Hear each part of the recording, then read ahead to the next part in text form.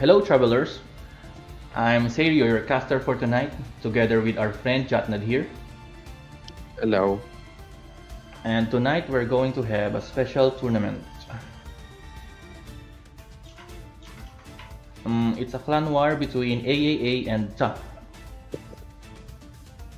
So basically yeah, the, so so basically the rules follows the classic clan war rules.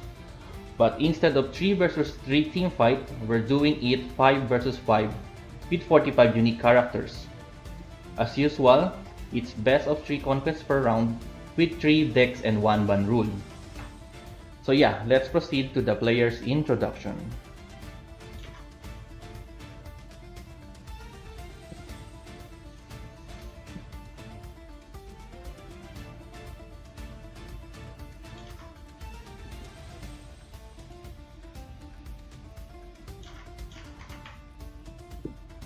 Okay, for AA side, we have Resentful.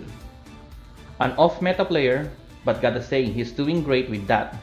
He's also known as the greatest Quicken enthusiast.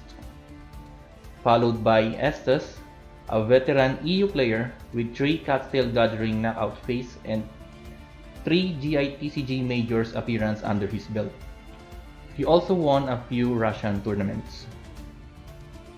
Next up is Riku, a top EU player, reached the Prince Cup 2024 top 32. He also had 6 Catstail Gathering knockout phase appearance and 1 GITCG Majors champion title on EU server under his belt. We also have Ebrithil here, an EU TCG prodigy, with a rank 2 Catstail Gathering knockout phase finish, also achieving top 16 twice on the same tournament series, as well as 4 times GITCG Majors appearance. And last but not the least, Inzhagi, the TCG GOAT, the protagonist, 2-time and back-to-back the Prince Cup Asia champion, and the 3-time Asia Catstail Gathering knockout phase champion. And with that, let's proceed into the Ta player introduction by our friend Jatnad. Hello, I'm here to introduce the players of Ta. First up, we have Eon, a tournament official from the GITCG server and a participant in the Asia Majors last batch. And in his introduction, he says, yeah, that's probably it. Next up, we have Leoric, the leader of Catus Major, which is a team in the co-op league that happened in the GITCG server. And Catus Major managed to be the champion in 2 different seasons. Third, we have Minun, an EU player, managed to finish top 16 in season 4 Catstail Gathering last year. Next, we have Glasse. She says she's a JP ranked demon, so if you wanna find her, you can play a few matches in JP ranked. Also Circus Cup first place, and managed to reach 2 knockouts phase in the Catstail Gathering. And last we have Silky, another EU player with a lot of achievements, played in the Prince Cup Atlantic last year, managed to reach the top 16. Also got into EU Catstail Gathering knockout phase twice. Appeared 3 times in GITCG EU Majors with the top score being in the top 4. Also member of the Catus Major in the most recent season of the co-op league, and got first and second place in a couple of Russian tournaments, draft tournaments. And yeah, those are the 5 members of the Ta clan. Okay, thank you for that.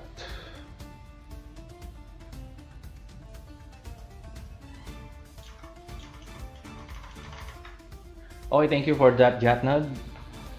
So without further ado, let's proceed to the ban phase.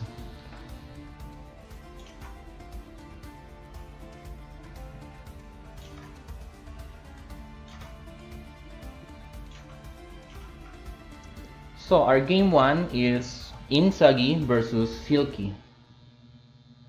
And the decks of Inzagi are Bennett Combo, Razor Combo, and Ryumiya. For Silky side, we have Patuizan, Yunjin OTK, and this unique Ganyu Cooking. Let's see how well Silky will play that Cooking. So apparently, Silky banned Ryumiya. And for Inzagi, he banned the Patuizan. He banned Patuizan. So basically that's the banned cards. What do you think about the matchup, Chatnet? Okay, so first up, Silky banning Inzhagi's Ryomiya. I mean, it's the only deck that can get going from round 2 itself. The other two decks relying on Bennett Tensing Tubers and also Chonkyun's Frostfield to get going.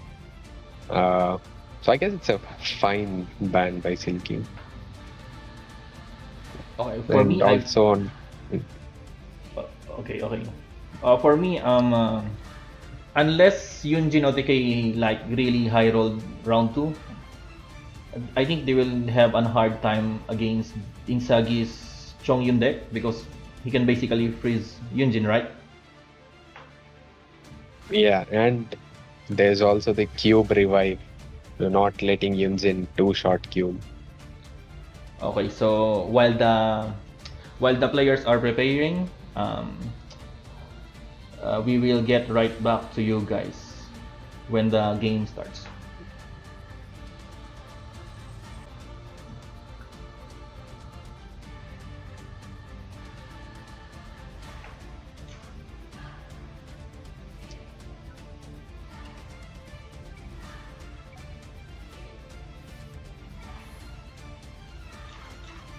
Okay, so what do you think has the upper hand on this matchup? Let's see. I mean, like as I said, it's gonna take Yunjin 3 actions to knock out cube. So it depends if Silky is gonna be able to get enough actions or not.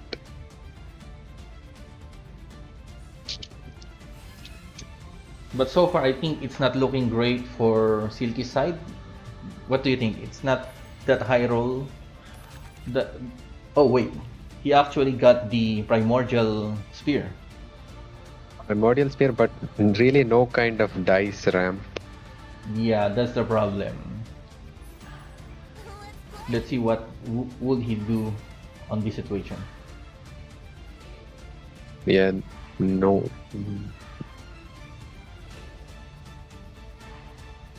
Goes for 20 skill.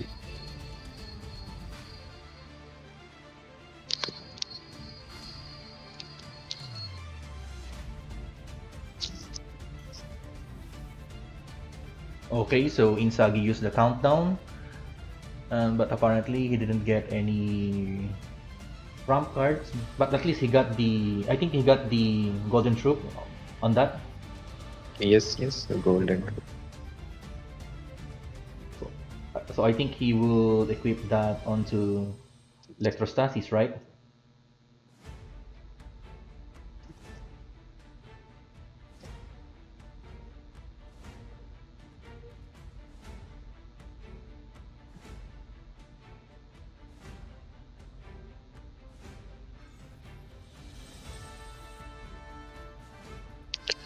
And the Timaeus.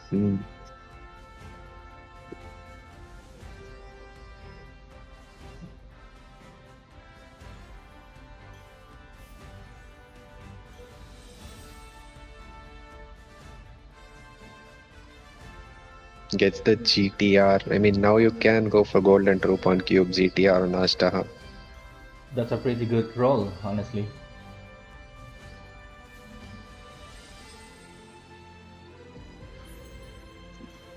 I don't think Silky can do anything round 2 here.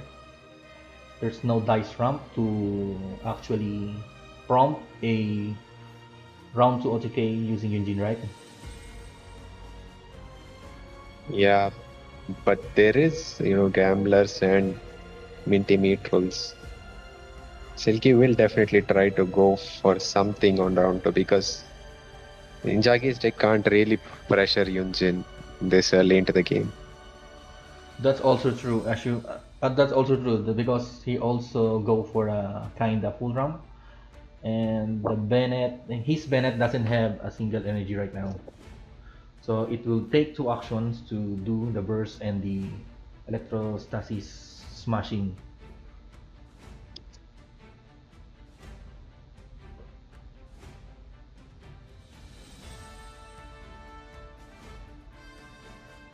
It's hard to say what Inzhagi is thinking with two swaps. Okay, by the way, for the viewers, I have the chat off. I can see your chat, guys, and yeah, my settings is not optimized, so I can probably reply to your comments.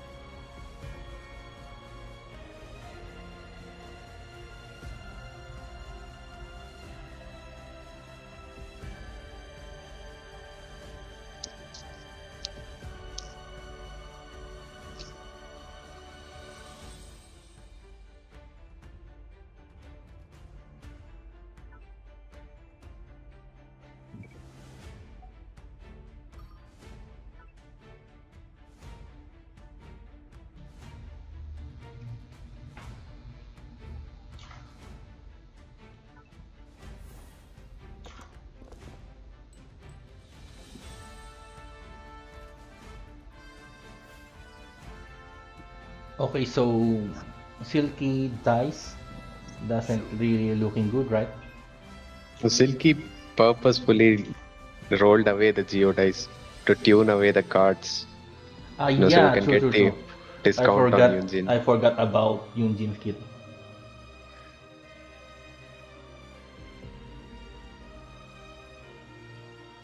With 20 Storm Zone active, you do get a couple of free swaps to kind of delay the round. Inzhagi doesn't really have any ways of generating more dice other than our star talent.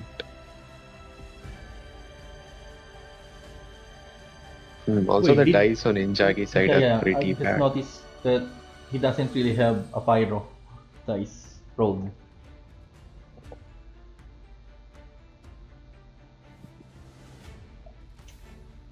Okay, I think this is tough. He can't actually he can't actually do any action on Bennett right now without tuning. And I think his cards are valuable to tune. What do you think? Yeah, I would agree with not tuning anything. Okay, now he Another can Bennett talent, salute so that can Bennett. go.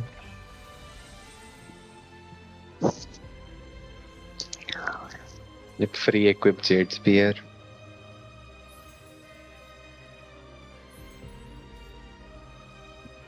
Okay, remember what I said earlier that Silky might not be able round to OTK? What do you think? Can he like kill a character from Inzagi side?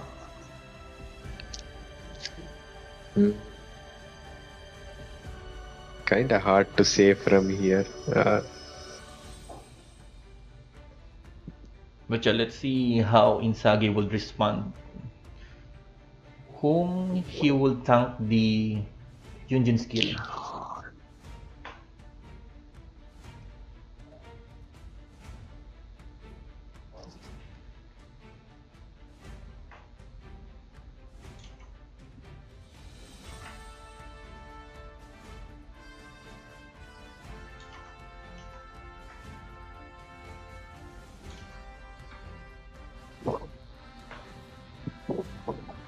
Okay, he's going for the Electro Hypostasis.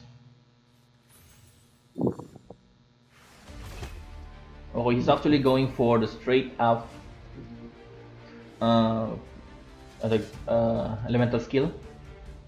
Going for the full on RPS. Yeah, RPS. Actually, a good move because it saves dice on Inzhagi's side for more turns. Silky can't really just sit on Yunjin and eat it, so has to waste dice swapping. That's actually true.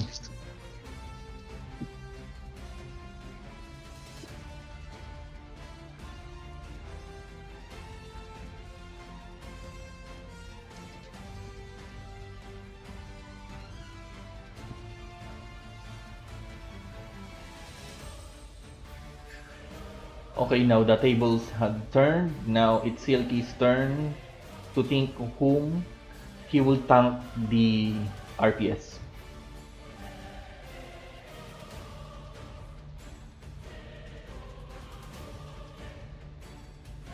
It's a prep skill battle.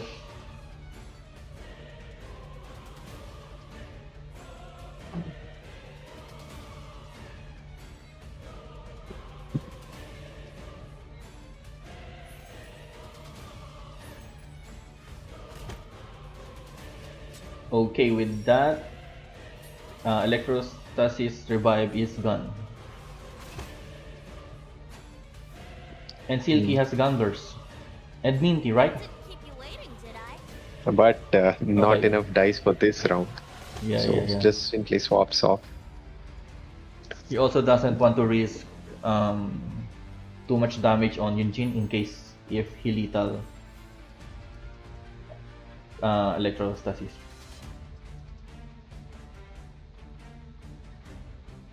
Because Asda can actually turn the tables around if suppose his Yunjin took too much damage.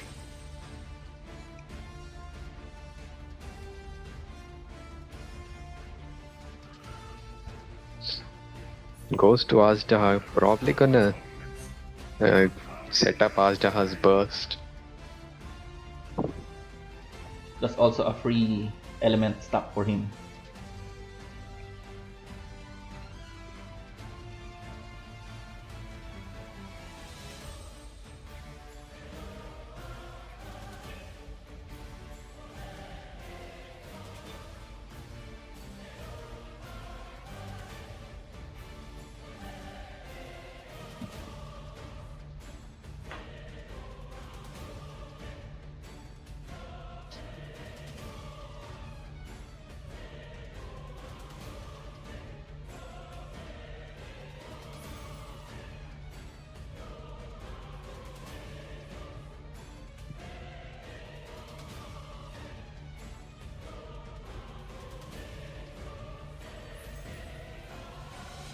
Get out of here!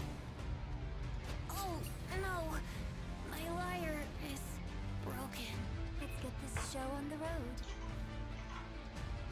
This is really good play from Inzhagi. Kind of explains why he did what he did on round one. He set up Dawn Winery, which is basically a 2 dice ramp because it gives a 2 dice worth of swaps. Recognizing it's not really important to get the 3 damage on Venti on round 1. This way, sets up more damage on Yunjin. Now, just 2 actions is enough to take out Yunjin. And now, without 20, Silky can't even swap stall.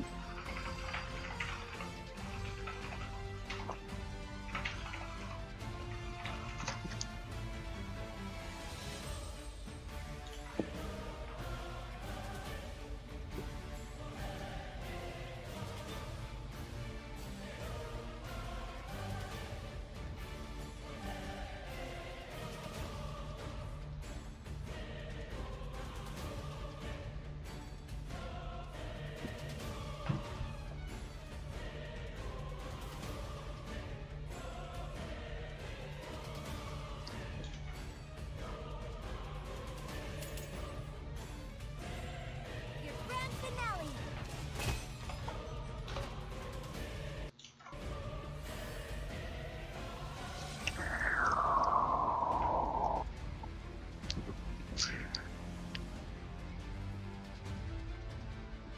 Okay, what do you think? Who do you think has the upper hand on this situation? I would say Inzhagi because, like, just skill on 2 Yunjin and she's left on 1. And Silky doesn't run any kind of healing food. And Zhongli also doesn't really threaten Bennett.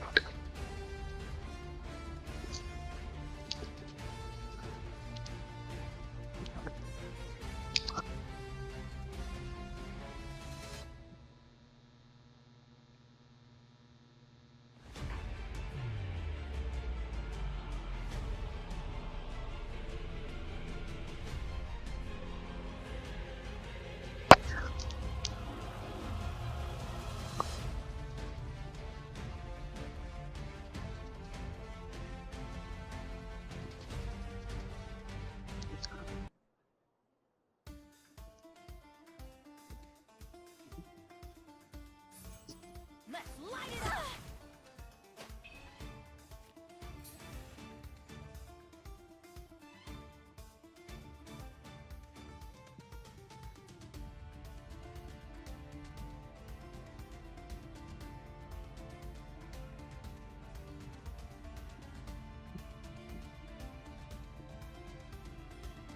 Yep, goes for the Bennett skill. Now Silky is in a tough spot.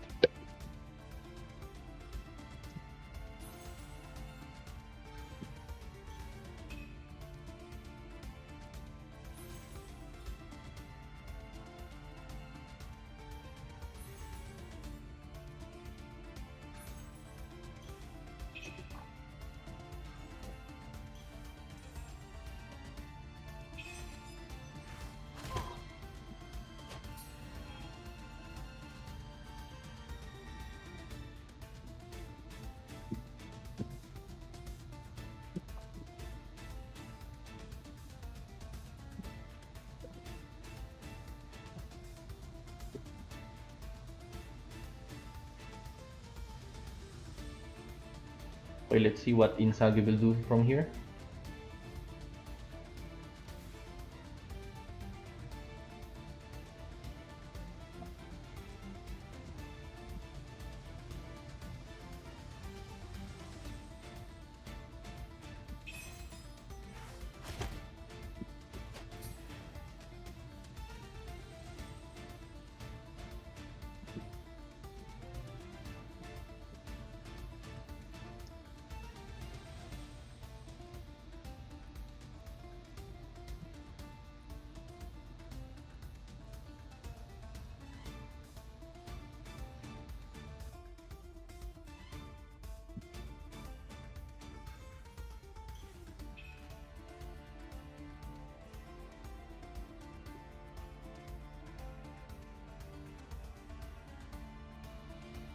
Okay, so apparently the stream is lagging, so I did turn off our BGM.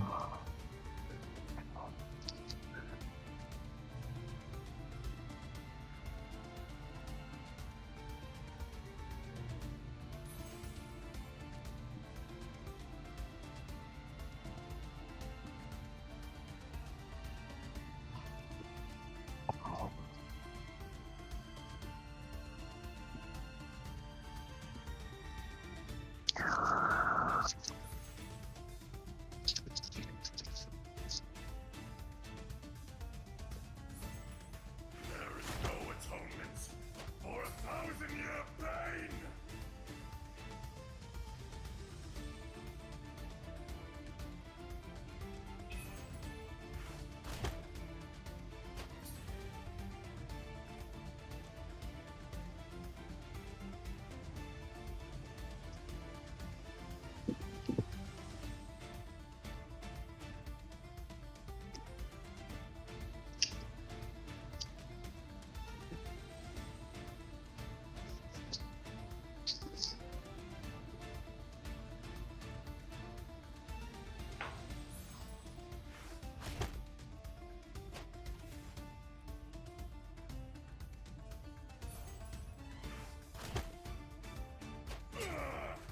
I will not be destroyed.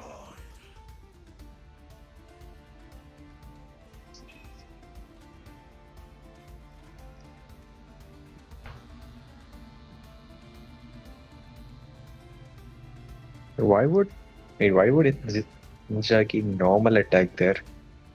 Burst does 5, puts Zhongli into lethal range of Bennett Burst. I'm really confused here.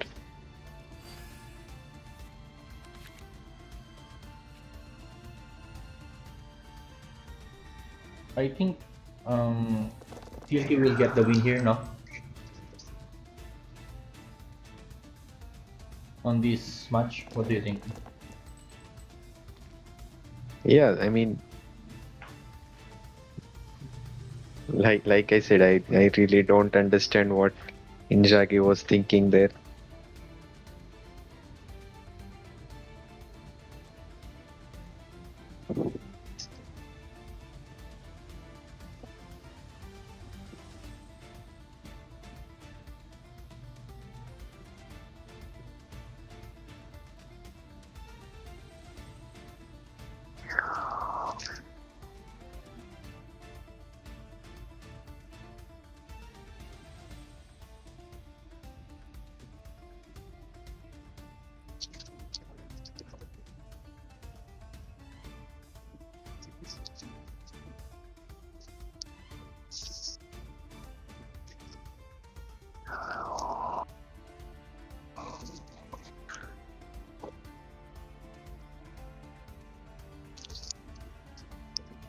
Here the only way is maybe strategize draw into your Lotus Bennett Burst. That does put him out of range of Zhongli Burst, but then what? Wait, I just realized Silky's dice are not good. Stand back! You can't Zhongli Burst and do another action here.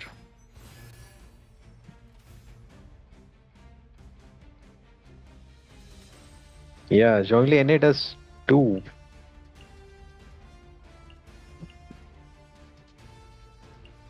Wait, actually, Silky might lose because of Dice of Cringe here.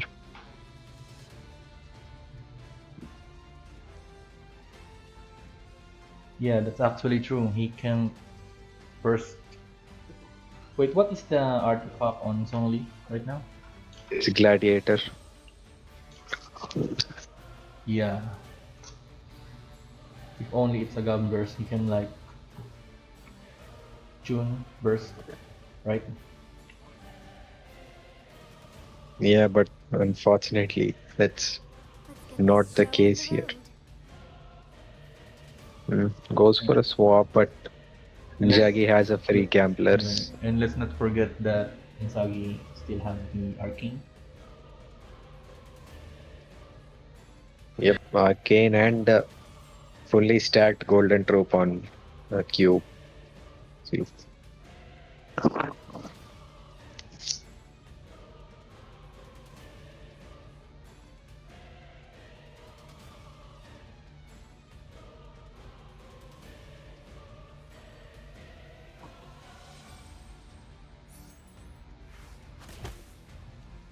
The show must go on.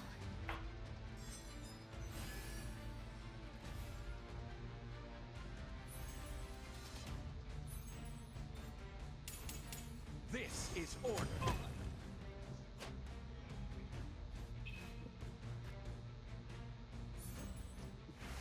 Okay, with that, Inzagi takes the round 1. Feeling a little off.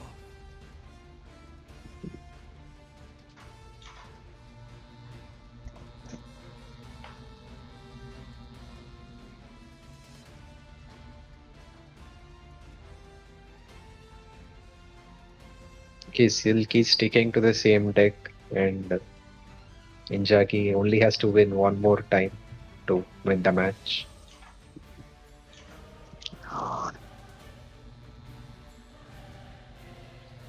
Yeah, basically Inzagi is on a punch point. Let's see if Silky can turn the tables against Inzagi and prompt a game 3.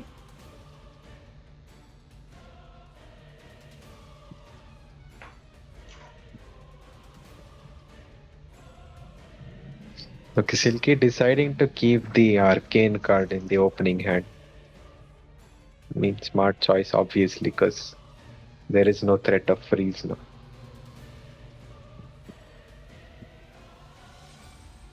and he got the spear again.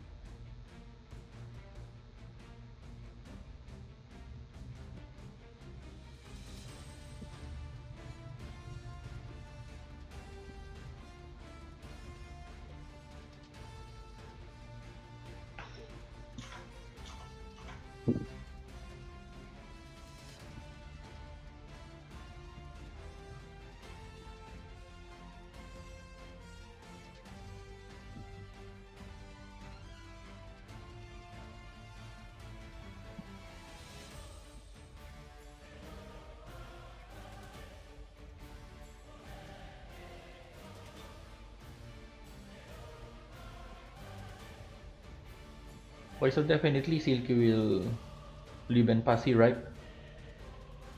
Yes, yes. Mm. Enough dice ramp and more draw. Hopefully drawing into Minty or Gamblers.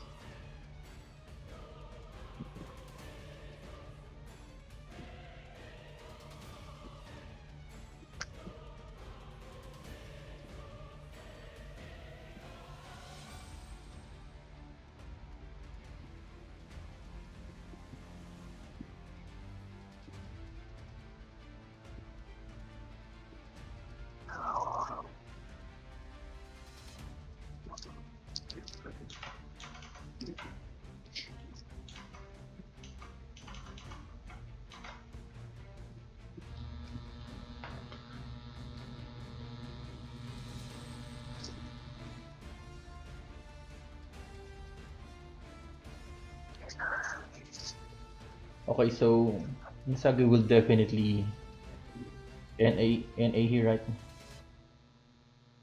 Because he doesn't have a form of ramp except the parametric. Yep, classic NA Nacing to start.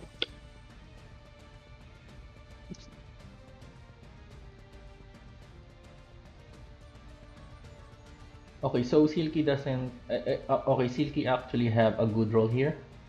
We have the Yep, talent, we both have the Gamblers weapon, and Yunzin and the talent. ramp. And the ramp.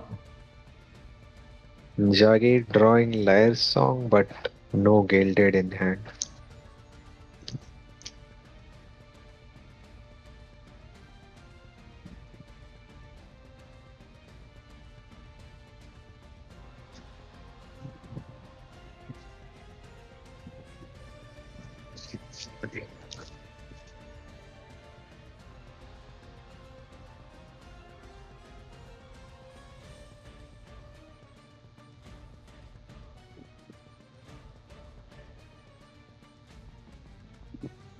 Silky, yep, agree with uh, swapping around, making Inzhagi lose dice.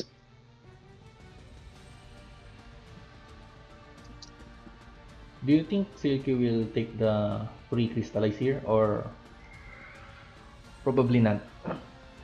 I don't think so.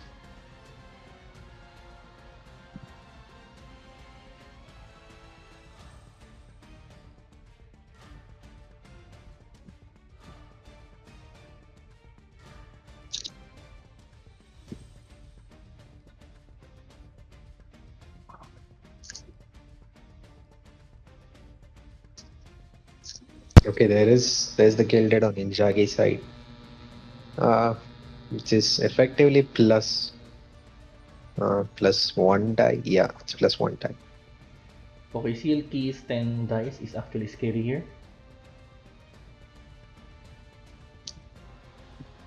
And he still has the changing shapes for a free swap. A free weapon equip, gladiators, and gamblers.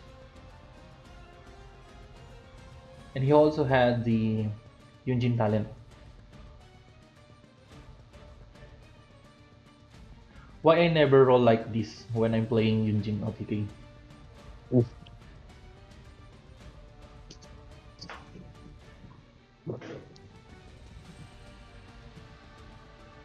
Inzhagi, I mean, looking at his hand, at best he has two more actions. So really no way of threatening Yunjin here. So here Silky can just go for changing shift swap.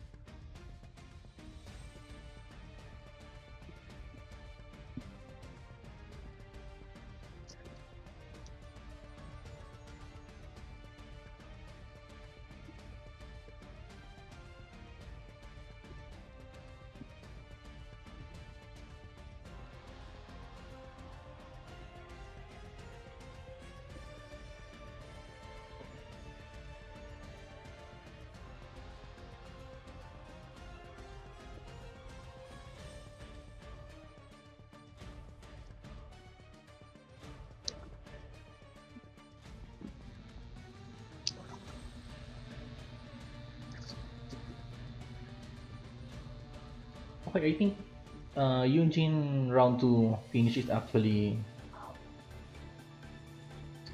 doable here, no? Yeah, it definitely looks doable. Because basically Chongyu is locked into one action here. And it doesn't really matter because Yunjin also had the arcane. If ever he can do one more action.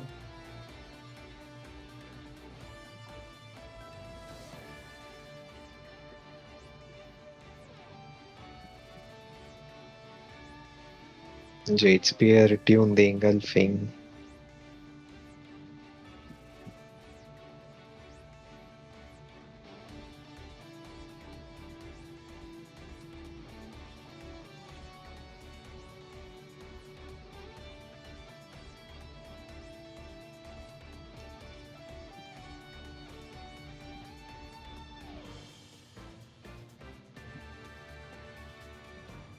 Jaggy just probably passes here, yeah.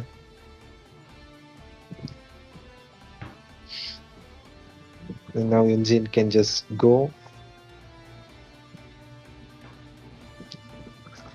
Yeah, with zero dice, I don't. With zero dice, Inzagi can't really do a single thing here.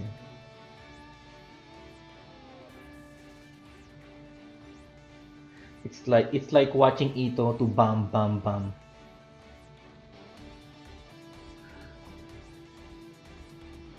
But yeah, Yunjin version.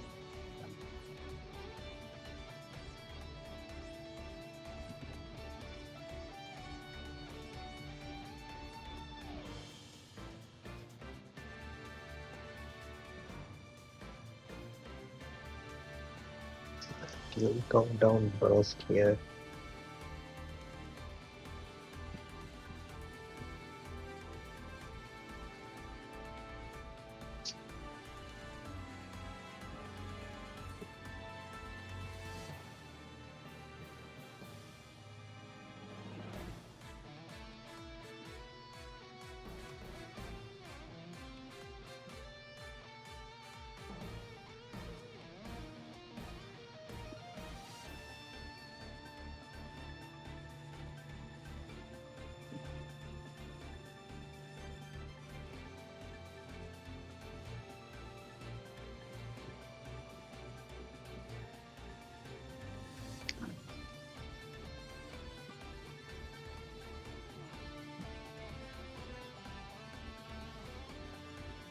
Okay, so can Inzagi can actually turn around this?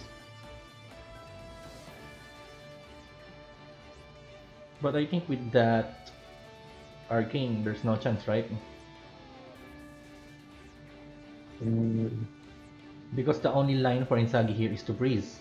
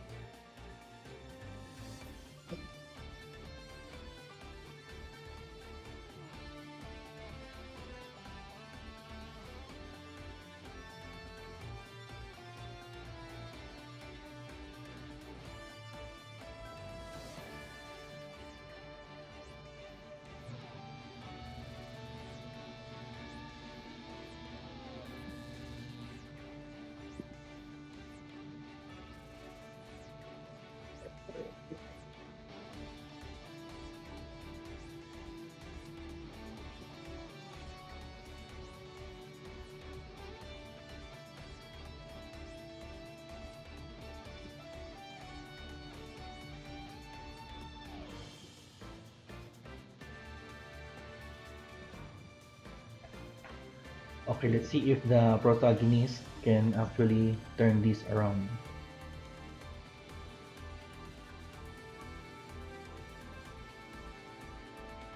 Would it be a 2-0 or 1-1?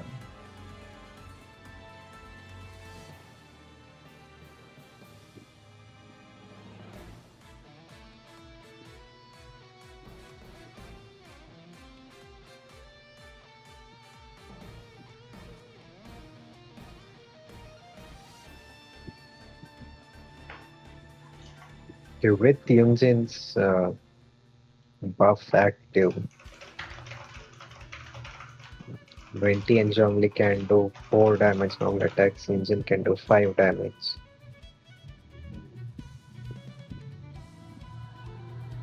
Um, and Inzhagi doesn't really run any kind of defensive foods. As long as Silky manages to get in 2 hits, this should be over.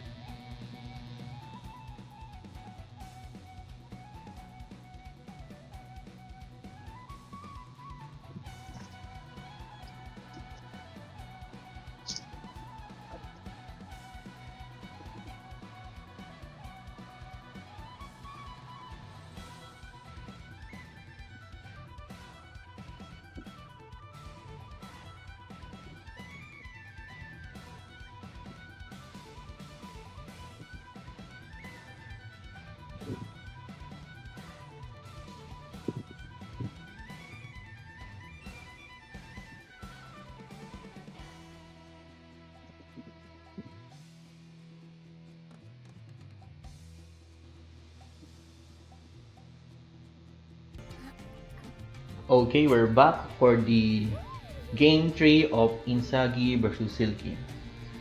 Stay tuned while the players are preparing.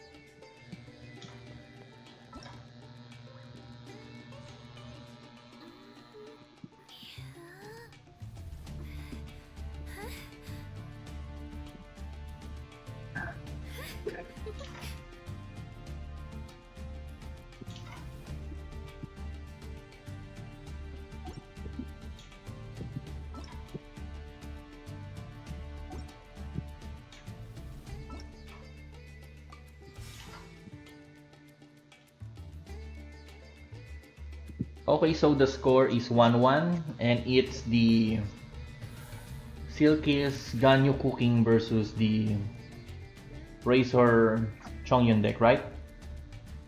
Yep.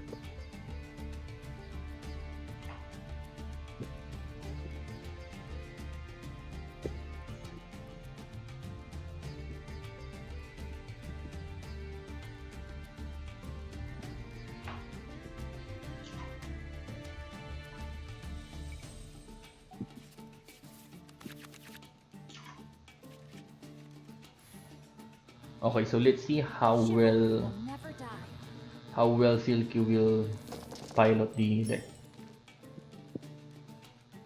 Okay, I was wondering what the game plan of Silky's deck was. One Yeah. is you start Child and try to FTK. The other one is start Seahorse and go for a ramp. Looking at Silky's hand, he's probably gonna ramp 8.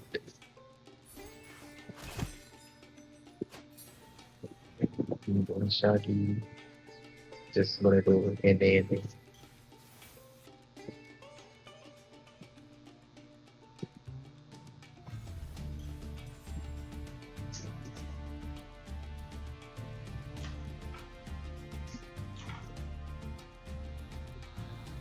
It's really an interesting deck.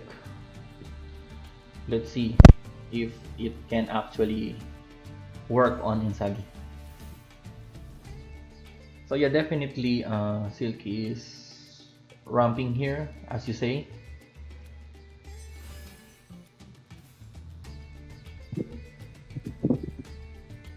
And meanwhile, Inzagi will probably NA and burst next round, then hope for the ramp for round 3.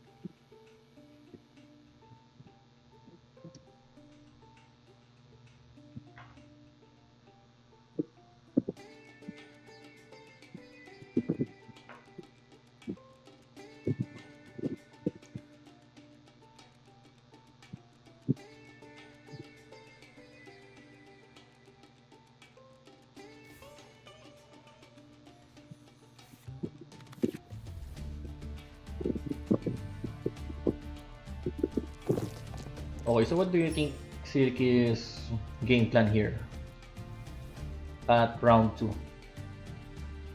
I'm really not sure. I mean, with the fast swap in Inzhagi's hand, he can freeze any of Silky's scatter with just 2 actions.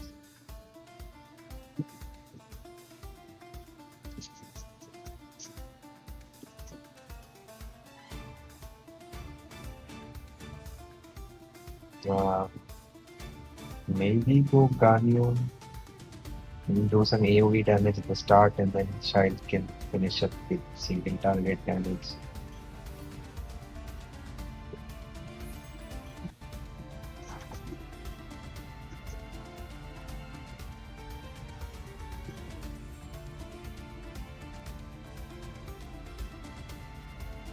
And it goes for Ganyu.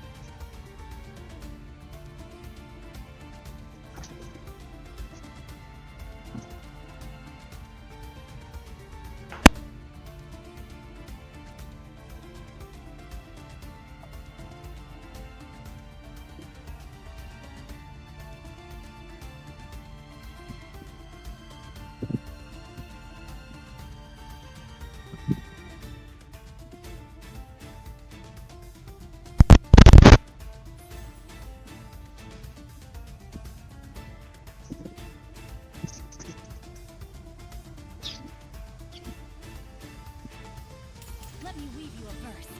There goes the burst. And now Ganyu has a Hydro application. But I think Silky's main DPS here is, I mean the main front DPS here is Child, right? And Ganyu is Yeah. kinda the, yeah, the AoE DPS. Yeah, I would agree with that.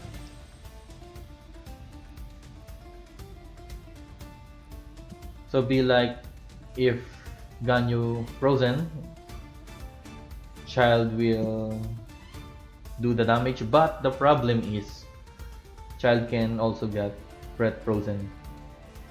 I missed what arcane Silky bring. Silky is running courtyard. I see. So there's no avoiding the priest this time.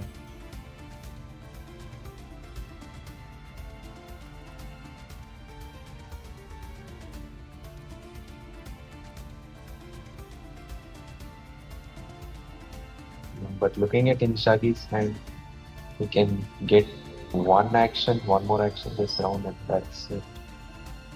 I don't think Chang can draw anything that's gonna give more choice.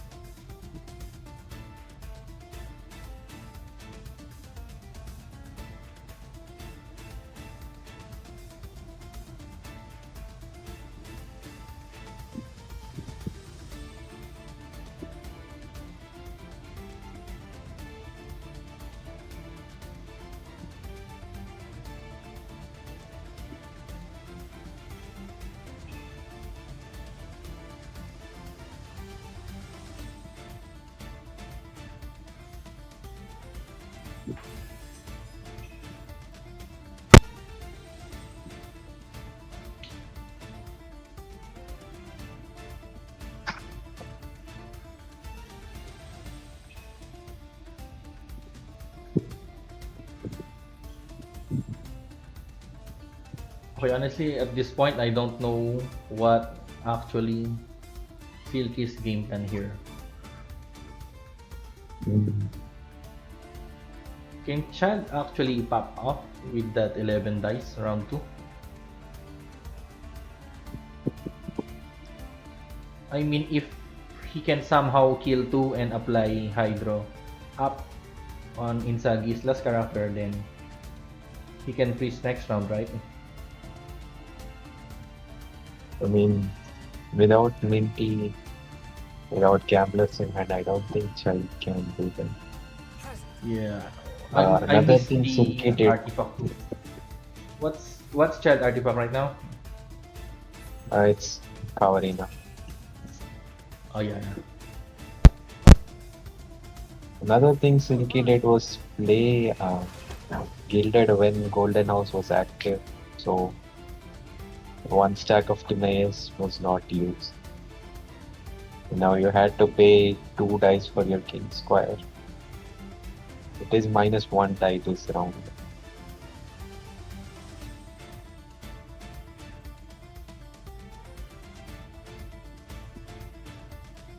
A touch of frost.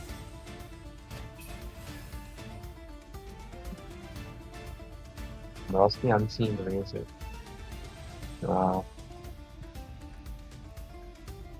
I mean, I don't think it gives more actions.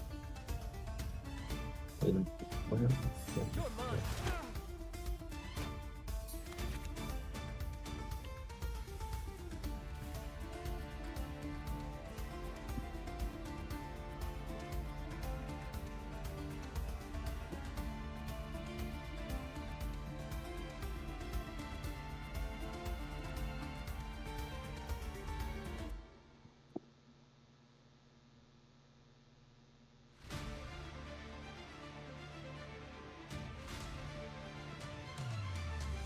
Okay, so Inzagi carefully considering who should end.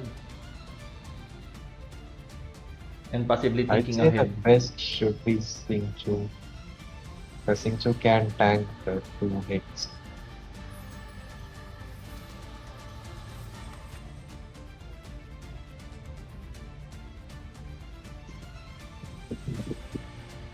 And instead decides to ramp Visitonia and check.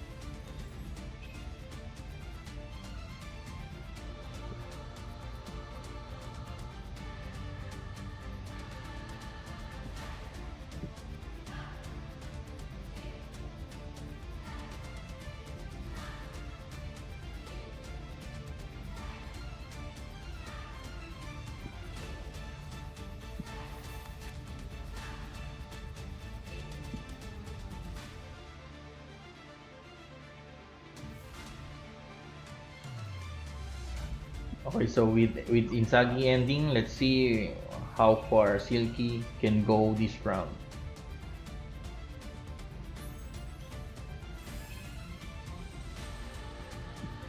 Okay, so with King's War, this is a lethal Chongyun.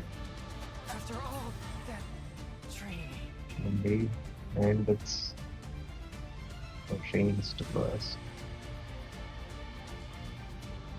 But the thing is, Inzagi can just freeze next round with Razor and that fast swap.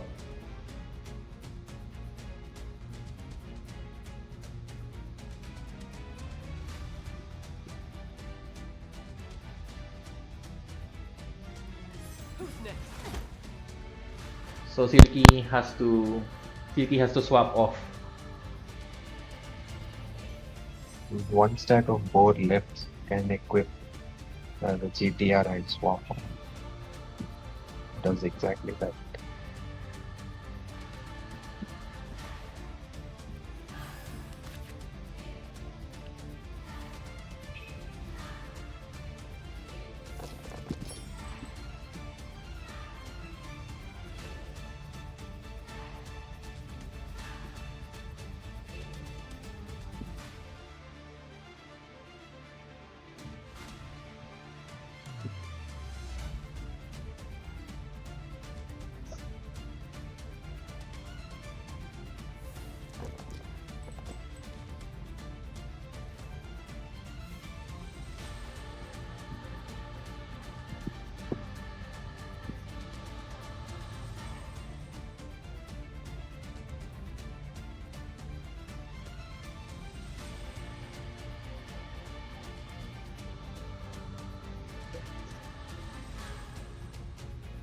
Inzagi has a lot of dice this round.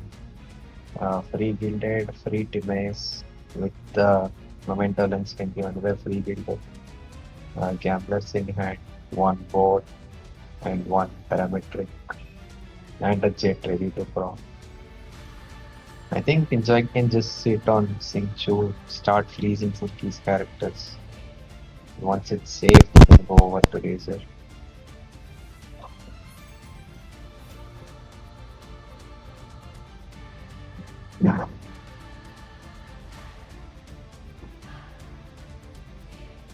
And also with that parametric, he can ensure the dice advantage this round.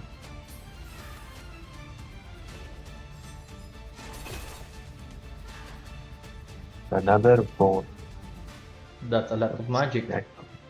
at least one more time.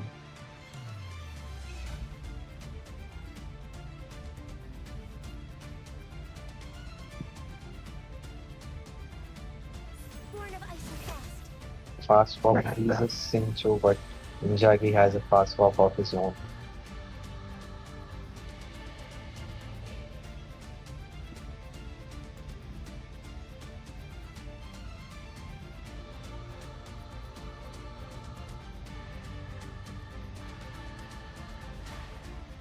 And Inzagi knows that Silky is just running one fast swap, so there isn't the risk of another child burst.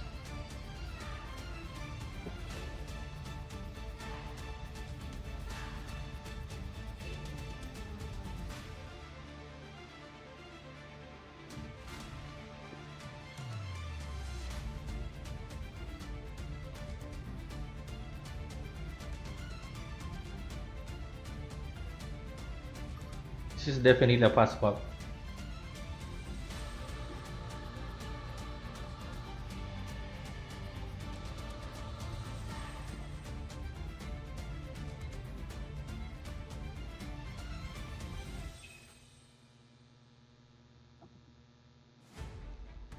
I'll scout ahead.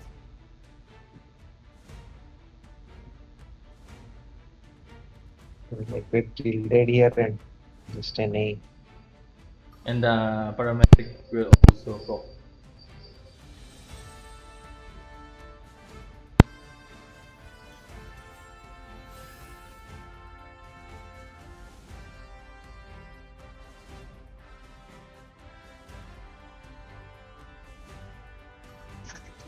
Keep back!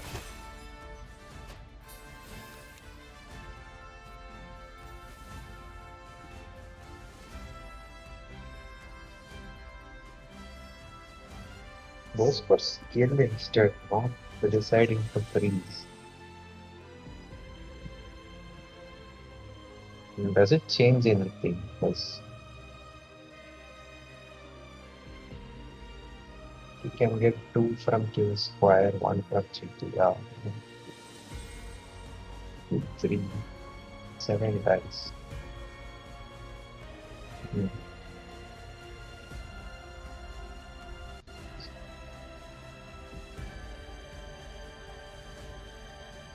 Silky can definitely Unseen Razor play King Square for 3 and do another nice Lotus.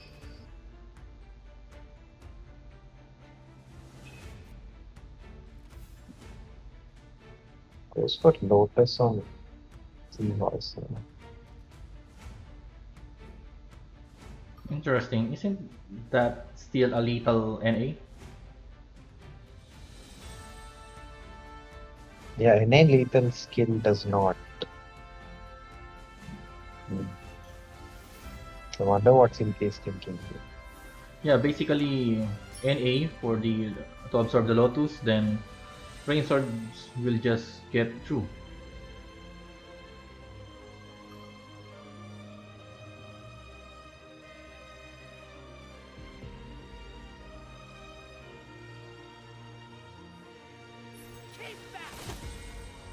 Yeah, just kill you and now you're stuck on.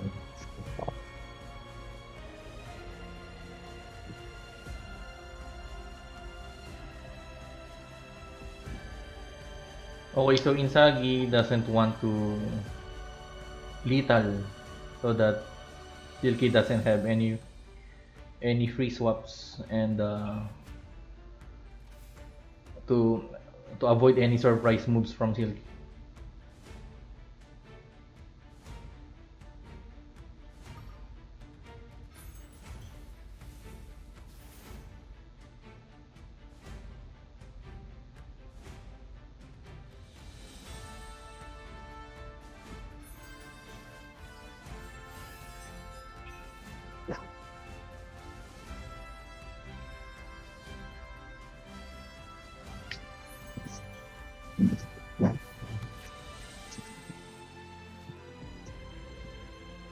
Okay, so this is definitely a Razor Sweep with that Jet proking too, and Gamblers and Boar.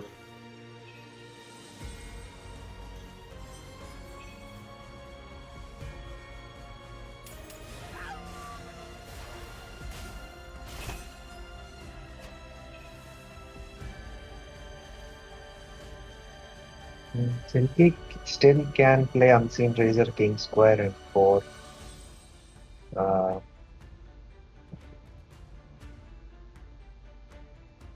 Ganyu skill is free.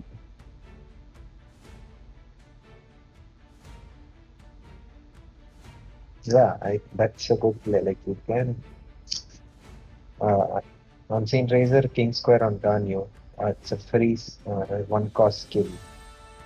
And if Razor lethals Ganyu, you can equip your free builder onto Child. No, you're still off by. No, wait, Child has GTR, so you can just Child skill and freeze Razor.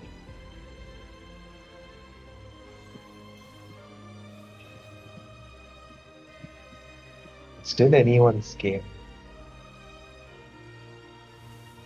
Yeah, free King Square.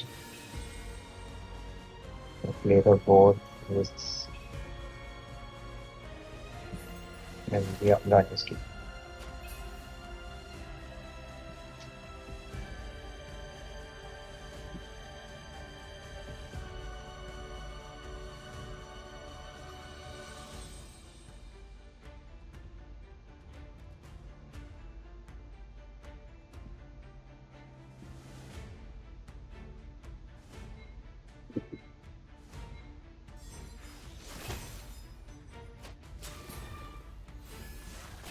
Okay, there goes the double kill. Okay, no. Yeah, yes, into Rain Sword freezes here. Okay, And it's over. it's over. It's over. Double kill and race into child. That's indeed a protagonist move, right? Yep.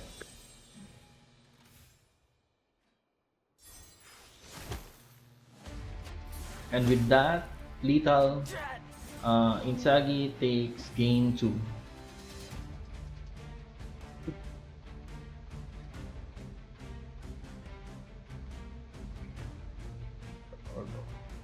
Yep, with Inzaghi going to 1.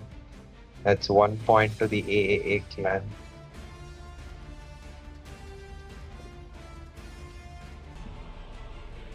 Okay, so we're up to the game 2 of AAA versus Ta. And the player on AAA side is Riku and Eon for the team Ta. So Riku brings the whale kitching, the classic whale kitching with Herald, the Liza Kazuha with the Mirror Maiden variant, and the Farzan's World that actually works against aggro decks well. Then on Aeon side, we have the Mona Wolflord Navia and the popular Yai Crystasis Ayato with Natlan Arcane and Xinyan Beatstick.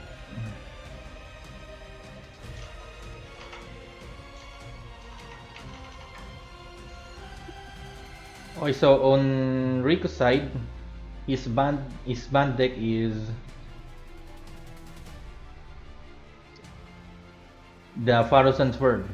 And for Eon's side, the band deck is the Xinyan Beatstick.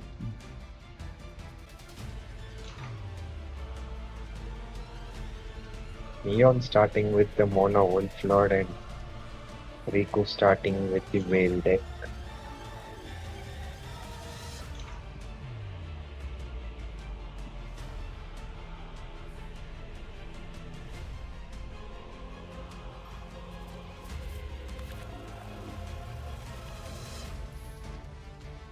Okay, so this is an interesting matchup.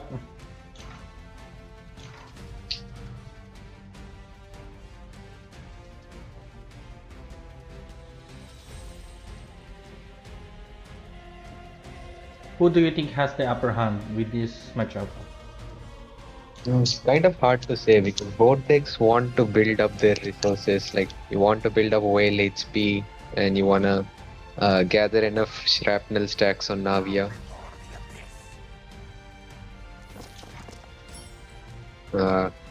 It's probably gonna depend on who manages to get their setup going first.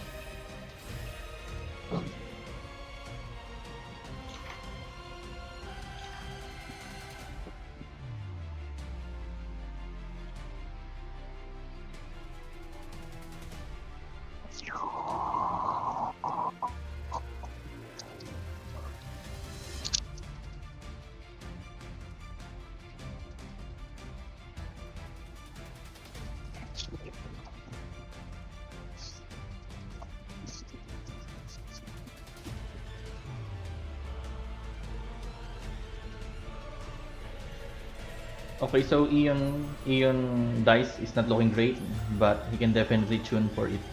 Delve into destiny. You to skill. Probably gonna use the stone. Try to dig for Wolf Let's Lord finish talent. this quickly. Good thing that he has the Willow round 1 so to compensate with the draws. Yep. Okay, so did he just forget to use the stove or Decided saving not for to go for the stone.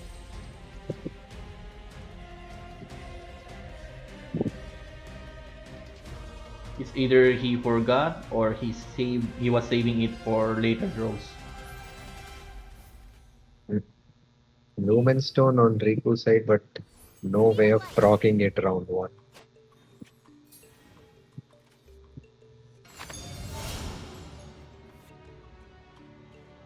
Okay, it looks like he probably forgot to play the stone. Yeah, it looks like it.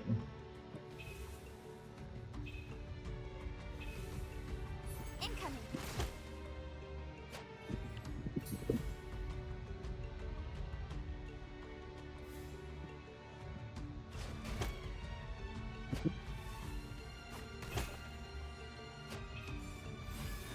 Yeah, that catching just survived 3 HP because of the misplay.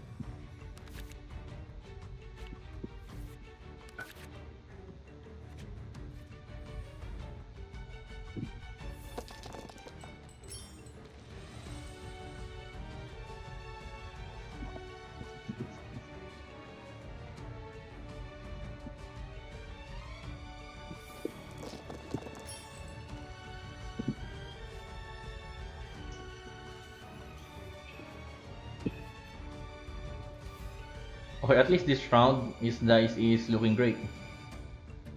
Yep, can uh, can play the Sealy mono skill, Wolf Lord skill. On Riku side, probably tune the stiletto, and just skill. The only issue is here is he missed the round 1 Wolflord talent and missing some crucial damage.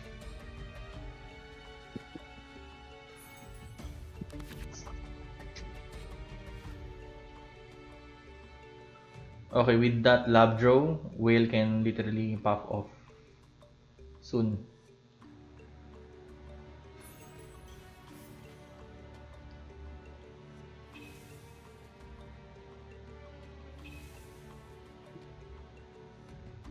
Incoming.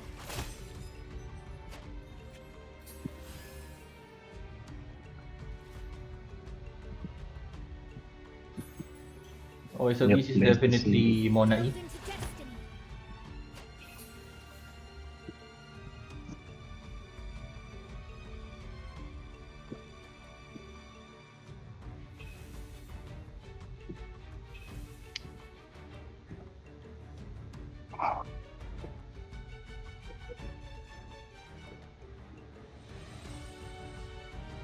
Do we want to burst here?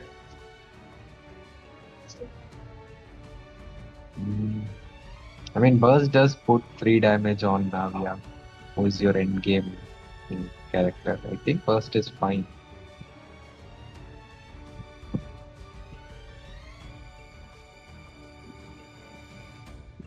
And probably the Arcane too to proc the Willow. Again, right. Nowhere to hide.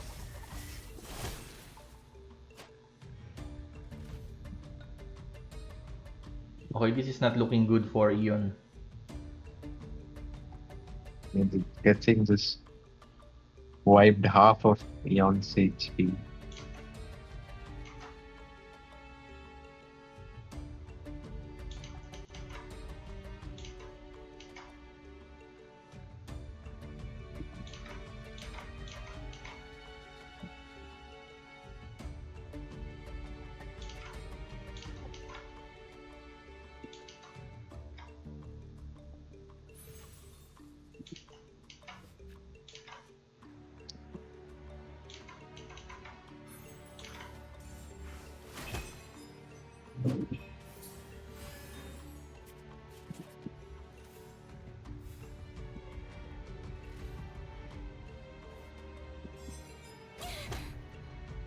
Right idea.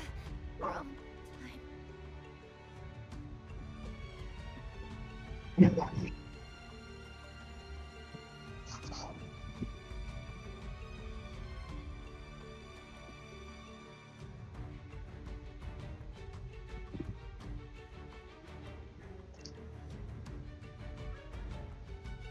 Okay, this is definitely should be Herald swap.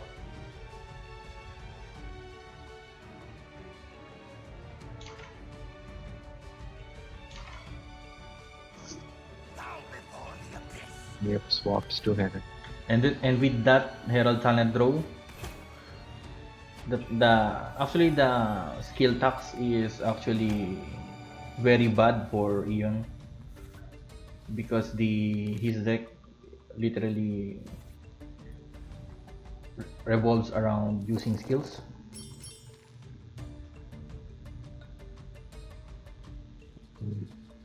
Finally, Riku manages to draw Lumia and Mother. Can start working on his companion Inzhagi.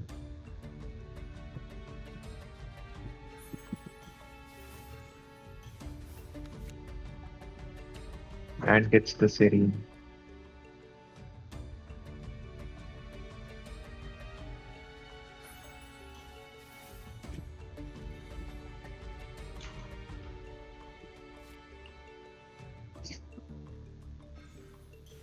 He also got 3 weapons, and both are 3 dice cost, So which 3 is good cost. for the whale.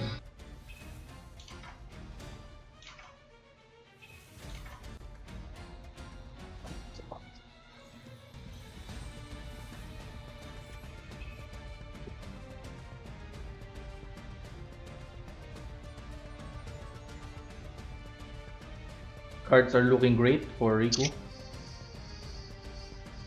3 parametric. Would you play parametric or would you own it? Because parametric Dawn Winery layer was all 2 cost cards.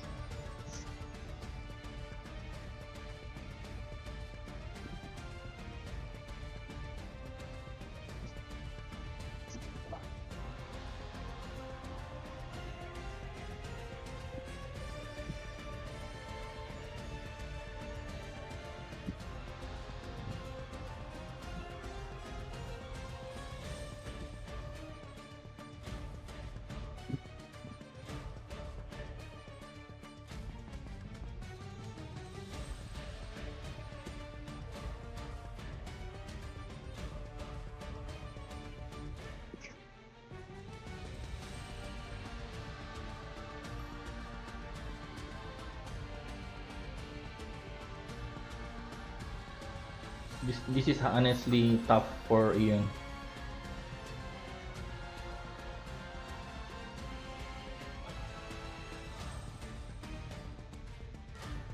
With that Herald Tax and the Electro Aura for both Mona and Wolflord. Wait, but if Herald's kills here, you can Wolflord Burst, force Herald to revive. And after your Wolflord goes down, you can I haven't lost yet Mona Burst. Yeah, that's true. The only line for Ion actually is to Mono Burst to be able to do enough damage against Whale. Yeah, you just bestest here, Wolflord Burst. And you basically force your own Wolflord to go down to get the free I haven't lost yet.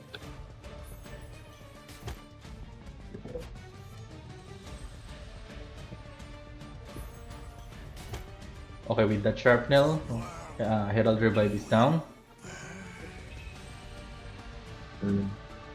Deciding to take out Herald with just Wolflord.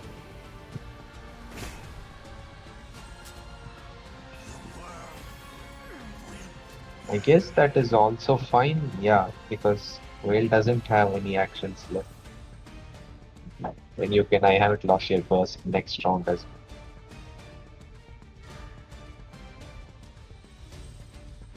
Okay, not gonna lie, this is actually looking great for Ion now.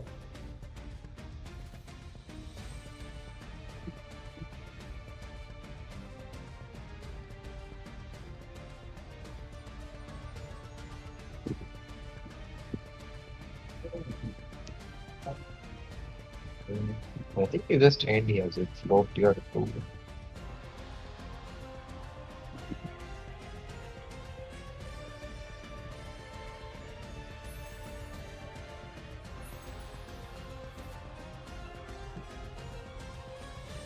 There is also a second closely and end here.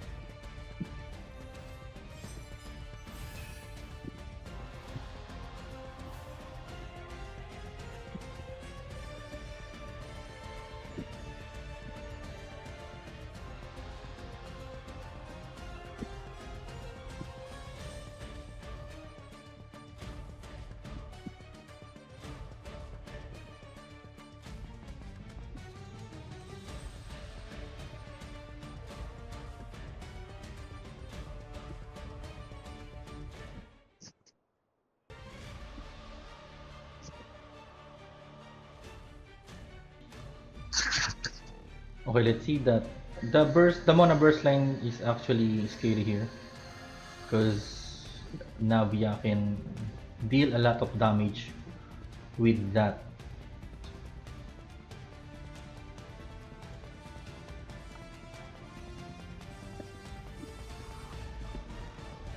Mm. But with parametric But proccing and 2 lab, I think Rico can do 3 actions here or more.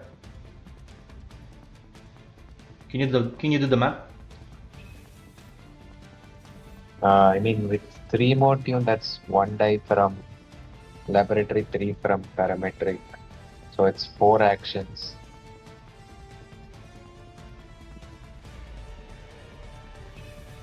Meanwhile, Eon is locked into 2 actions with Mm. the tax. If I were Riku, I wouldn't skill here. I would just NA. That way, Wolflord still lives. I mean, it's easy to say from here because we know Eon has I haven't lost yet. That's But true. if Riku is able to predict that, I would definitely NA here. Goes for the skill.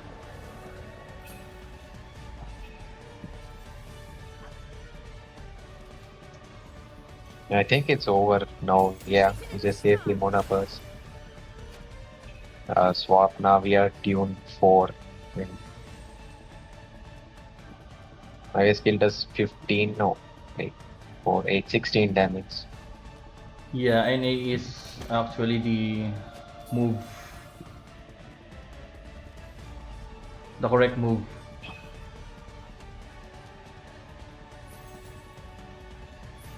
Yeah, just tune 4 and this is game.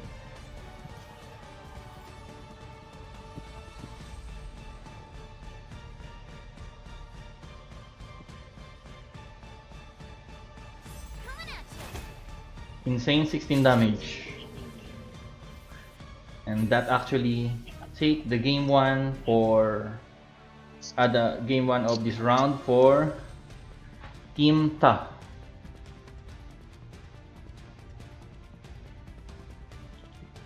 Yep.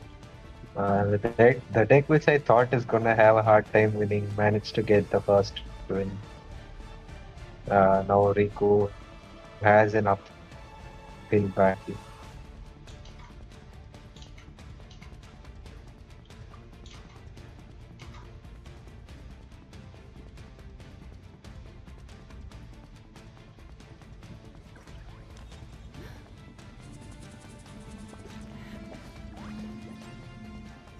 Okay, so with that win, Ion have the last deck of Yai Miko, Crystasis, and Ayato. Let's see if Rico will change deck or stick to Whale.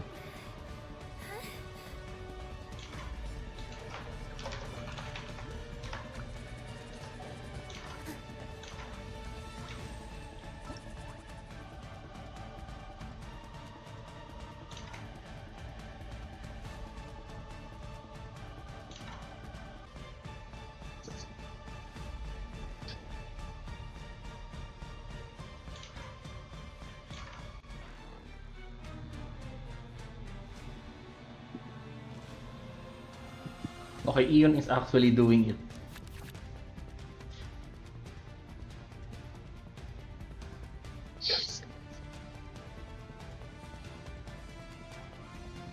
Okay, so far I think Yaimiko deck has the upper hand here because of the AoE damage well, and the ability to that's pop so off nice. round 2. Like a Yeah, lot of damage. the round 2 3 action cube is very strong. And I don't think the whale deck has a good answer to that.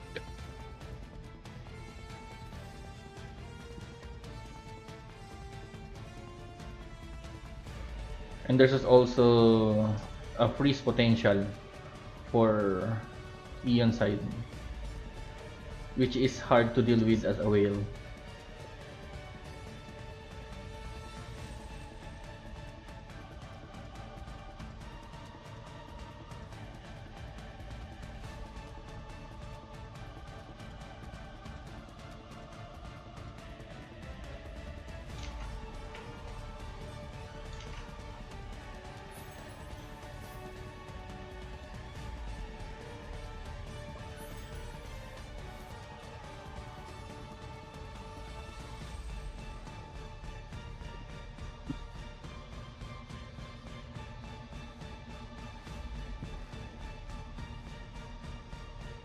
Eon starting cards is also great. And the Yeah, dice. strategize for that one extra die you're left with. Bestest and tune one double AI skill. And with the gladiators actually, it's a guaranteed round 2 cryostasis burst. Yeah, guaranteed reaction. It's really hard to deal with, especially with low HP whale.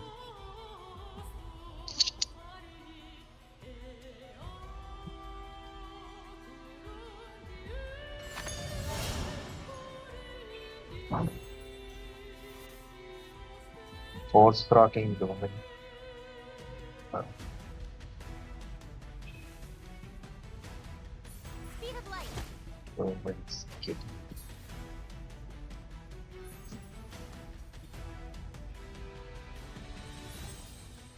Show them. Come on out. Lumen skill swap, arcane, strategize. 9 kit Gujarat.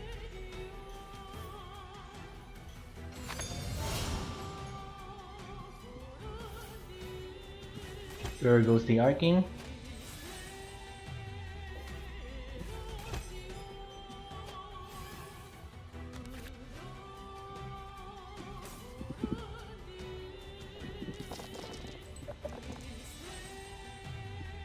And with that food, he can actually have an extra dice to maybe swap off if he wants Ayato to have the damage boost. I mean, he has the option. Even without He the has the food, option to he do that. should be able to swap, right?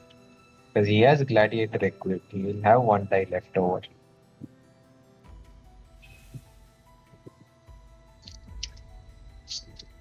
Ah, yeah, right. He plays the kid card. Yep.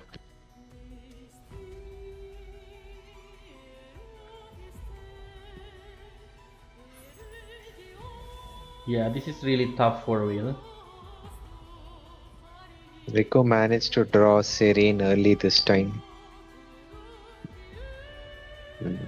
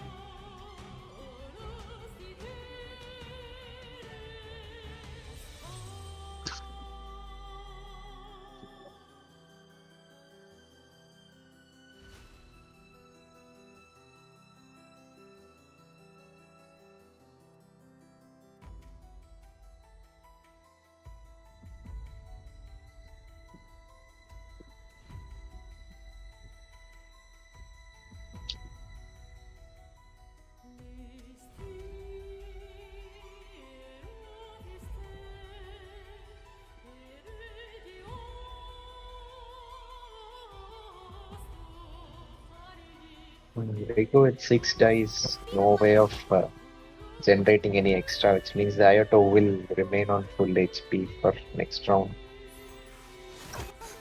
Cube also gets to safely burst. Nah, I don't think Whale can survive this. But I could be wrong. But so far too much damage from Ian side. Yeah, I would agree with that. Eh, mm. There's also summon damage at base.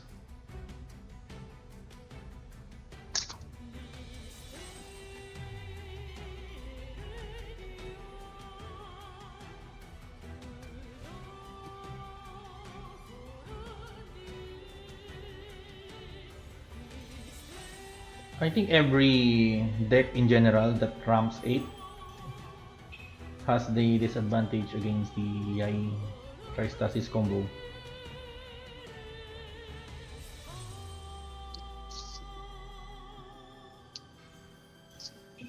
I personally think the great counter with this deck are the one that could freeze and the one that could out damage them round 1. For example, the Yeah, Navia Wolf and exactly.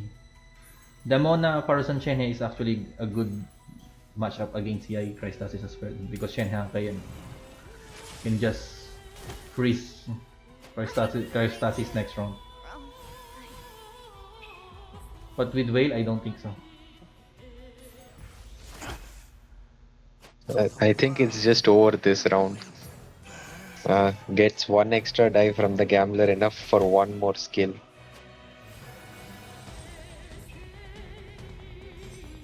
Okay, +6 on win.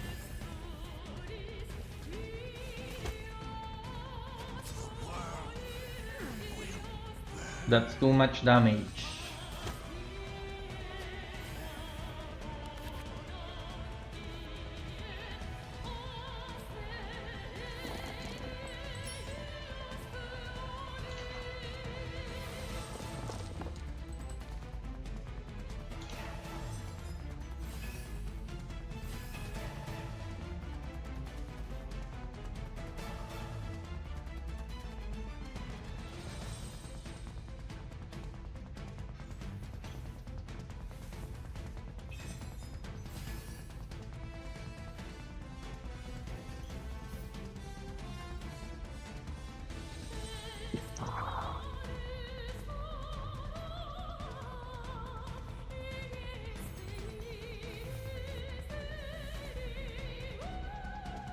Mm.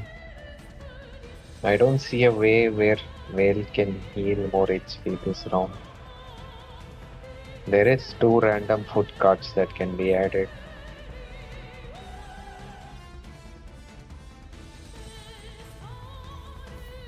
Maybe, just maybe, maybe if it's the old Whale, but after the nerf, with the HP coming on the end phase only, I don't think he can survive at all. He can survive the onslaught of not clan buffed Cryostasis.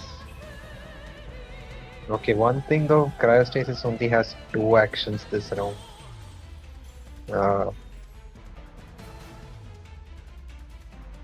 Okay, it doesn't get good full.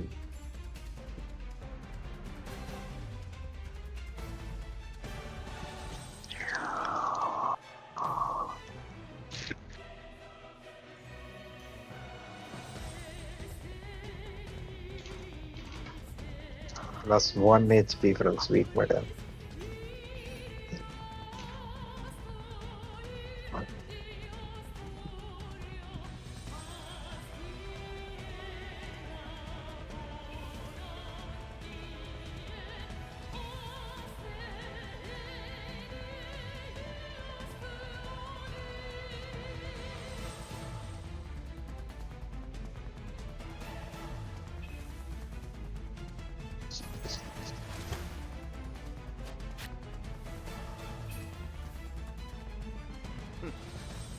Well, this ought to be entertaining. Decides to go for the freeze. It's actually a good move so that he can prevent the Whale from using the burst. Yeah, a nice Whale burst for this round.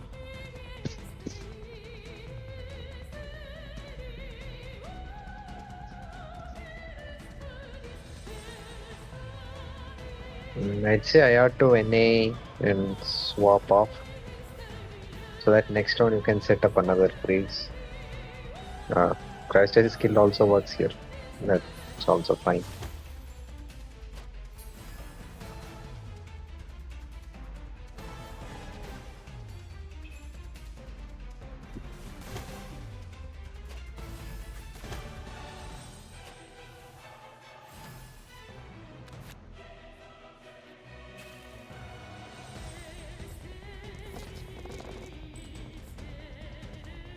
Okay, the whale is actually hanging by the thread.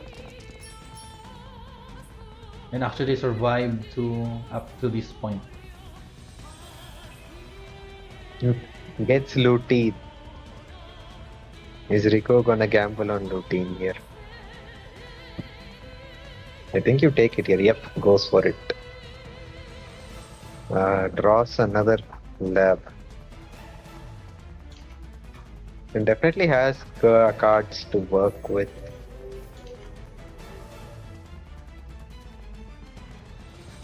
Imagine if it heals him twice.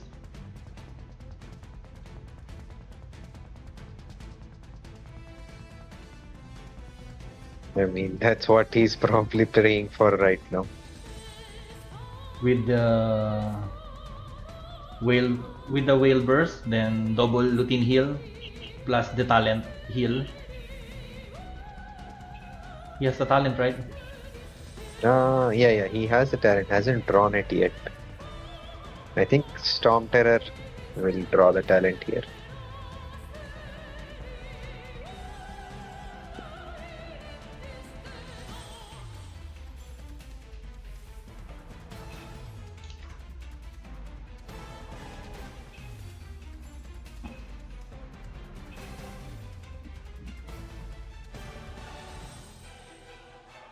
Okay, imagine if he actually turned it around.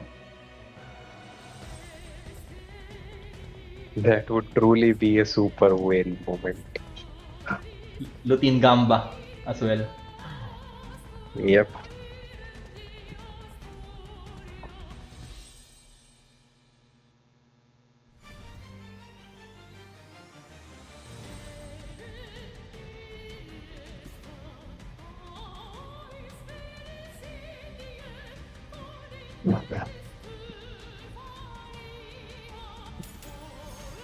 There Goes for the burst. 8 stuck. Oh, Oh, -2. That's one Gamba. There's one left.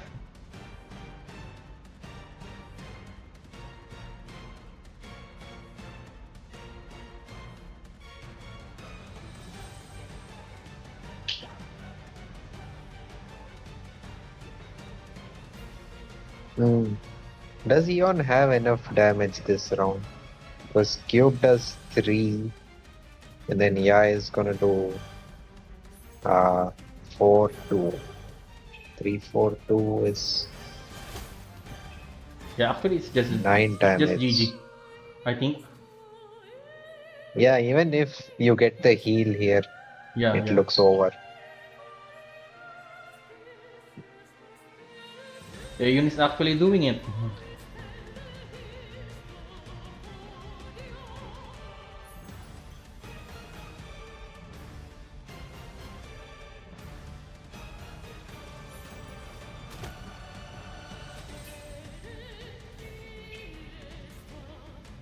Okay, I wish he actually did that NA on the game 1.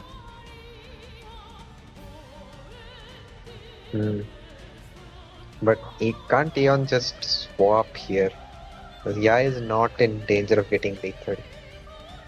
Just swap and burst. That should be game.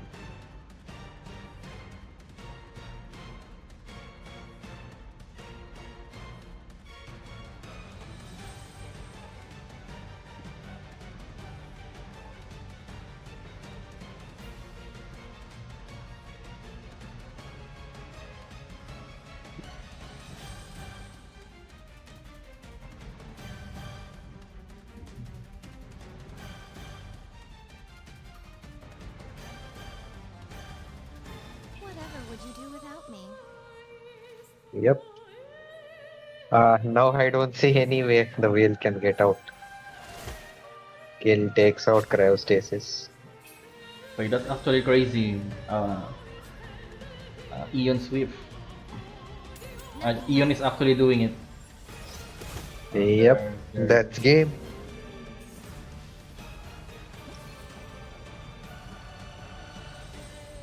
Okay, so we just see the first sweep of the game.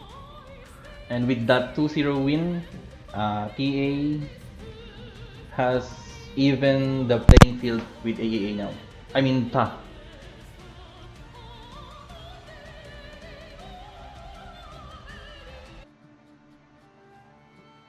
Okay, so we're on the game 3 of AAA versus TA. And the AAA third player is Estes, and the third player for the team Ta is Minun. So Estes decks are the weapon package Tartaglia. I remember this is the special deck of Ian Radtan, so shout out to you in the Ian. And the Scorpion Overload and the Sinian Beat Stick. And for Minun's side, we have the Arlecchino and Frost Operative Cooking, APEP Dory, and the classic Chlorine OTK. So let's proceed to the banned cards. Estes banned deck is the Sinian Beat Stick, and for the side of Minun, the banned deck is the Chlorine OTK. So yeah, the deck choices of Minun is actually interesting with the 2 hook decks. Let's see how well he will play those decks.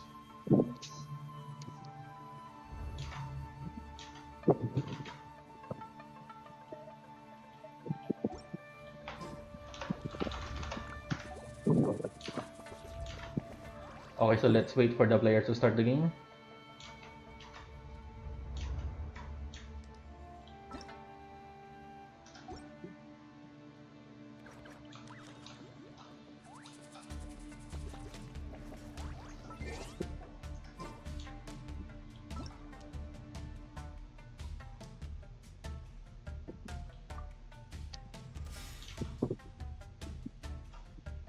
Estes going with the child weapon package, mine going with the Arlecchino Ambusher.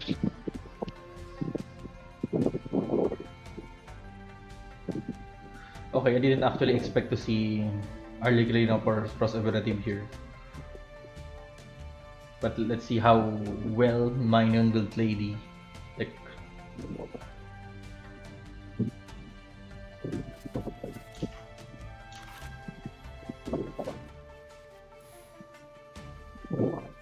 Kamisato Ayaka, present.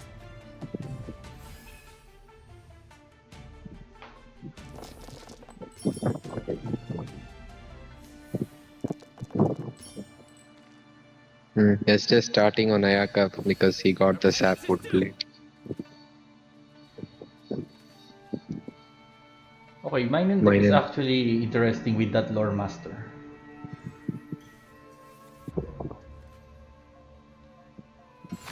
Okay, what's more interesting is there's Low Master, but there's no Pyro Resonance. Only the Pyro dies. Oh yeah, true. I forgot, did he run the Arlecchino talent? Yeah, there is both Arlecchino and Frost Operative talent. And that way you can play Stow, draw one of them on round 1.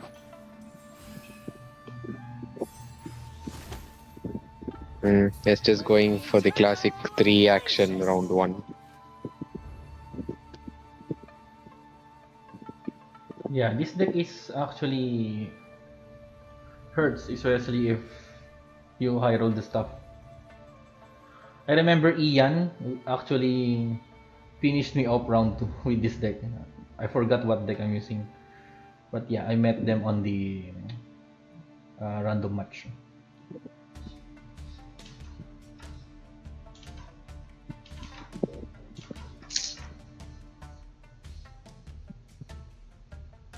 I also remember meeting them. I think it was last patch in a weekly. And he managed to get a 4 action round 1. This time it's 3 action. If Minun decides to stay on Lore Master, it is an FTK. Anyone he swaps to just takes 7 damage.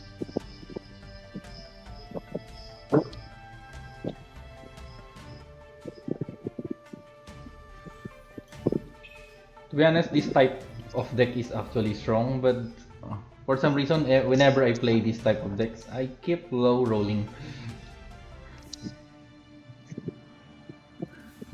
So now I'm sticking to stall and mid range. No low rolls here. Take flight. Oh, he actually that Lotus is great. That Lore Master actually can survive the round and burst next round.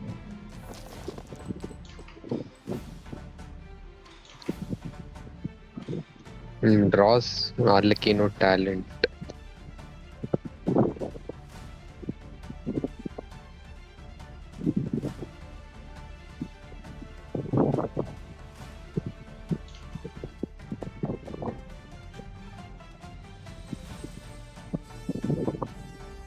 This round, looking at Estes cards, it's only 2 action Ayaka.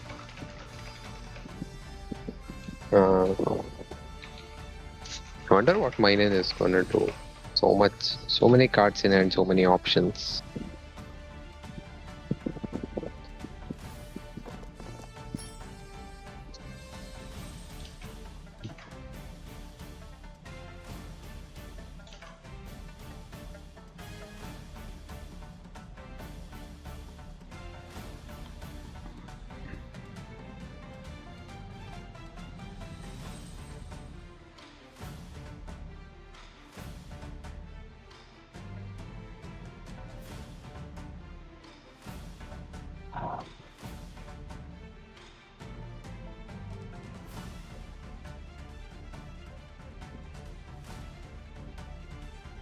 This is definitely a Lore Master burst.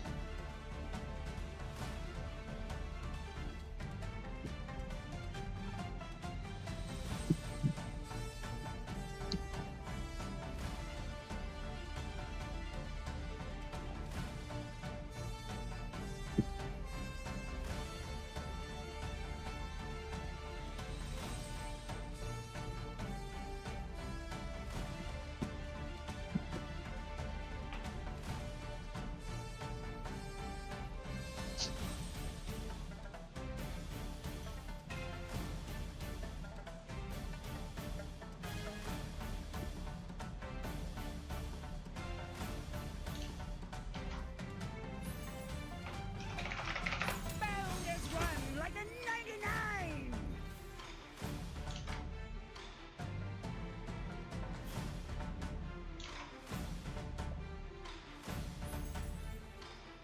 Low Master burst, Estes. Probably Ayaka burst. Yep. Sumetsu. The eternal oasis at long last!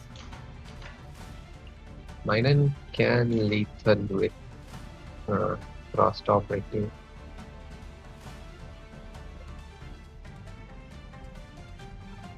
Maybe tune your countdown.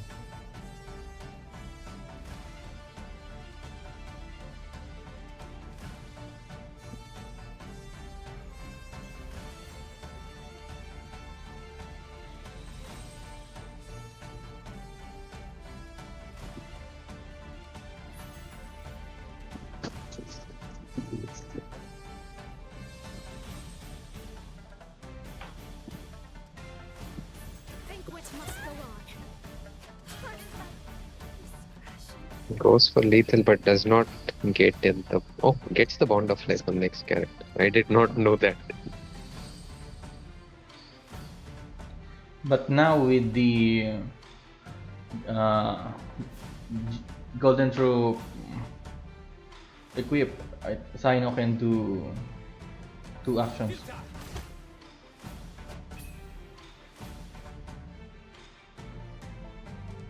Then there will be the end phase Ayaka burst damage. Still doesn't lethal Frost operating. I'm wondering why Minun didn't go for the talent, because It would have been 6 Bond of Life now. I guess you can play it next turn as well. It doesn't matter.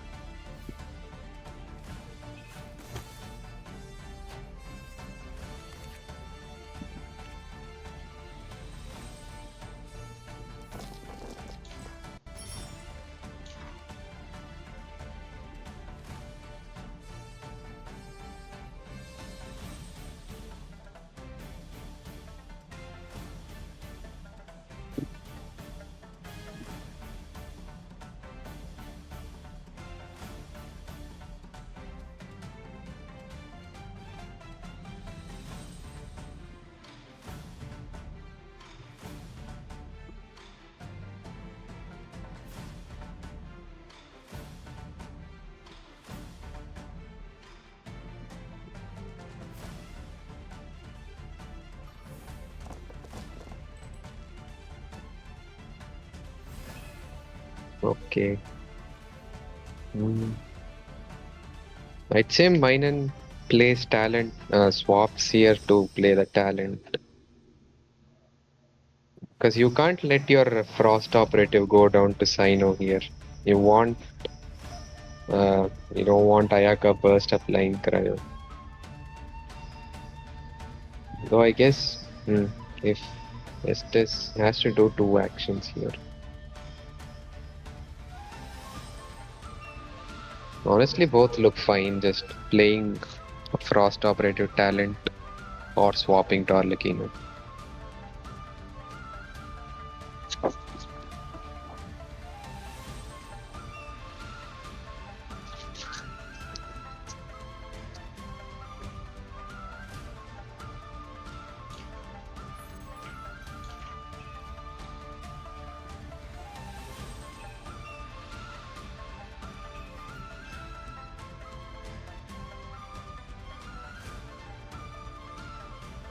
Fast swap.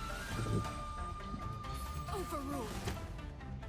Oh, that's a good free melt if Estes decided to skill on Sino.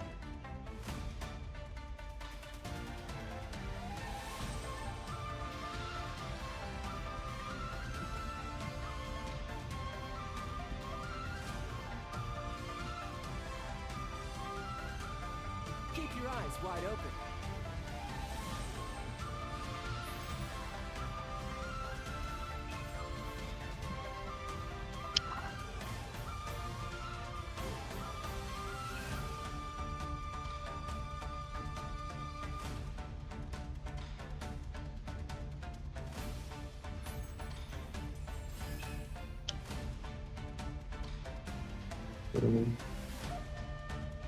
It's only 2 action child here.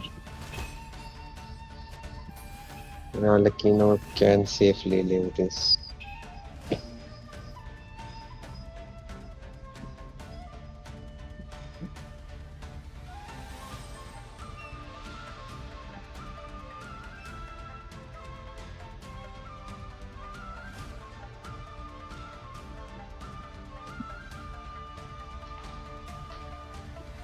Arlecchino is actually too tanky here.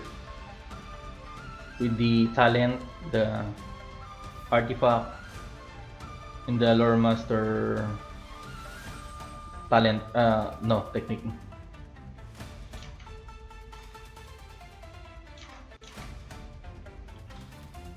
Our mission begins.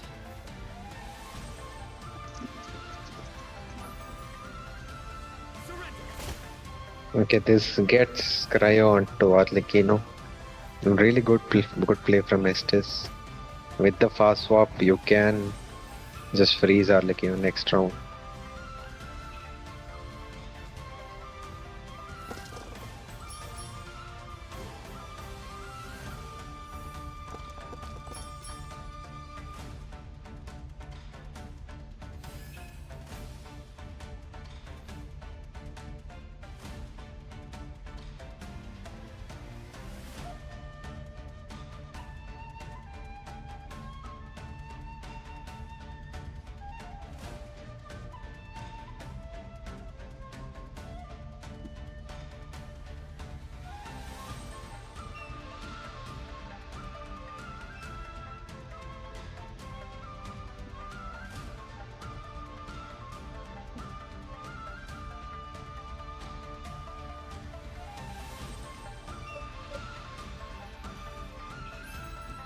Okay, so this is not looking great for Minun.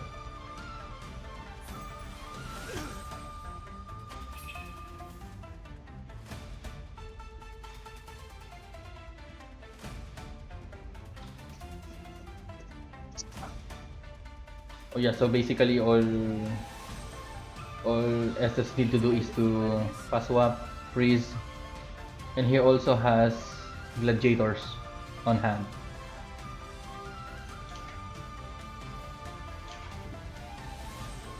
And the food actually.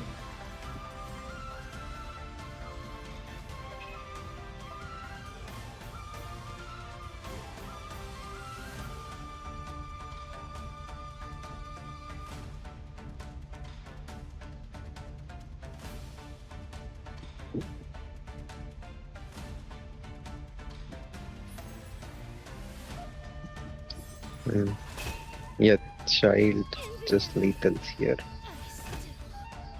Yeah, it's just GG with 2 more actions left for Estes side.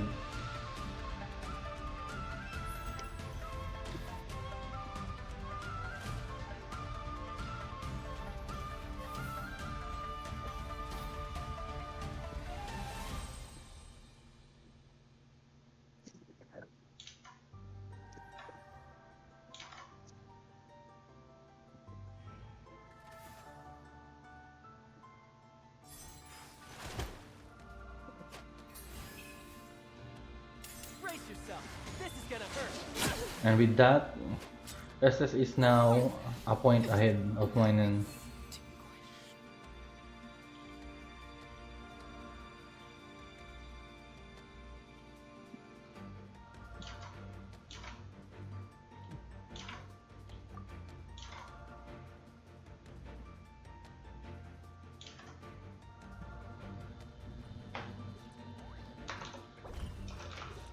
Honestly, I think Minun would have had a better chance if he was careful with getting Arlecchino frozen.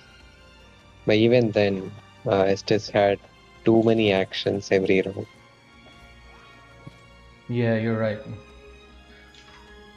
So with that win, Estes can't use the child weapon package and will proceed with Scorpion Overload next round.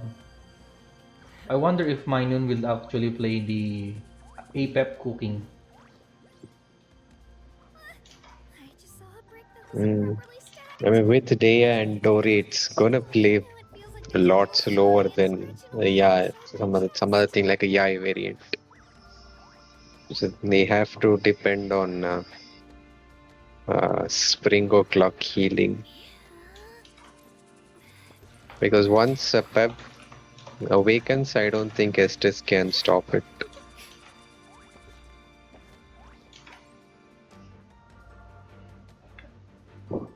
But to be honest, I think either deck has favorable with to Estes.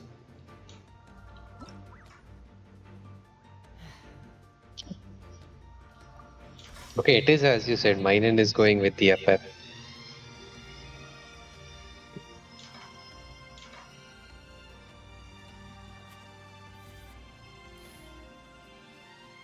I got you, boss.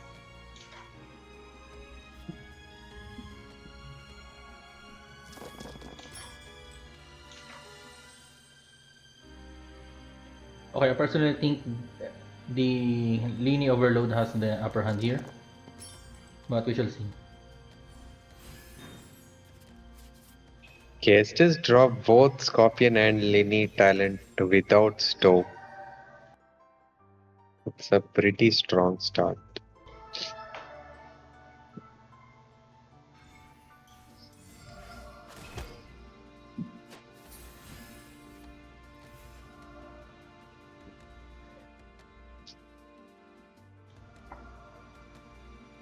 Yeah, honestly, the Lini talent once drawn round 1, it's too much pressure for the opponent side.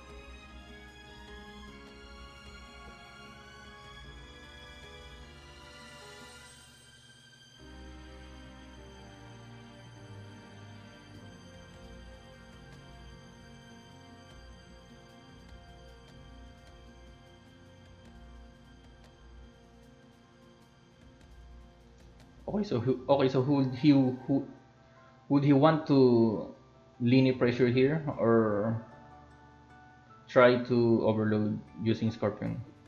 But I think Minun will swap off if Estes swap into Scorpion. Mm, I think that's still fine. If I were Estes, I would swap here. Yeah, If but Minun swaps, you get Electron and Lenny end phase overloads. If Minun doesn't swap, you directly get the overload.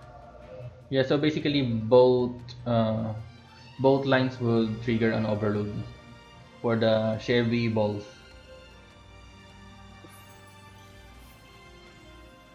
Yep, Minun just going for the ram.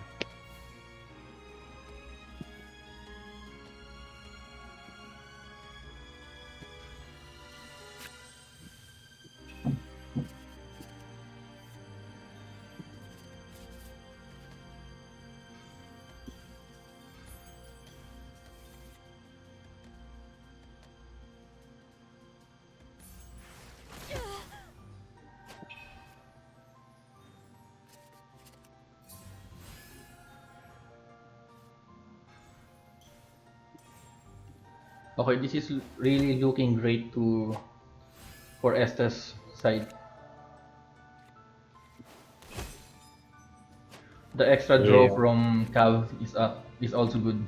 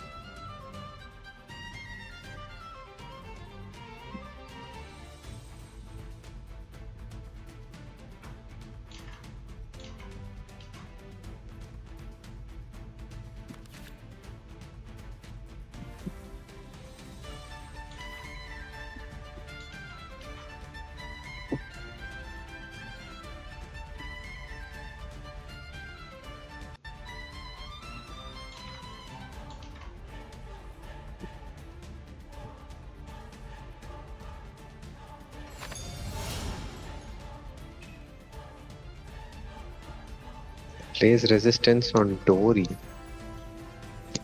Man the weapon for the discards.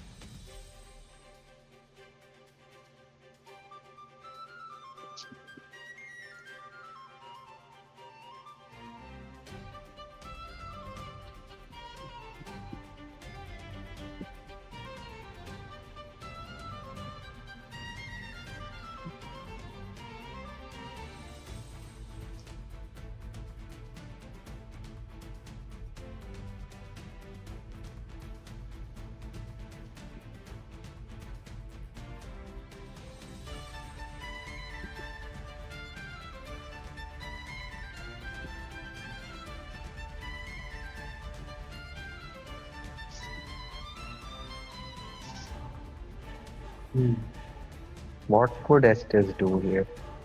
He would getting Scorpion Burst is good, but the dice are more suited for going on to Mini.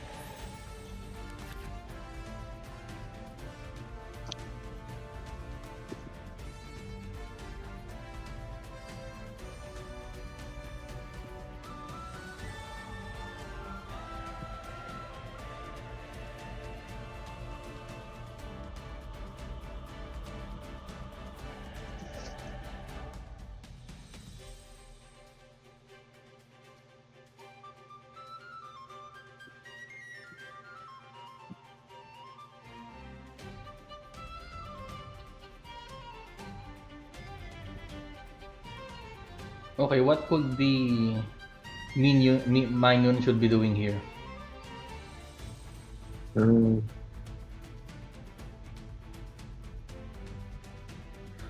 Does he want to discard via... Oh no, never mind. The the countdown will discard it instead of the APEP summon if he swap it. yeah, you can't even tune it here. So if he wants to discard, he needs to tank damage onto... No, actually, it will discard countdown too, right? No, it would discard the up summon because you draw it before the countdown.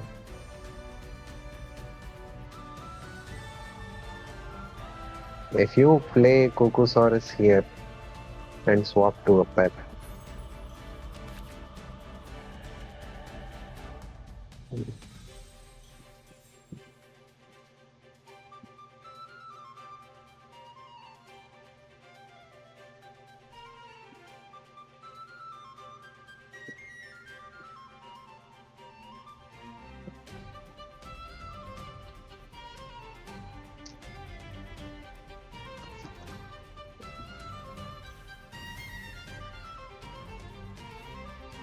Okay, that was an interesting line. hmm,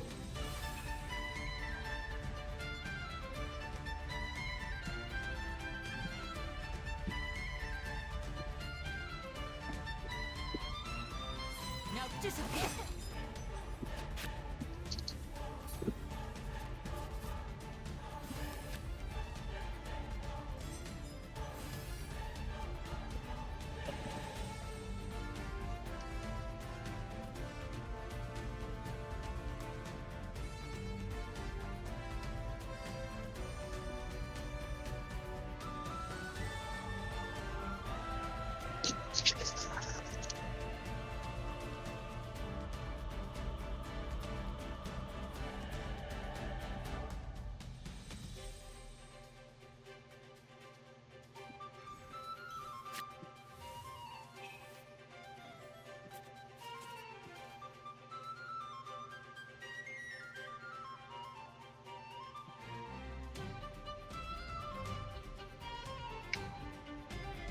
Let's get this show on the road. goes for the burst.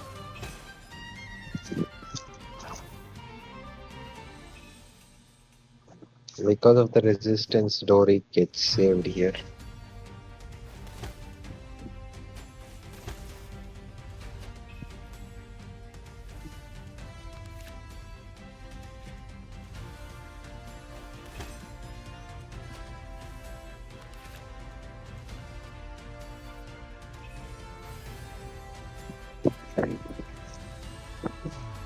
Okay, so it's round 3 and Minun hasn't discarded any APEP summons yet, which is really bad for their side. Okay, at least gets the FF talent here.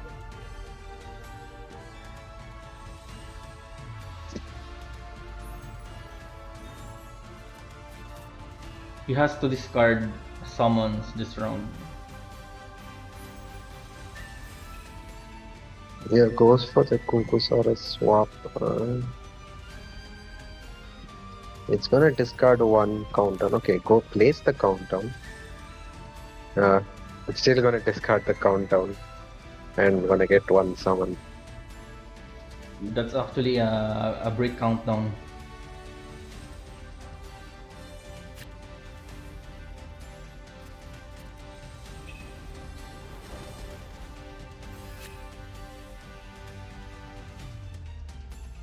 Okay, the game doesn't want Minun to discard the APEP summon. Ooh,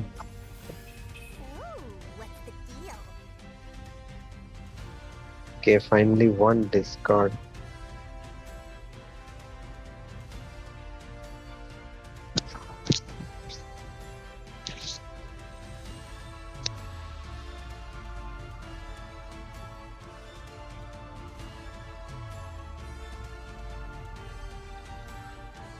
Okay, so the thing if Dory and Dia went down, Minun would have no means to discard and has to summon the Ape babies manually. Yeah, I mean, with Linny's King Square and talent active, Dory will get one shot here. And summoning Ape summons manually is actually so bad because of the dice cost. Mm,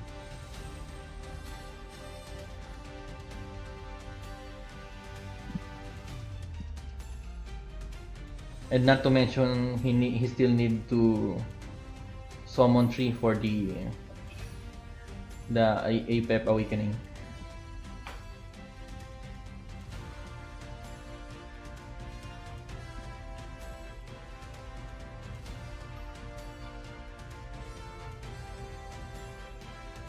the heals with the Spring of Lock. I think Minun has to end here, feed the 2 dice to Liven. And get down to business. Swaps, yeah.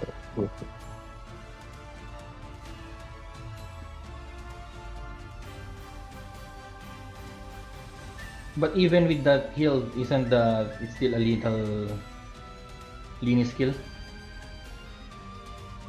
because of the talent.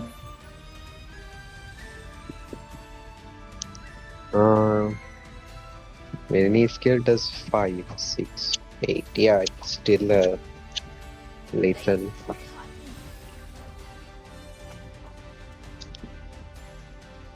let's go. There's a port to be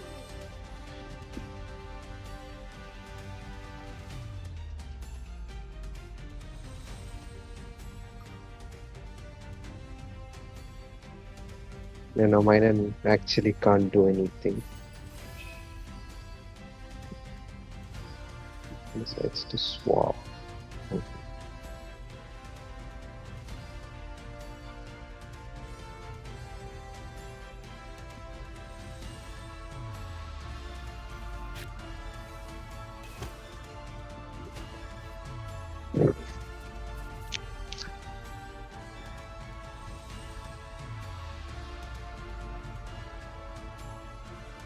So Lenny's skill gonna do 7 here, right?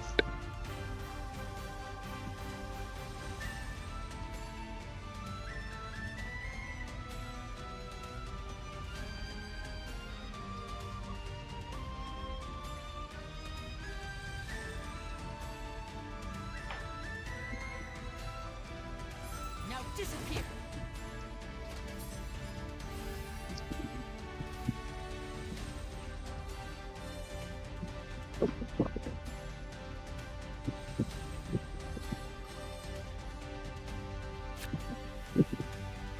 Ooh, what's the deal? Another bad discard.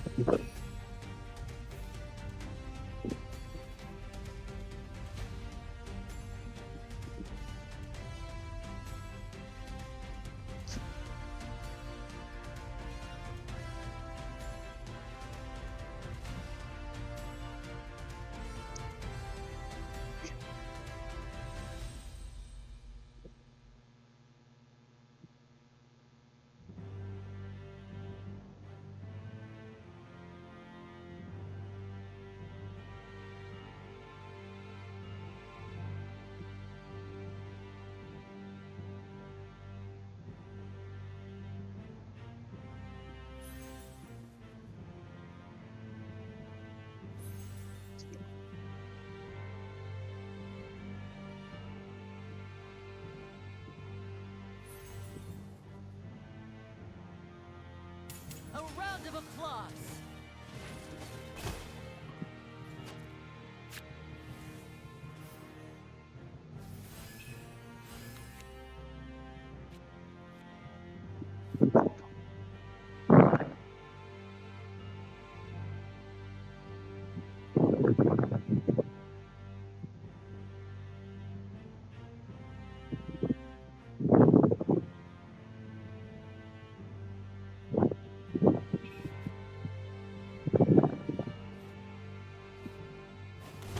Sacrificing the Chevrolet. With Wanderers equipped on a Pep, you get one more discard, and if you play the last baby for dice, it will awaken a Pep, but it's probably gonna be too late by then because it's a Oh. full HP Lini and with the Pyro Resonance. I think this is gonna be Estes' game again.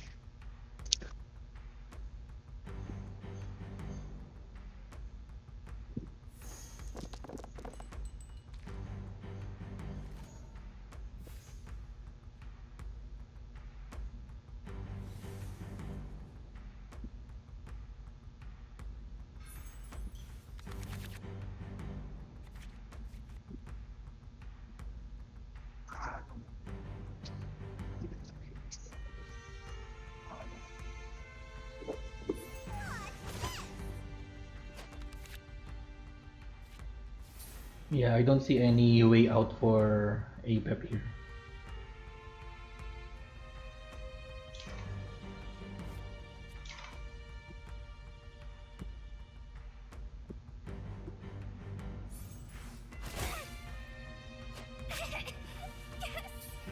There's some things more I can't buy.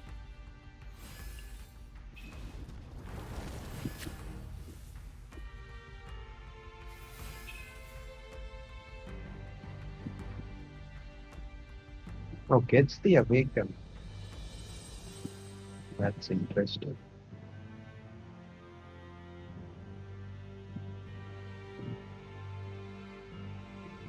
Okay, can he like Gamba for surfing bodies, then hope for the overload and lethal Scorpion? Uh, But yeah, Even unfortunately, then, Estes has like three more actions with the energy block, and I haven't lost yet. Quick, drop the curtains. With Pyro Res, it's over. Yeah. Estes winning game 2.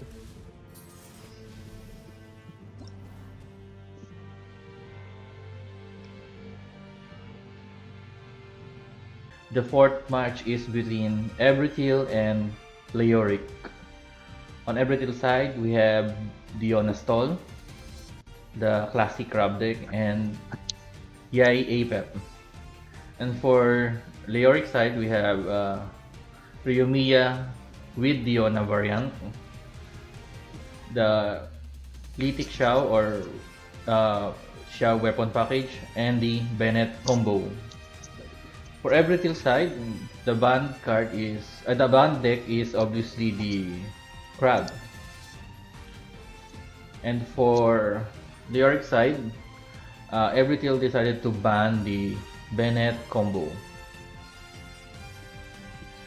So with that being said, let's wait for the game to start. Okay, Leoric going with Ryomiya and Ebrithil going with the Pep. Can we see Diona pop off here? Diona pop off, surely. Definitely not Leoric's favorite character. I don't think Diona is his favorite. Not at all.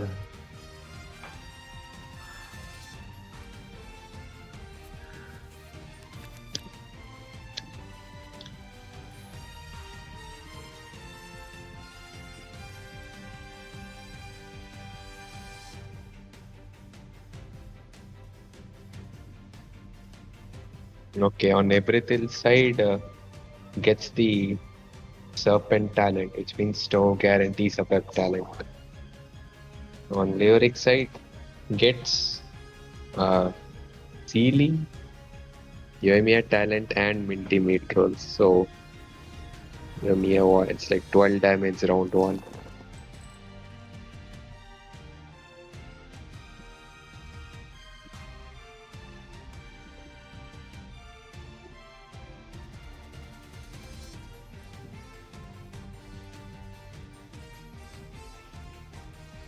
On this matchup, who do you think has the upper hand?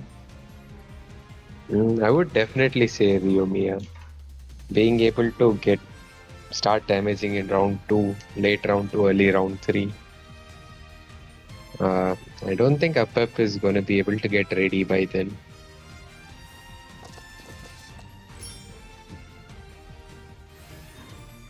Yeah, that's right. I think so too. Also, the APEP tech would actually pop off round 3 and 4. And it's just Ryumiya is a faster deck that could apply pressure round 2, round 3. I mean, and the start for Leoric is pretty good. No one to really threaten Yoimiya, and she can go for talent, minty meat rolls.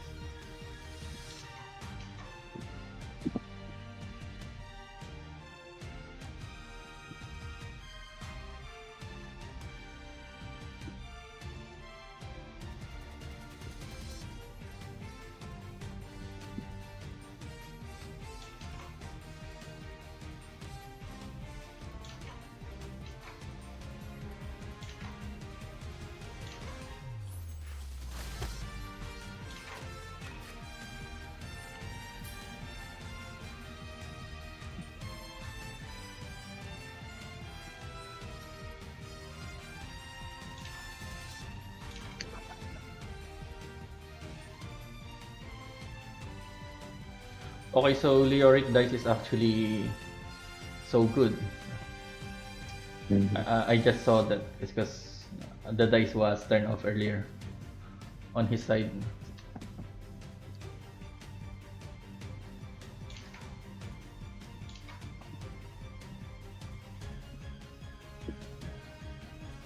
What could Ebrithil do next? Not Okay, enough so electro dice, not enough dendro dice either. it's actually tough Lyrics, if that he can equip the APEP talent. Suppose he get it on but he will definitely get it on the stove, right? yes, he has only one serpentine. Yeah. The problem is he Lyric, doesn't have Dendro dice. Lyric goes for the talent without playing Sealy. Uh, I wonder what's up with that.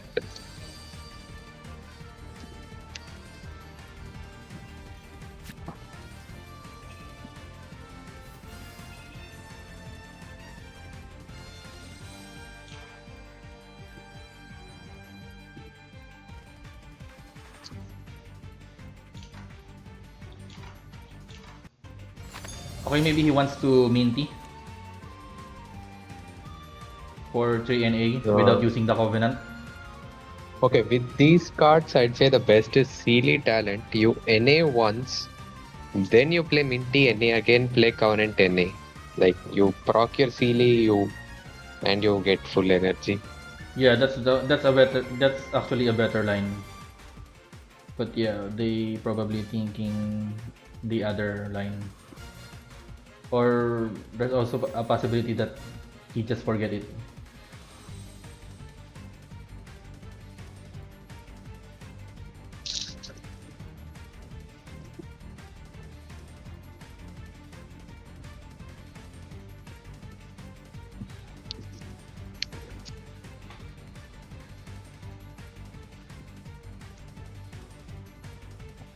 Okay, I think Ebrithil will just equip the talent here and swap off to a serpent and put Willow. What do you think? Yeah, that should be the best. I mean, even after tuning 2, it's probably the play he's gonna go for.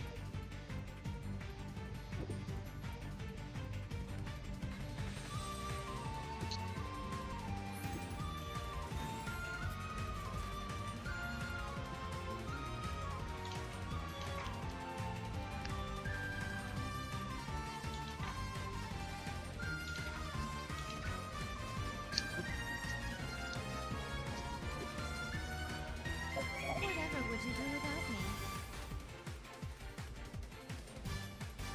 Switches to Yais. Okay, okay, he would actually want to cast EI elemental skill here.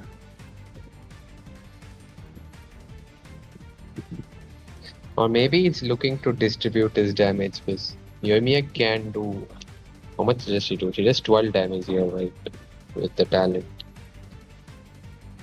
Oh yeah, then swap back to Serpent and Velo, right? Yeah, yeah.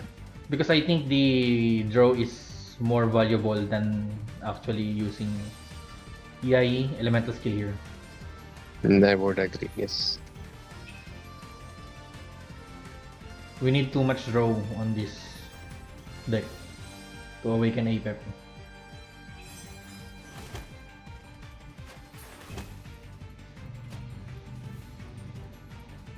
Okay, I do not understand what Leoric is doing. Now, you don't get to play Covenant here.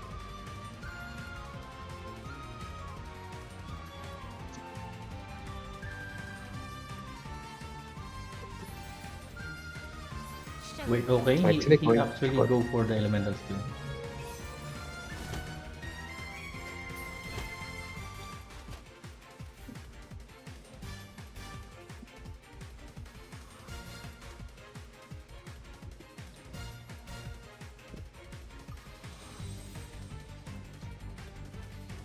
Time for a light show. Okay, this also works. Skill again to use up your last time. Yeah, this is fine.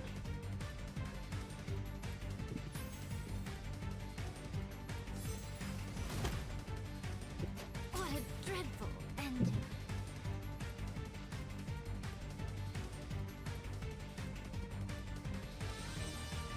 Okay, so EI is down. That means the EI summon will be 1 damage for the rest of the game.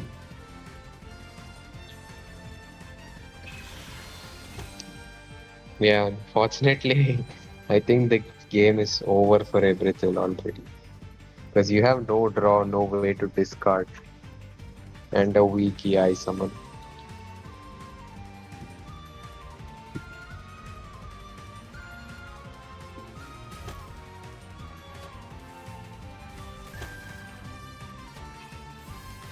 Gotta say, Leoric is scary if he is with Diona. Okay, there is one out. If Ebrithil had drawn Kukusaurus, does that even lethal aim? No, it doesn't. So, yeah. Lyric is in a comfortable position there.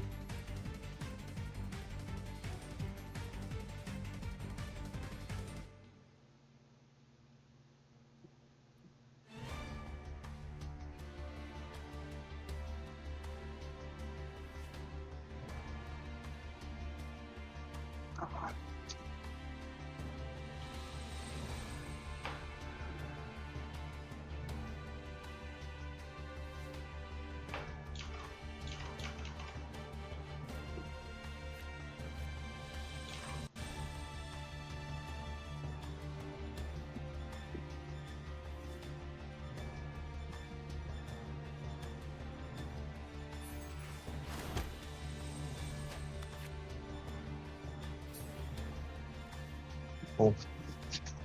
Draws another upper talent. It's useless here. That's kinda the reason why I don't want running to APEP talent.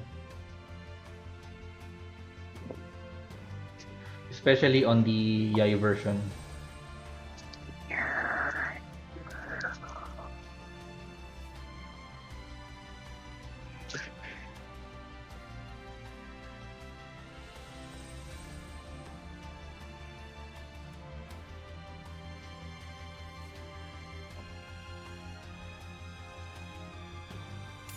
Effective retreat.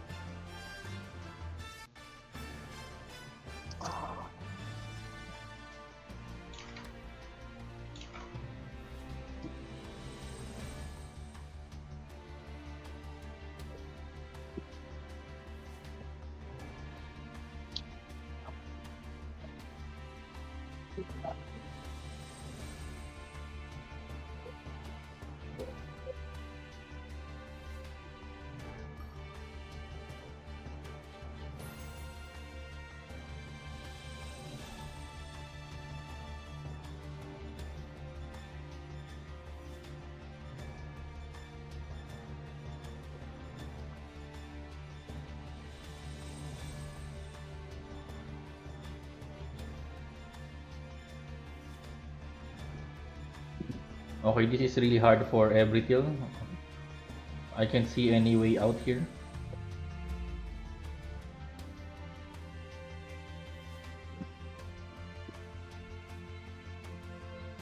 Yeah, because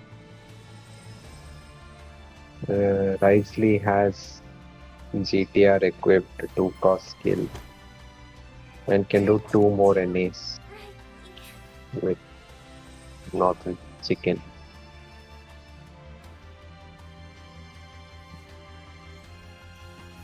Also, we're also really far away from awakening Apep.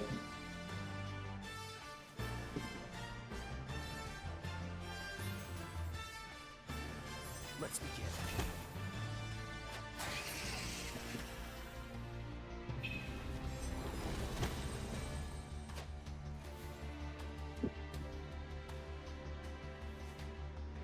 Yeah, this is pretty much game over because no more ways to discard.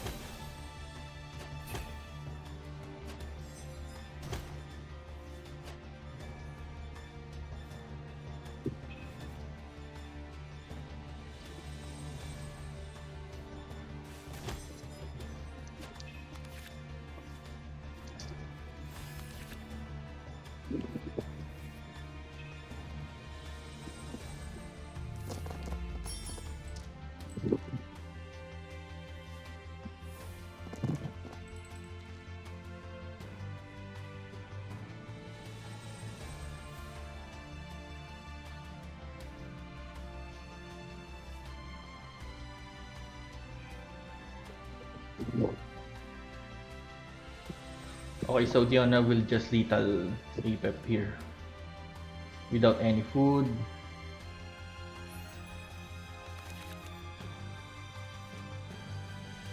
Draws 1 food but needs 2. But still, he has the cryo resonance.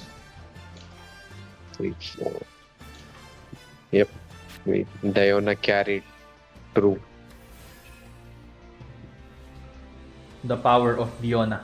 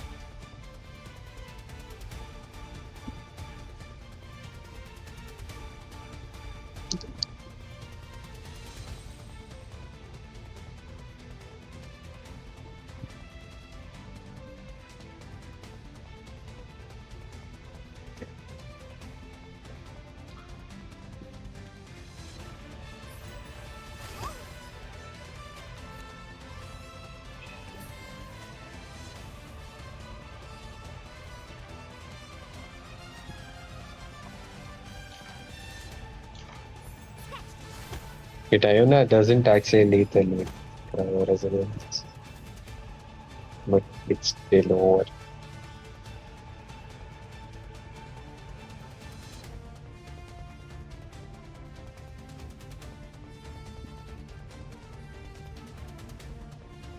Okay, I think it's still a lethal even if he awakened Apep. Yet only 1 shield here.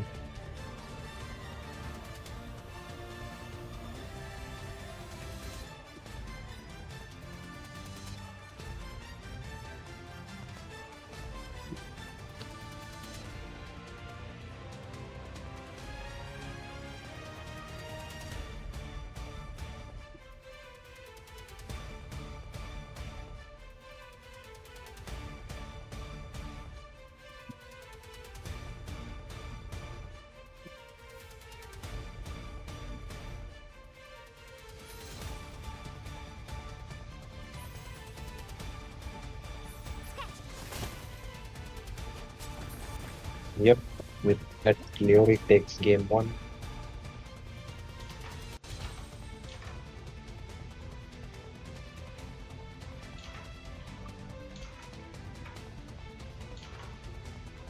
Okay, with that, Leoric is now ahead 1 point of every. Would he sweep or Ebrithil will turn the tables against Leoric? Let's see.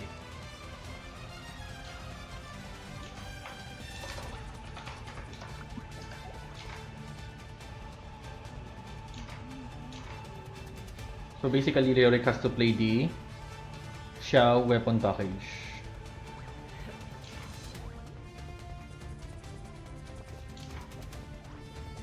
Okay, so will Ebrithil Diona reverse? Or he will still stick to Apep?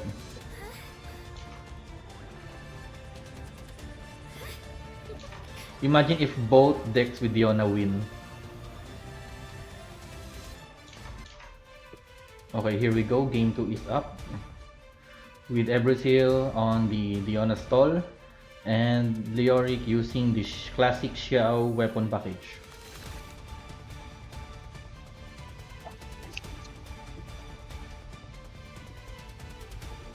Okay, we are gonna be here for the next 30 minutes.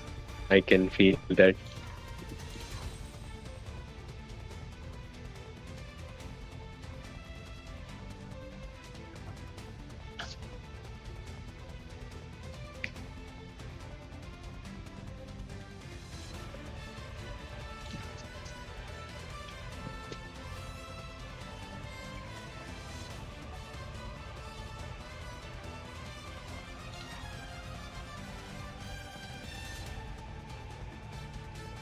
But one thing to note that Leoric variant of the Xiao package is the rampy one, the rampy version. It means it can keep up with the stall a little bit. Unlike the original version that is less rampy.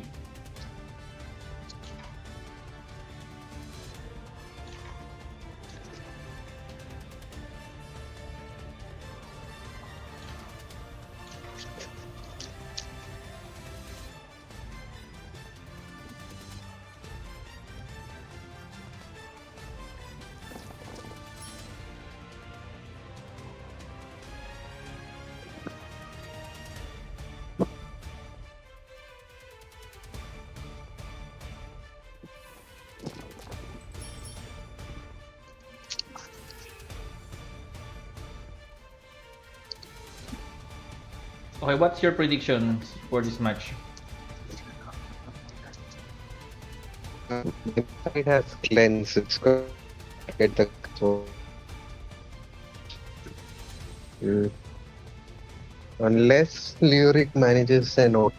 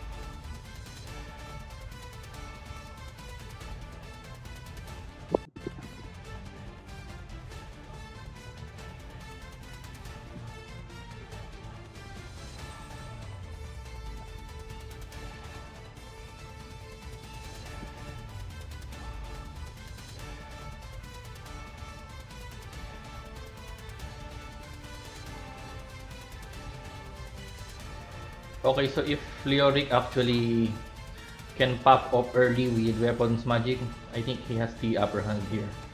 But once Ebrithil setup has been established, it's hard to pierce through stall.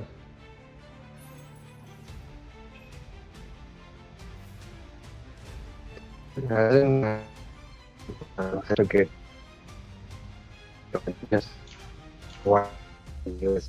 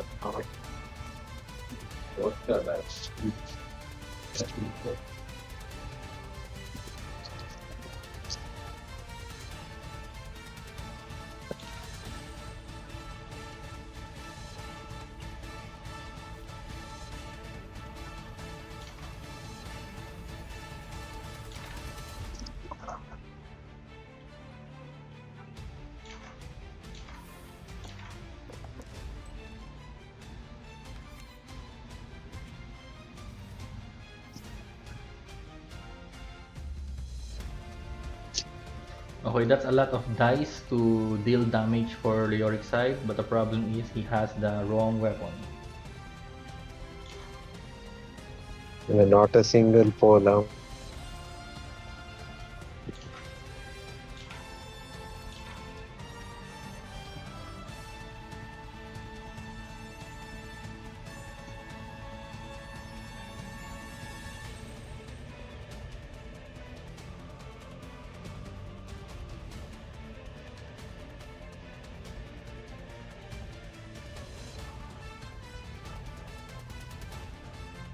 Ebrithil has decided for power as to get the guaranteed healing. It has supplied. They are deciding not to swallow it but to go fresh in number.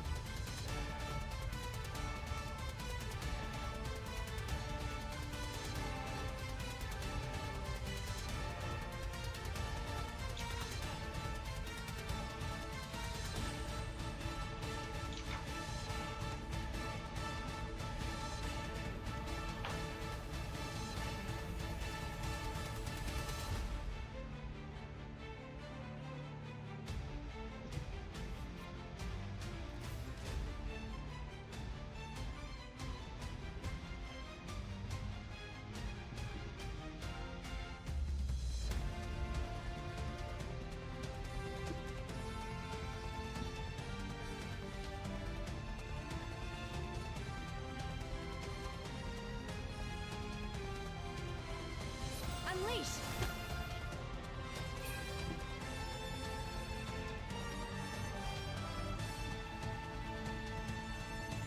Okay, so if Ebrithil decided to freeze Shenhe, Leoric would have the window to swirl.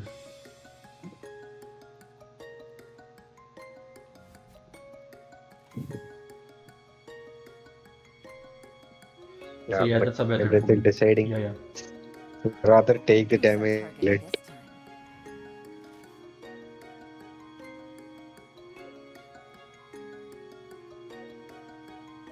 He will probably go for elemental skill, then swap a bit and cleanse the cryo. Yeah, ending round on day one. He also has the maidens and the hydro resonance.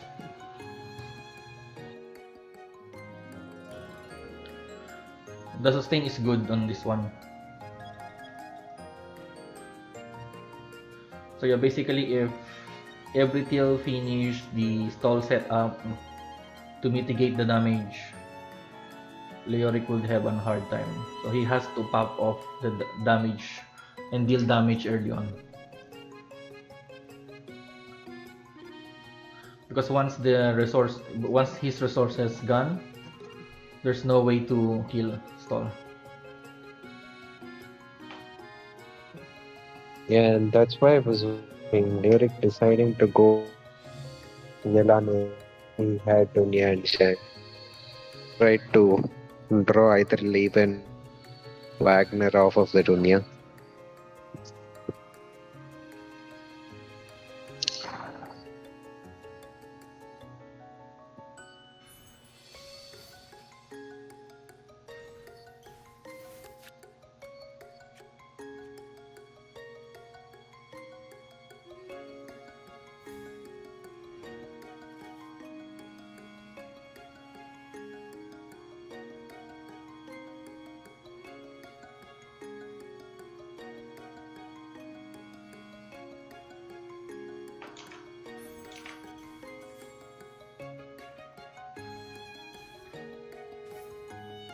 Okay, that artifact is one of my favorite artifacts on this patch. I mean, when that artifact released, I like the extra heals from that.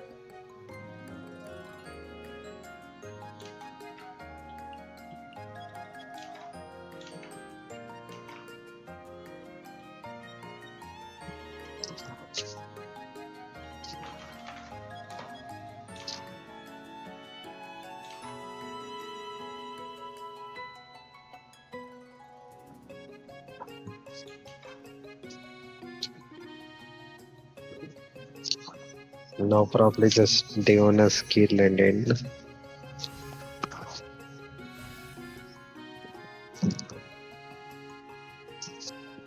Or he can Or also can go swap. for the I mean, underwater. he can ramp with Bana Leven. Do you think it's more worth it? I mean, yeah, you have good dice, so Vana might be better than Yeah, underwater. because Yeah. it's too cryo. It's kinda hard to pass up on that free cryo just to use for treasures. Okay, now Leoric got 2 weapons. Let's see what he can do on that. Can he apply pressure in this round? Let's see.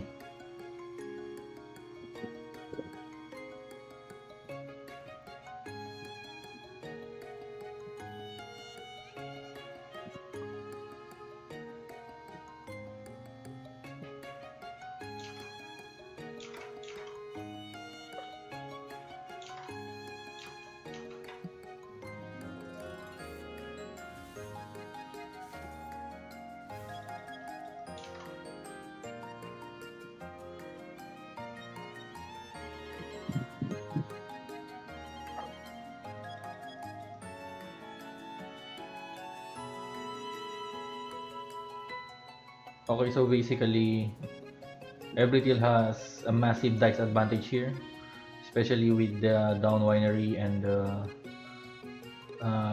veterans visage on the Barbara.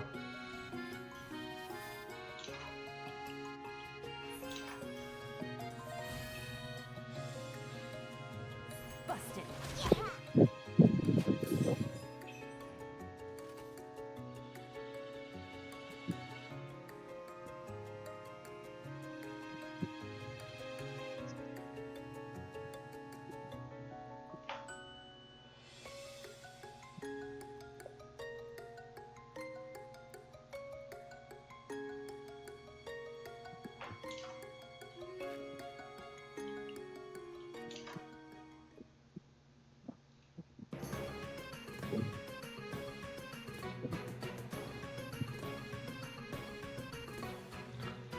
Okay, so honestly, Leori can deal a lot of damage on this round, especially with that king.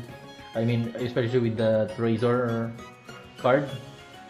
So let's see how Ebrithil would mitigate the damage. between his characters.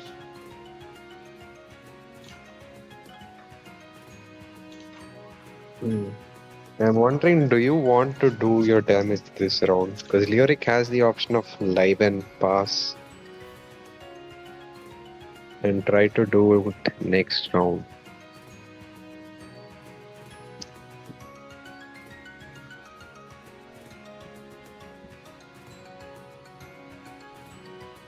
Honestly, live and pass is actually a better move, I think.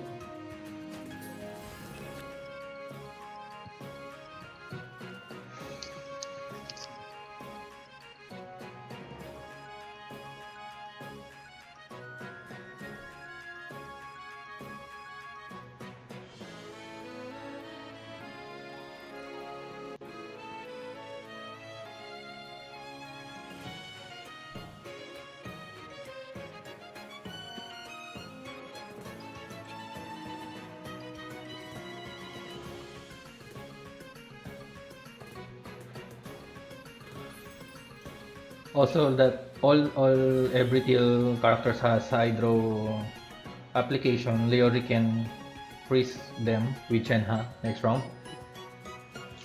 Yeah, that is an option, yes. But the thing is, Ebrithil has a fast swap that you can use to reverse freeze Shenhe.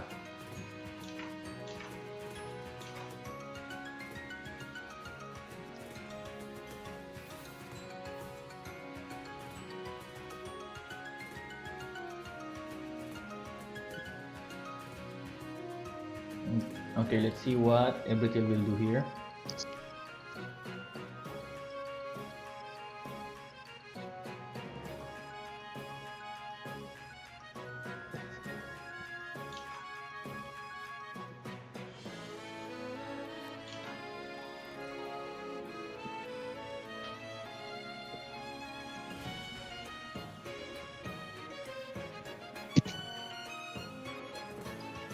Actually, don't you think this is the right time to treasure food, whatever, just to try to survive next round? Hmm. I don't think you want to food here because it's just you lose value. Yeah. I guess they both, but I'm not sure.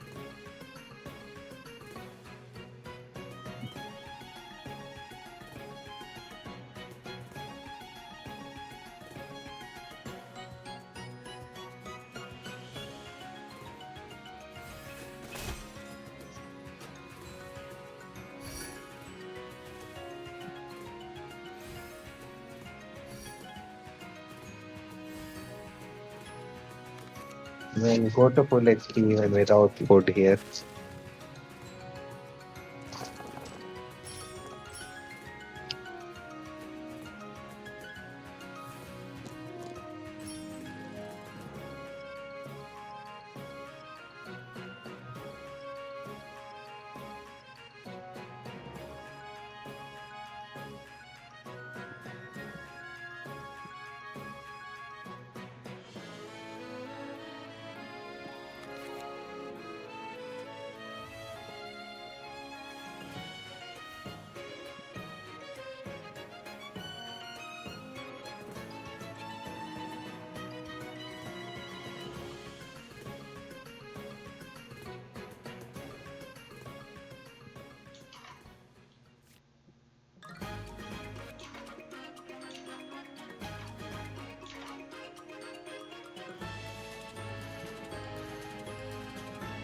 Okay, let's Do you see go?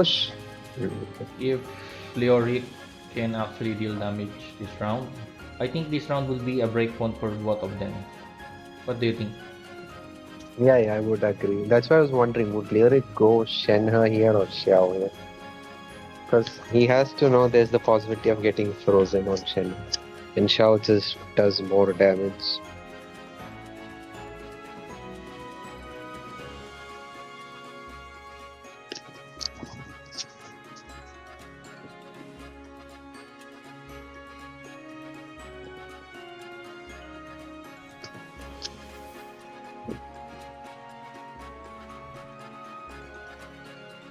Here comes the catch. Yelan burst.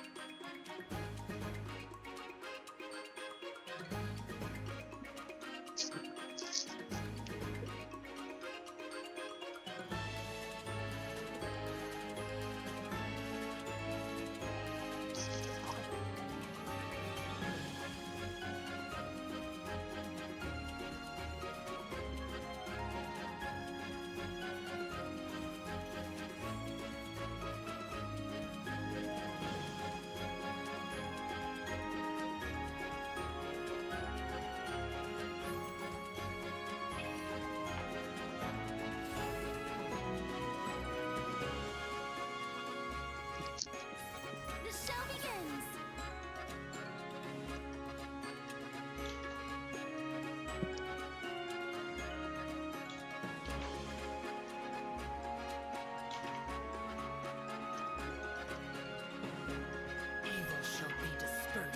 Okay, he definitely goes for Xiao here and try to do damage.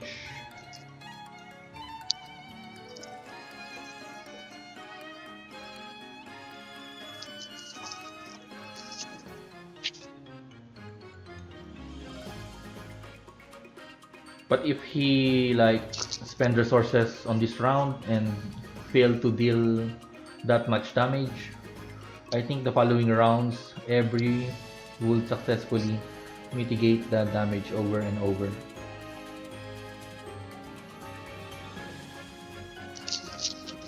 Yeah, which is why I was wondering about the Yelan burst.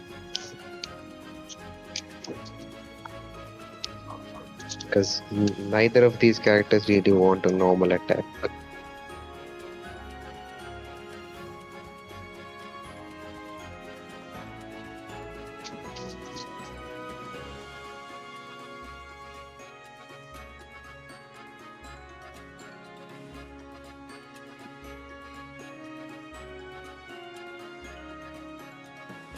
Okay, so if Barbara actually able to get one energy here, that means whatever damage Leoric can do this round, Ebrithil can just recover it on the following rounds with the burst.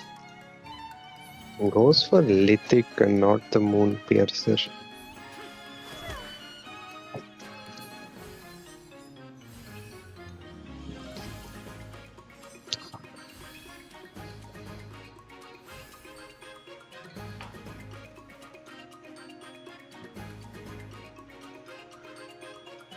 I think he's probably saving the Moon Piercer and Razor on a round that he thinks he can pop off. Hmm. But the thing is, he needs to pop off early because fighting stall, the more rounds, the less chances of winning you have. Let the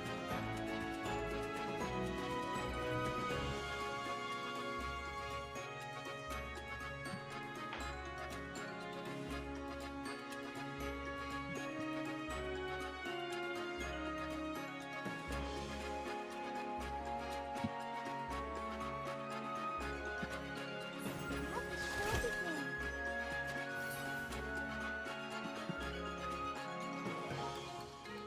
And now with that full energy Barbara, he can like burst anytime he needs it. And all your damage and all your resources gone.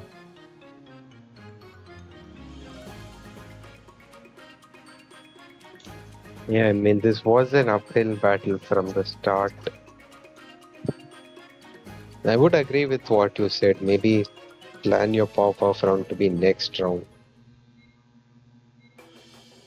Because now both the Wagners are at max value. Not Wagner, I mean Master Chang.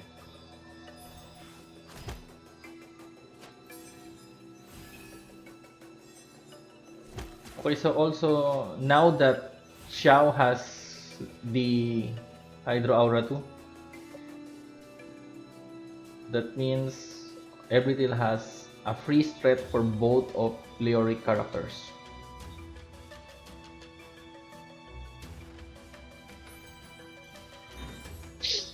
So yeah, basically Ebrithil can just stop your pop-up rounds by praising you.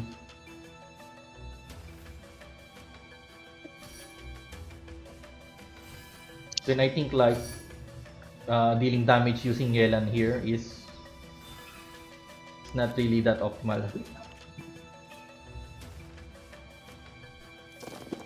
So yeah, just like that, Ebrithil is back to 10 HP per character. And keep note, we still have the Barbara burst ready. So let's see how Leoric would deal on these factors. Can he actually pull off a win, or we gotta see a game 3?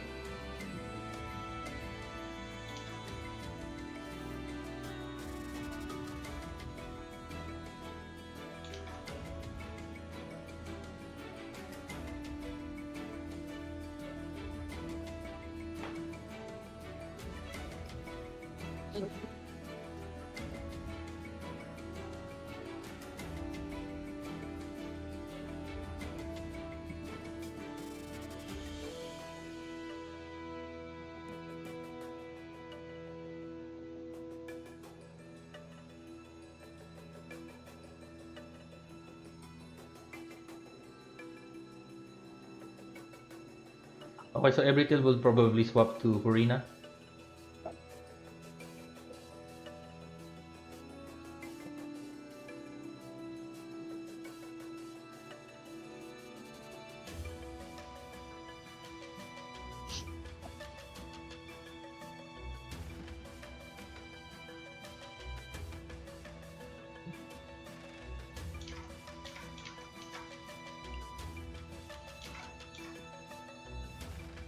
Yeah, definitely Purina, because to bait Leoric for if if he somehow swap to Chenha. Also, we have the macarons on Purina.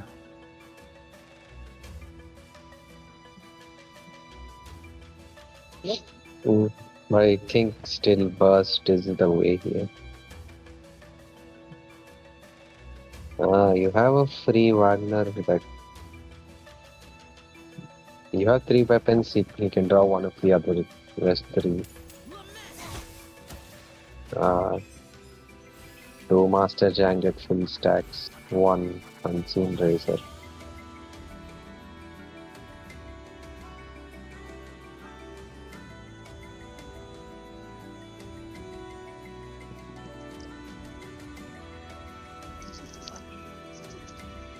Oh, there goes the priest. Definitely the priest, right? To stop Xiao from any potential damage dealing this round.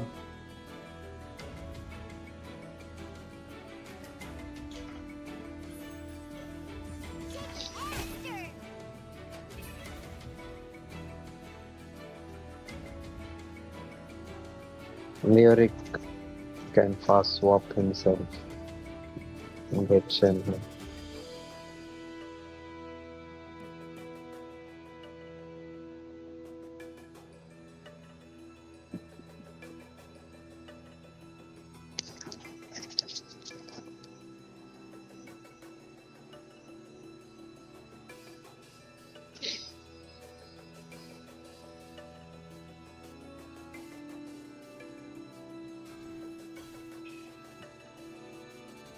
Do as you command.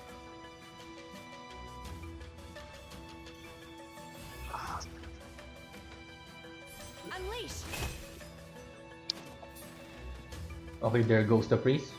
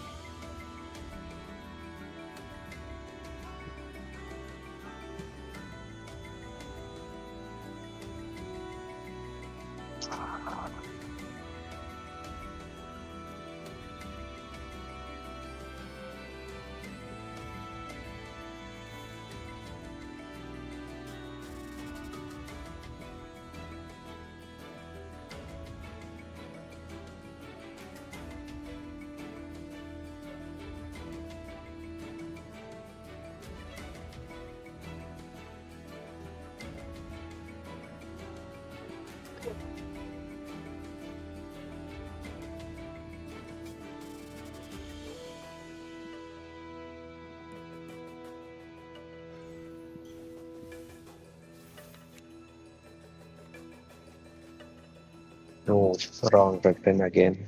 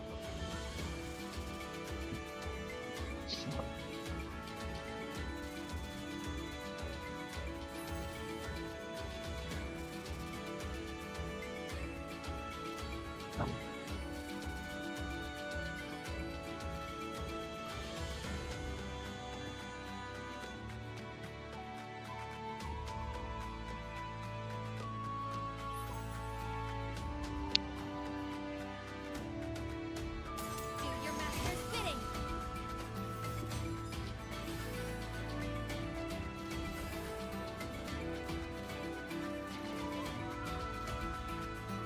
Okay, I think Ebrithil can just really shrug off all that damage next round with Barbara. Or does he even need to?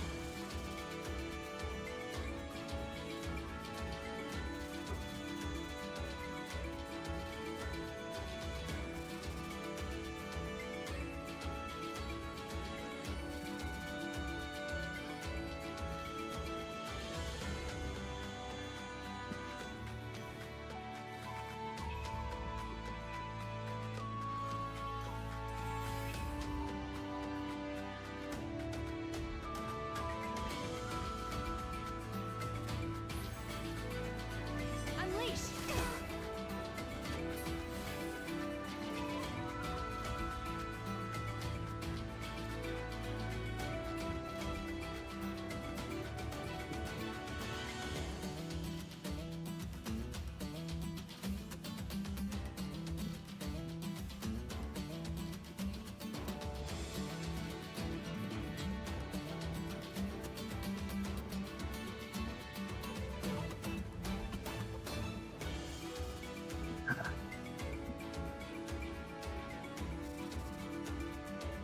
With 2 cards in hand, leoric resources is actually slowly depleting.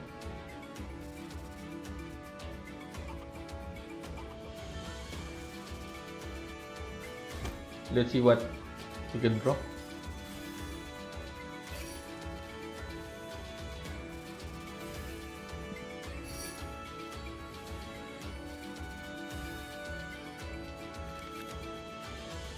There you go, the second Moon Piercer.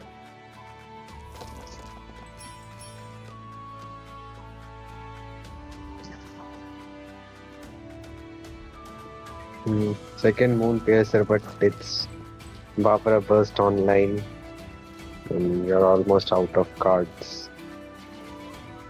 I think leoric can't do much. Also, the setup on Ebrithil side is actually pretty good now. I think he can just really mitigate the damage easy. Especially that Leoric's deck doesn't have one-shotting capabilities. He can really just mitigate the damage here.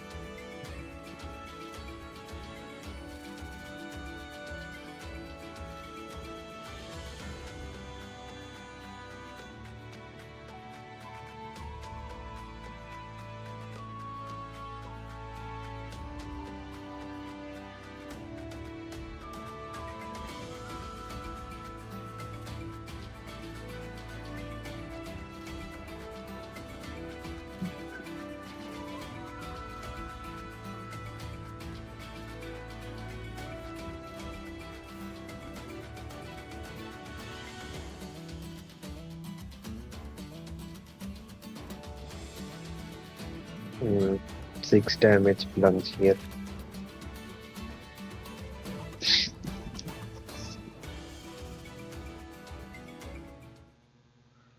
He probably like to take damage on Diona and Purina first before bursting on Barbara.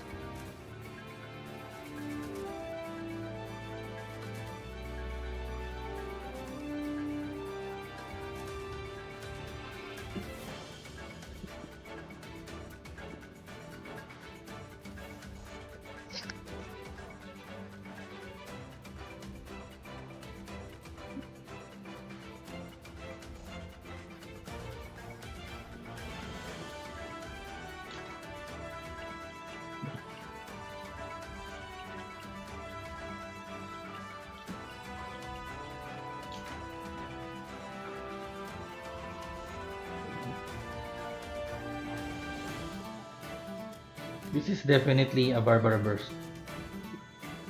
Yeah, maximum damage distributed. Now we just burst.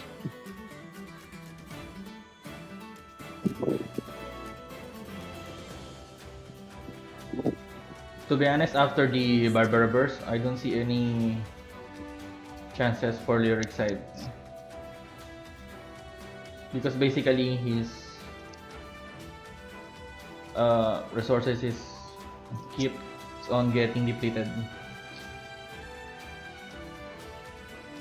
the show begin. Okay, he decided to not burst.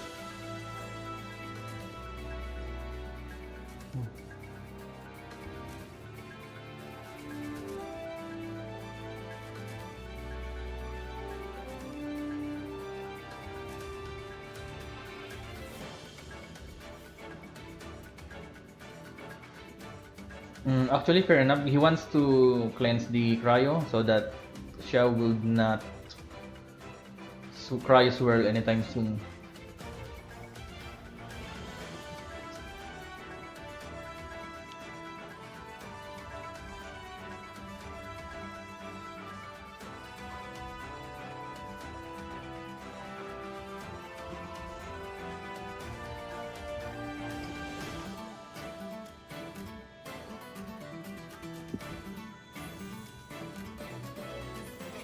How brilliant!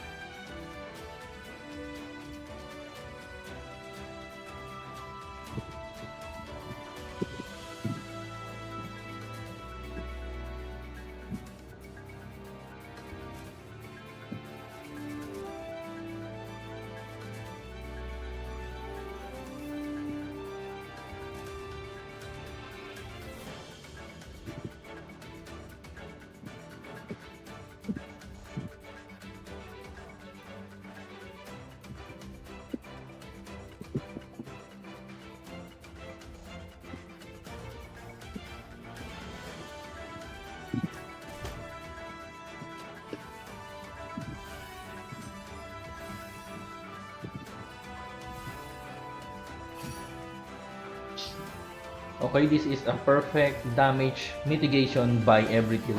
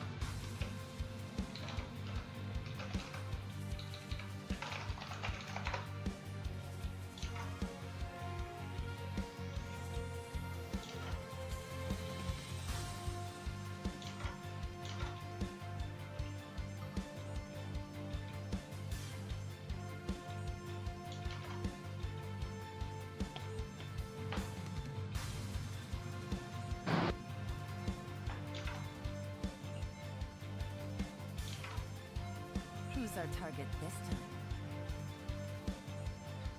Okay, so this game, Leoric actually wasn't able to cryo swirl at all. That's a perfect dodging and damage mitigation by Ebrithil. Truly one of the best stall player in the game right now.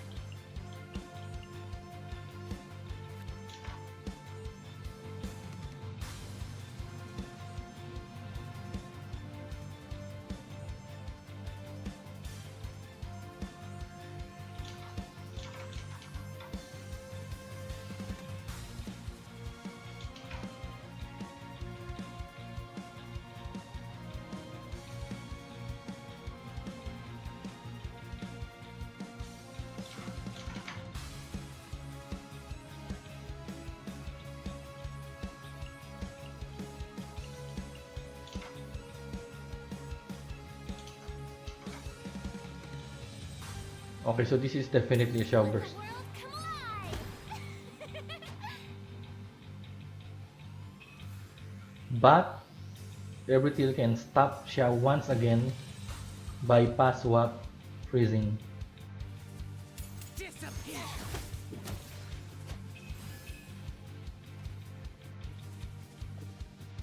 It's basically just a repeat on how Ebrithil stopped Xiao earlier.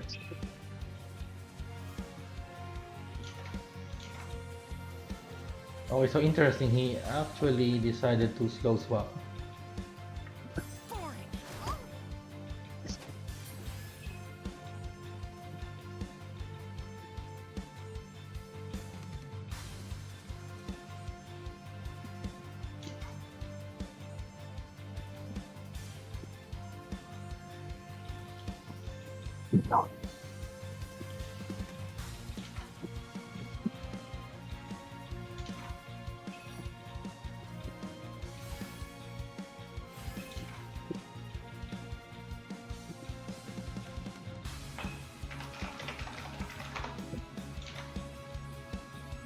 What exactly is teamwork?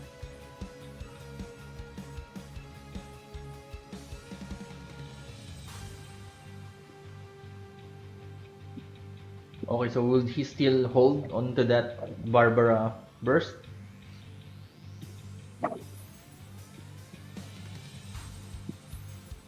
I'm tuning for it, so probably gonna burst. But to be honest, with two maidens equipped, Yeah, it wasn't really necessary because you still have end phase healing incoming. yeah, exactly. So he actually overheals now.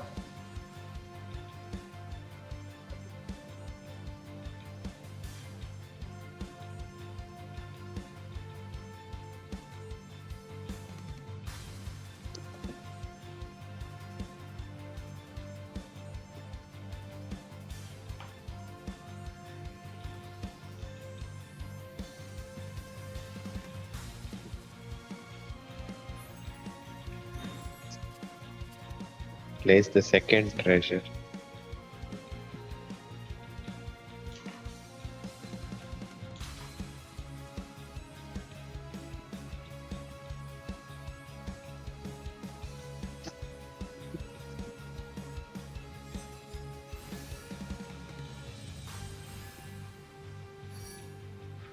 So yeah, basically, Ebrithil is back on triple 10 HP characters.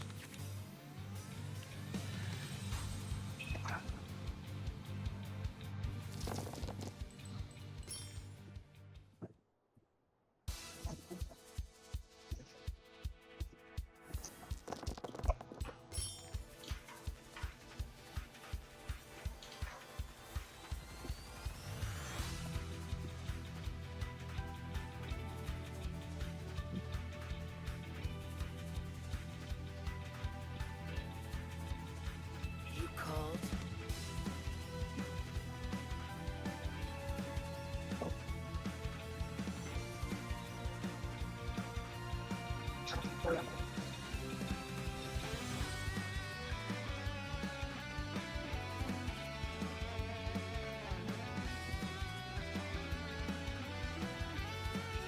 There goes the pass swap.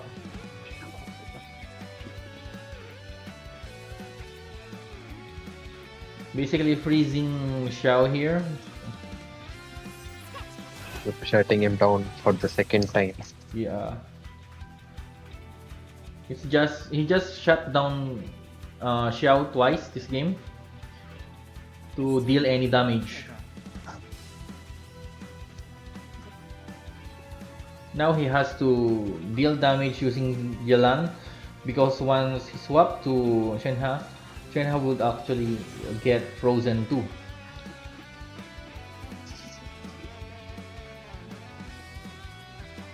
Yeah, and since Leoric doesn't have any kind of healing on his side, his HP pool is limited. It's just I personally think that leoric window to win against this stall deck is probably not looking great. Yeah, it's long gone now. It's just how the stall works. Deflate your opponent's resources, play value cards, and win the endgame. Quiet.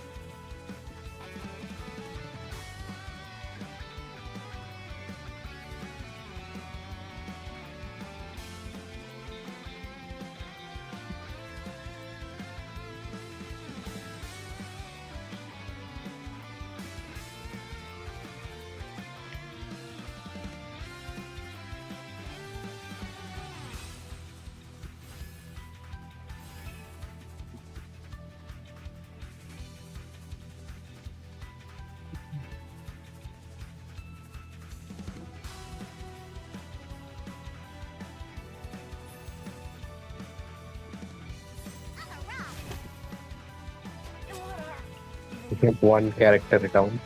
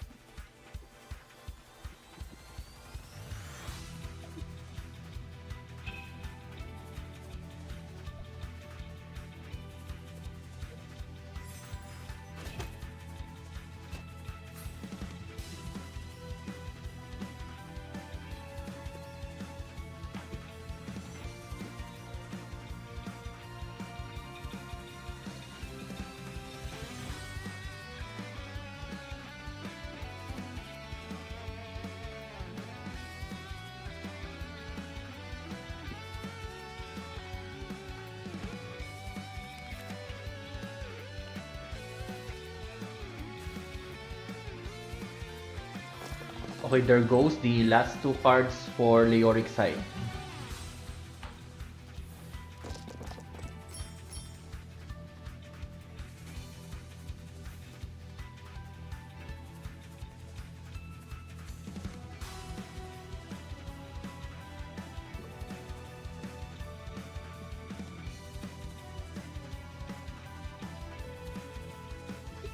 Obey!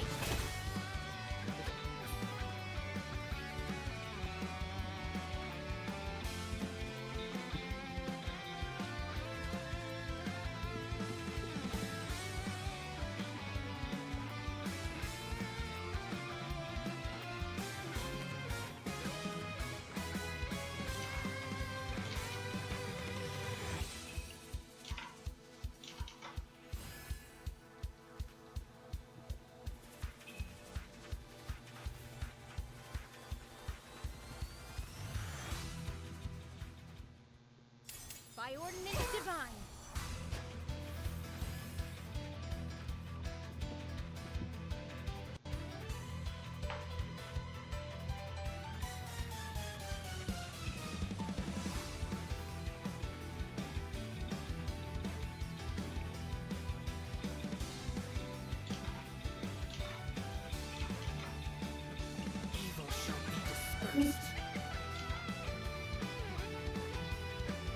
Okay, so this will be a lethal Xiao if he decided to swirl.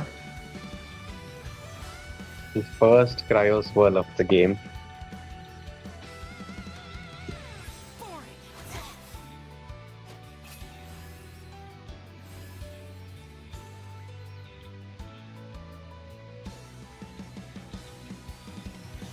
Kenshin Haku.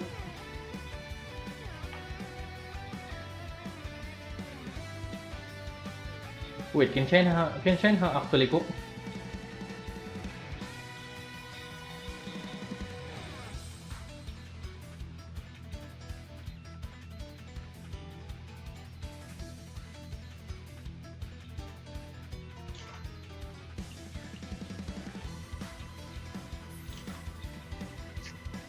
Probably not.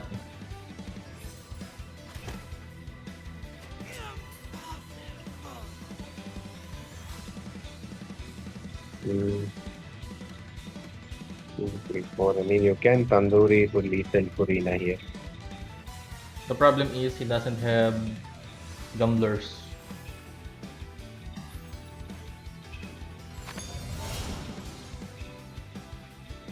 Unleash!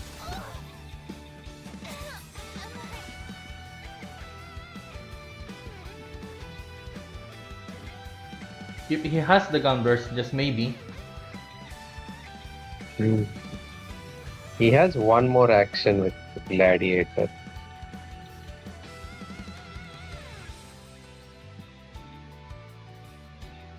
But next round, Diana just freezes and it's game over.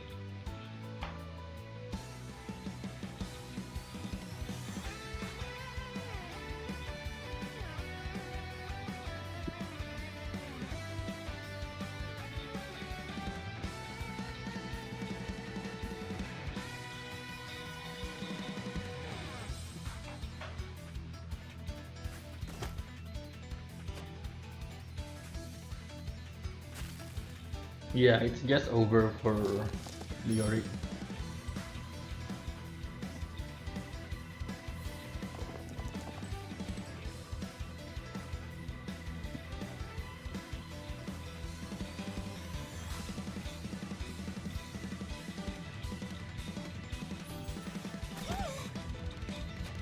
Is everyone? Stop.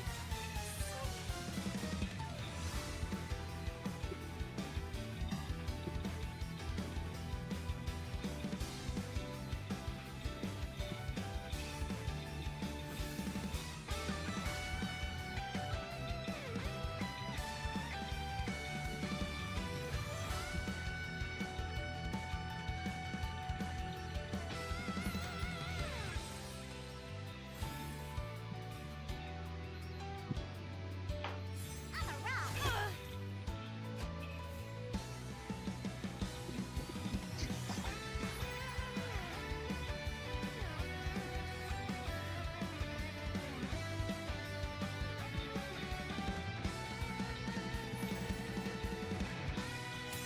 at you, Ebrithil. My curse. Okay, with that, both the Diona decks managed to win. Okay, the players are back. And now we are 1-1 and 2-1 for team score in favor of AAA. Let's see who will prevail on this round. This is quite an exciting match.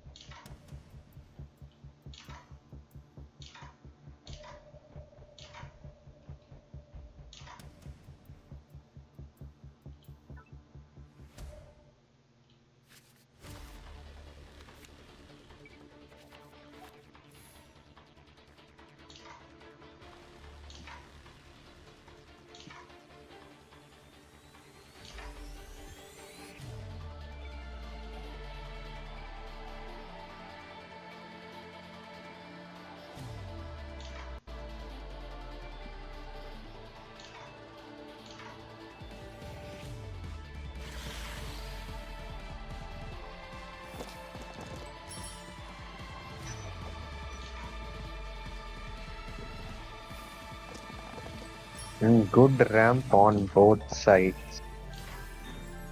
Leoric and Double Dunya hope to get good companions. And Leo Eres. Ebrithil side, there's Countdown, there's Warp, there's a Pep Talent. Yeah, this is actually a great start for both of our players. So yeah, let's see.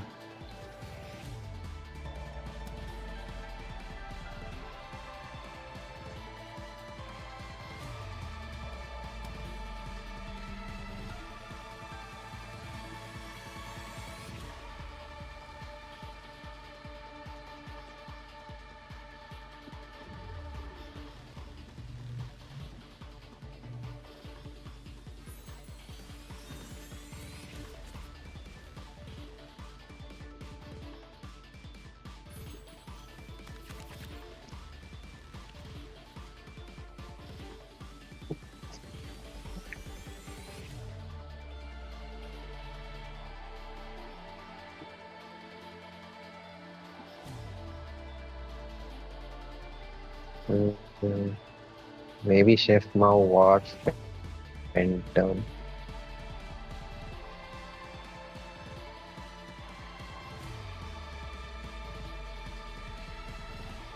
Yeah, basically that's the best thing you can do now is to use the Mao, place the Mao and the warp.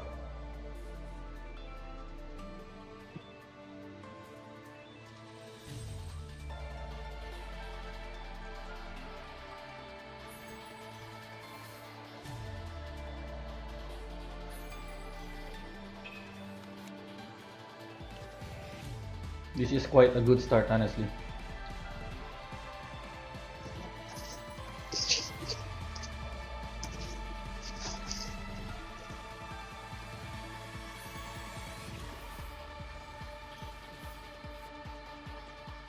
Okay, he got Lieben. Let's see if can get Wagner. Okay, it's another Lieben. I mean double doing a double even that's also fine.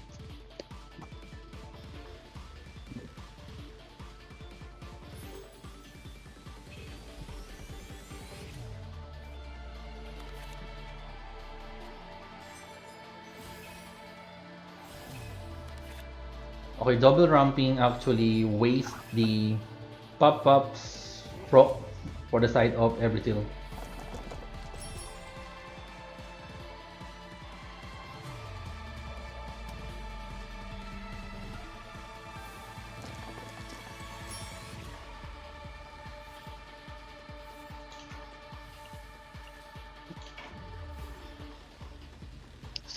The two pop-ups procs actually uh, to say that actually good for managing the breakpoints, but yeah, it was wasted because leoric decided to ramp with double even and the leeway resonance, which is actually good for them.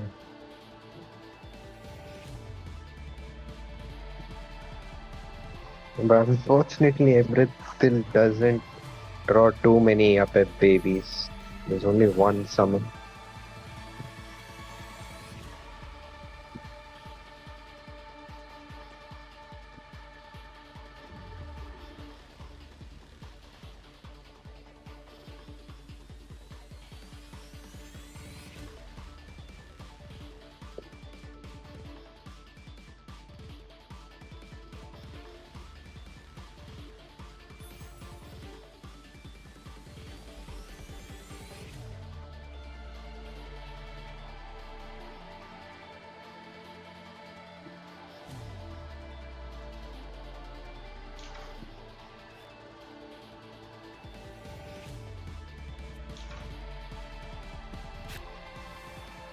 Leoric with the wrong weapon again. Well, since you asked so nicely.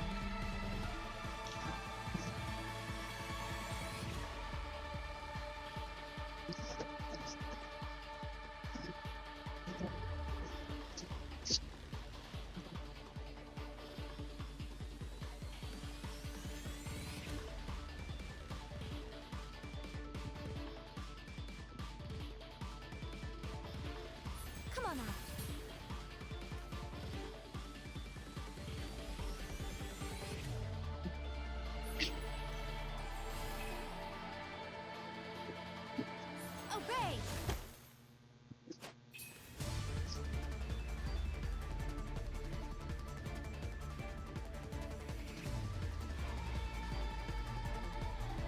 Besides to play the Lithic Sphere, so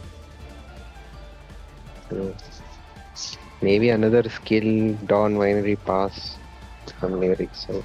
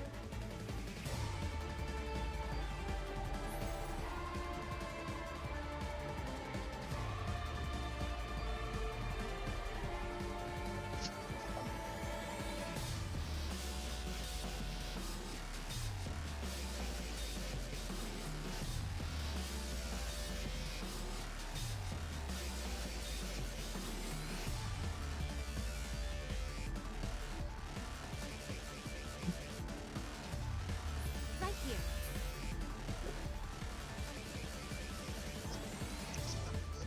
second AI skill. I think maybe play Maiden on Pep and end the round.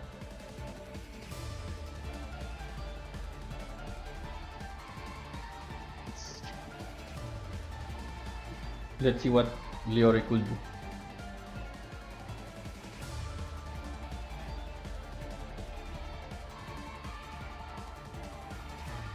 So basically, Ebrithil needs to draw Kindred for the next round and try to awaken Apep.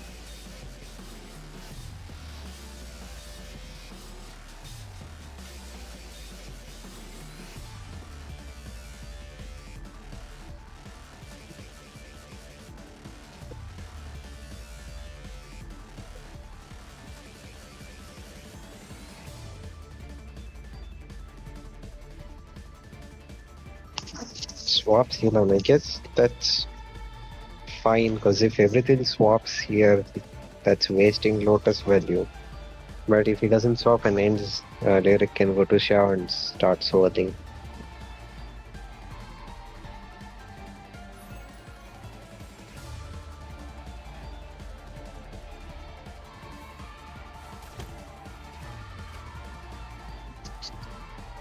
That way he can also avoid taking too much damage on the character where he will end.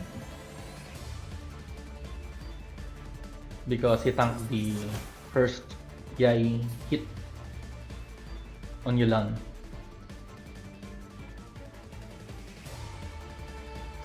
Yeah, there is also that.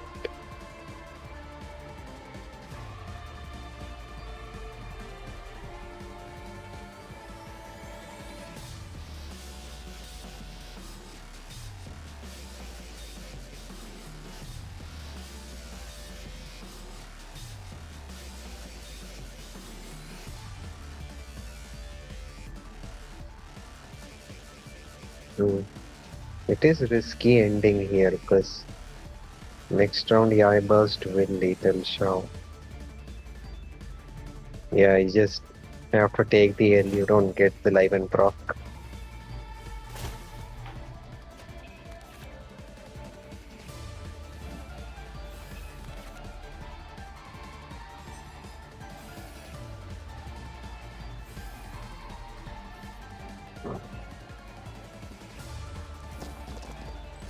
Okay, we're definitely low rolling Kindred here.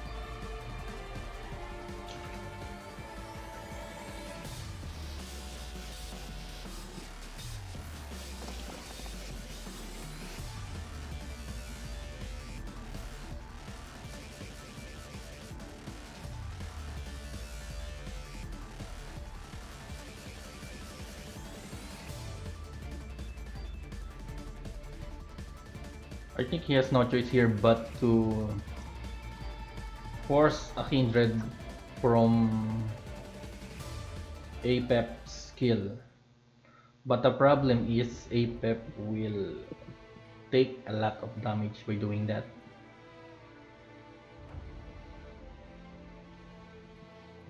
Alternatively, he can like try to draw using Serpent skill, but there's also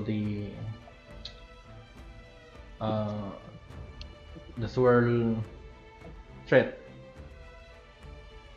Although I think we want to use Shenha's skill first before swirling, right? Yeah, it's probably a Shanna skill. But with that one stack of APEP and one kindred on hand, I'm gonna go to a pet here. it's really Like with the hard.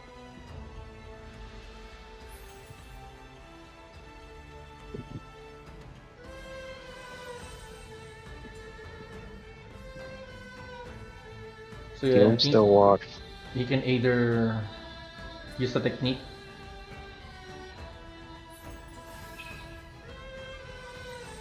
and try to draw a kindred.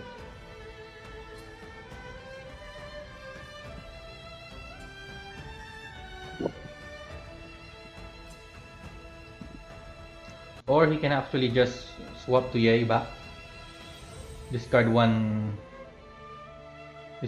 and then what?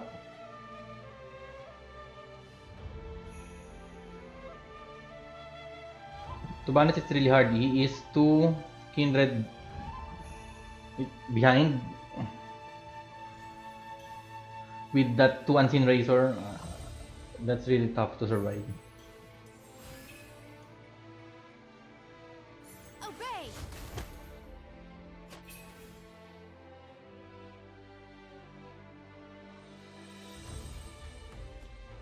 Mm. Ebrithil is not careful here. Leoric can fast swap King Square and Yalan skill. Also, the fact that there's also down binary on Leoric side.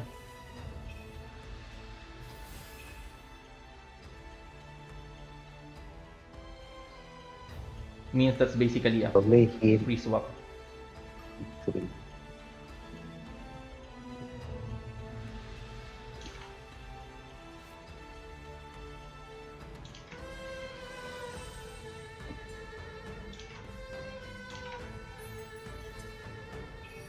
goes for the heal 3.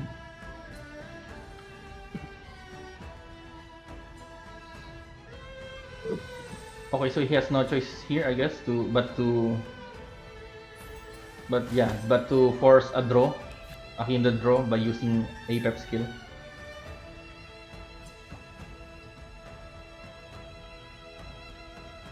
Because at this point we're really behind of kindred summons.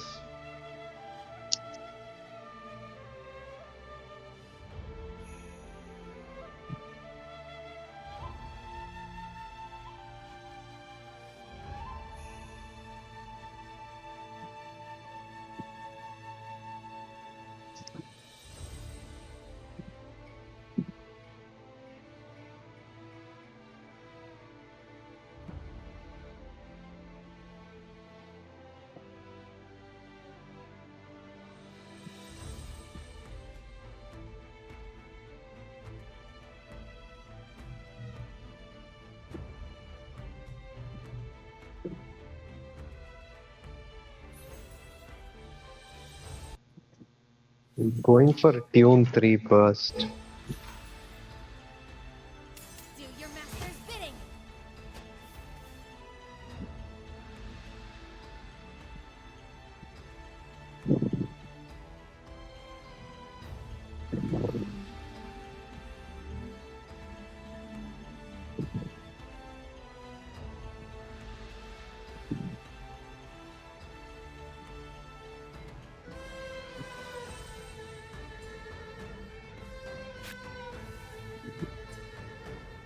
Swaps to Yai.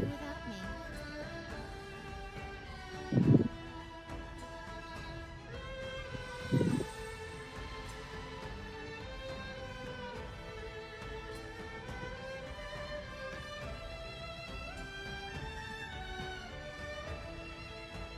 Nothing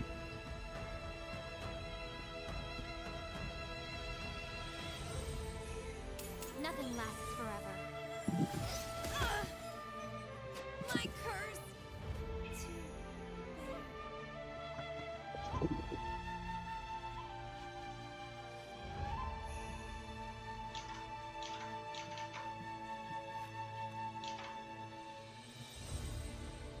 Okay, that's actually a high value burst because now leoric doesn't have a weapon to use Unseen Razor on.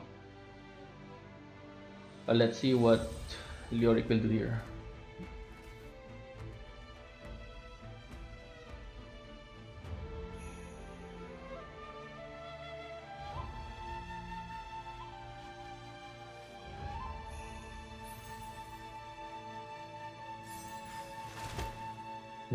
Going for the Hydro in still not proccing the life end.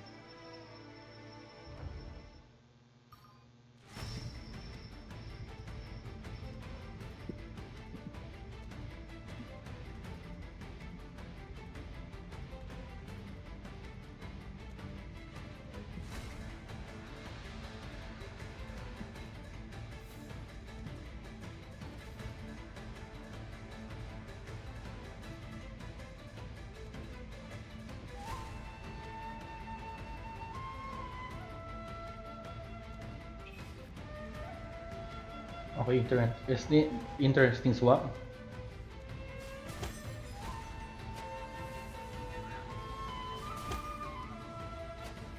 Okay, so suppose Ebrithil draw a kindred,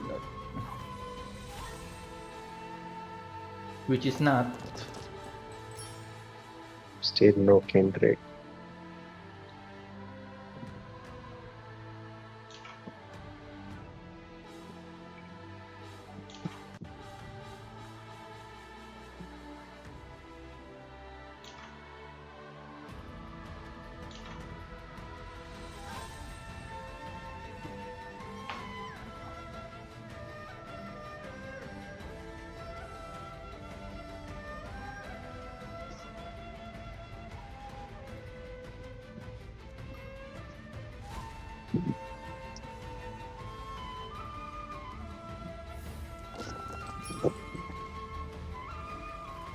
Everything doesn't really have a way of drawing here unless you try to get it with the Scorpion skill.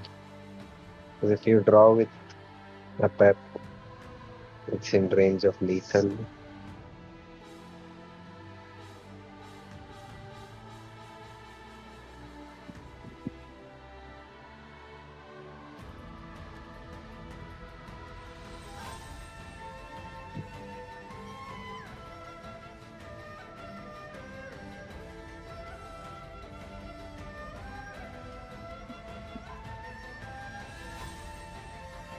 This is actually a massive low roll because imagine you have the APEP talent on with that extra kindreds and still doesn't able to draw.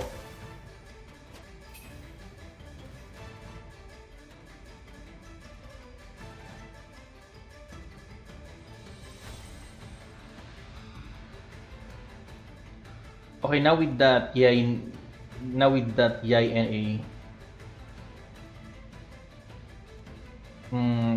Xiao is actually on a little range of Serpent elemental skill. Useless. The fun is over.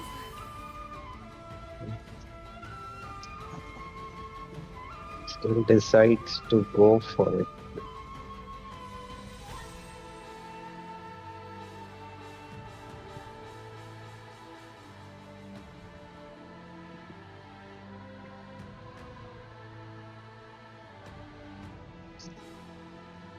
What do you think? I will honestly go Serpent here.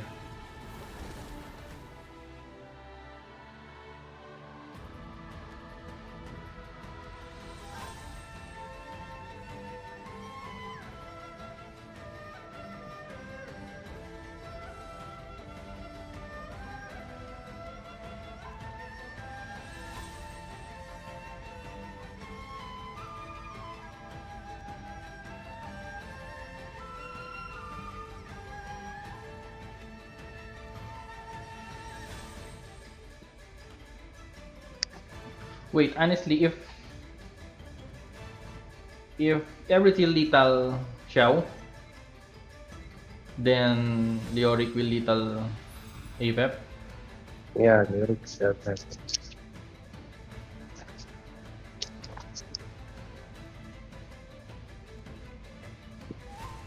Then again, Ebrithil can still do one elemental skill, right? Then the end summon from APEP can kill Yelan. If I'm But counting it how are correctly. you? Okay, yeah, you. Oh, right. That is. Hmm.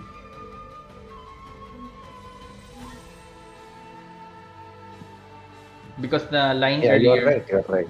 the line with Serpent earlier is to lethal siya with Serpent, then try to survive using Serpent, then kill Yelan using APEP next round. But with this line, actually the game could end this round.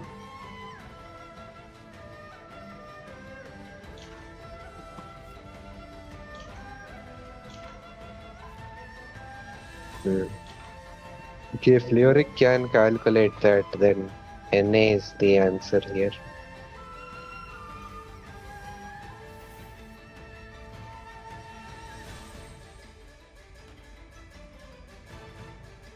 Yeah, it seems like multiple games are being decided by NA. Right, no. I don't think even NA solves anything because you still play a FEP summon. It does 4 damage on face. Ah, yeah, right. Right. Yeah, this is an Ebrithil win. So Ebrithil actually managed to turn around the game, even with that crazy low rolling.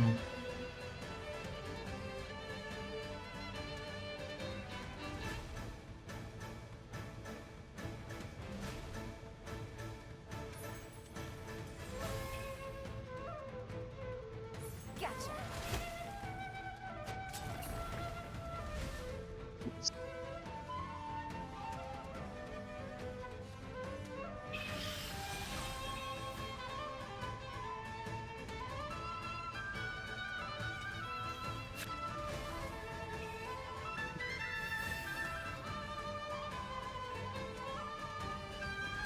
Yeah, tune 2 and skill.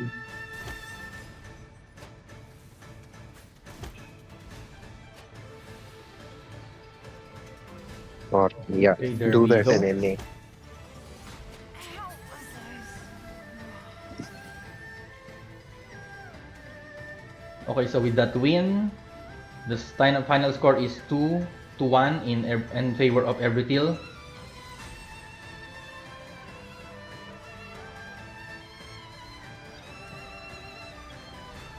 Okay, that also make the score of AAA 3-1 of top.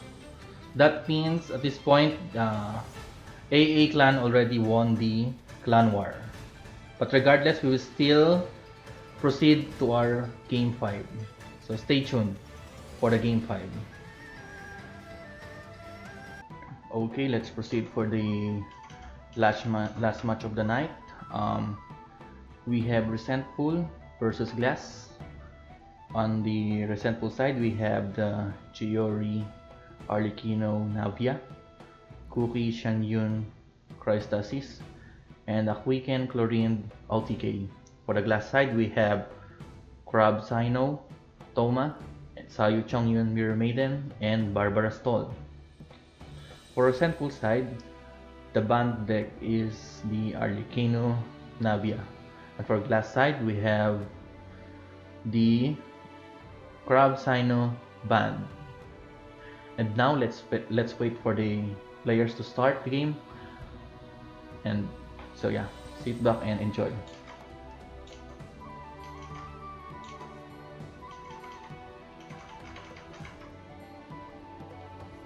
Benny's adventure team, assemble! Or not.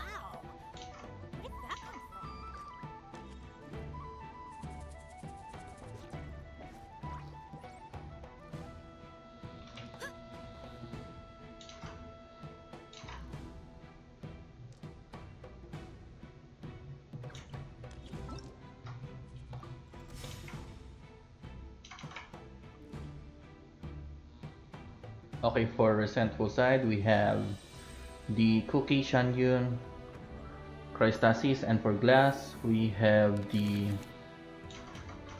Barbara Stall.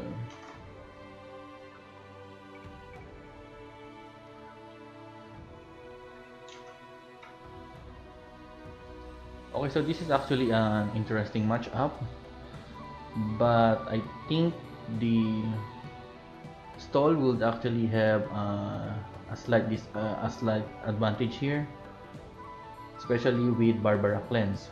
But let's see what would happen.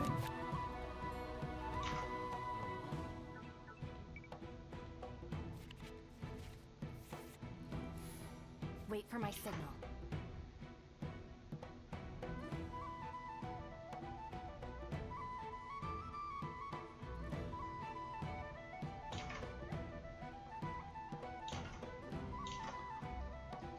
Okay, so the thing with the Cookie aggro build is it has a lot of early pressure but less sustain. And yeah, let's see if it can last the rounds with stall.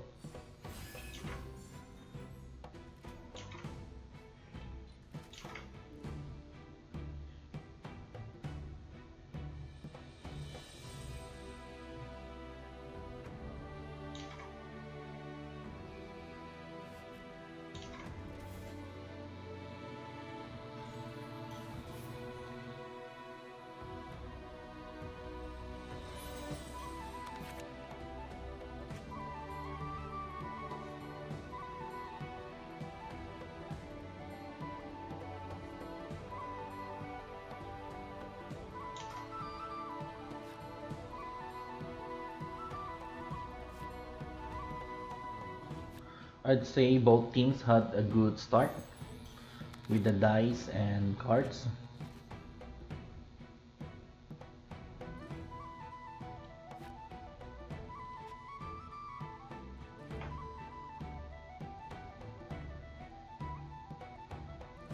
Also with the changing shifts, Resentful managed to use a few action cards before using the skill.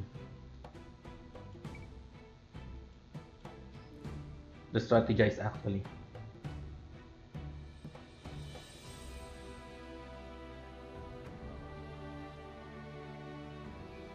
Dissipate.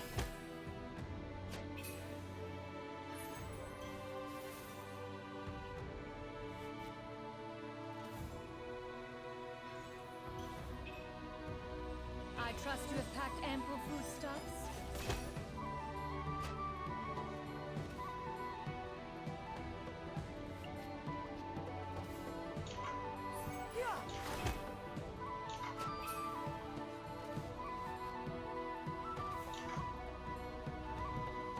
Okay, with that swap stalling, Glass managed to dodge the first whirl. And like I said earlier,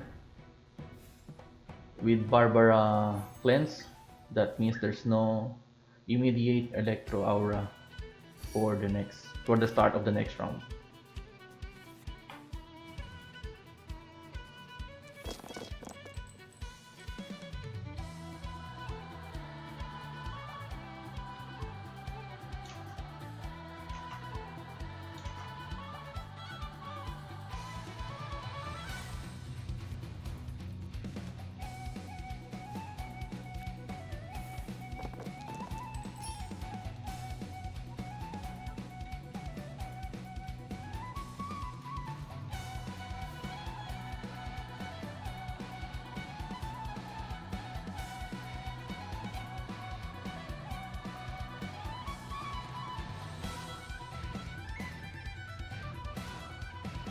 Let's see what Resentful gonna do this round to apply pressure against Glass, because as much as stall deck works, the longer the game, the less chance you win.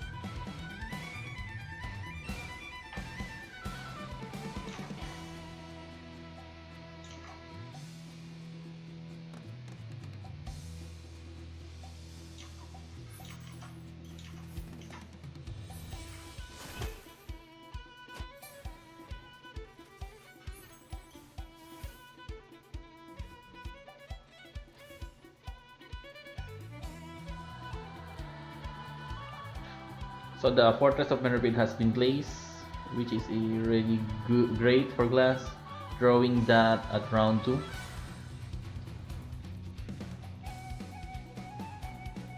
It could actually pose a threat later when the Resentful needs to activate a specific event card, action card, and will be just negated by the Mermaid's effect.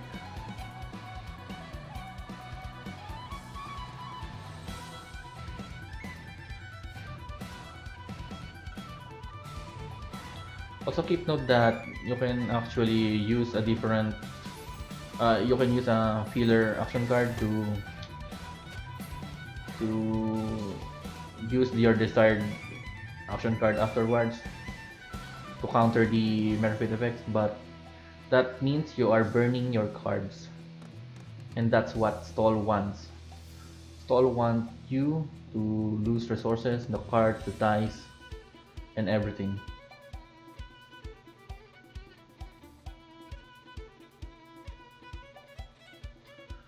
With glass swap stalling, yeah, she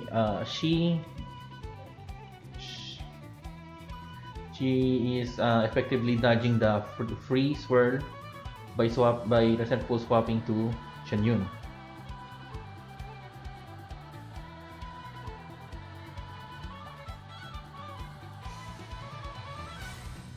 Wait for my signal.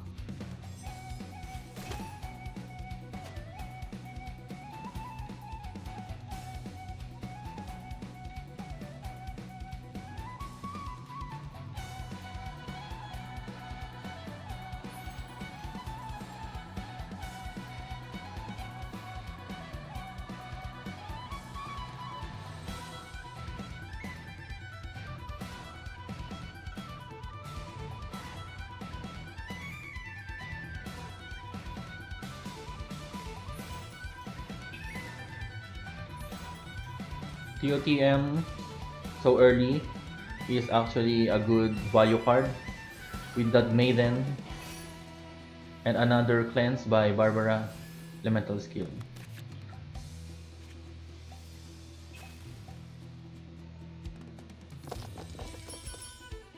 Let's see how Resentful will respond this round.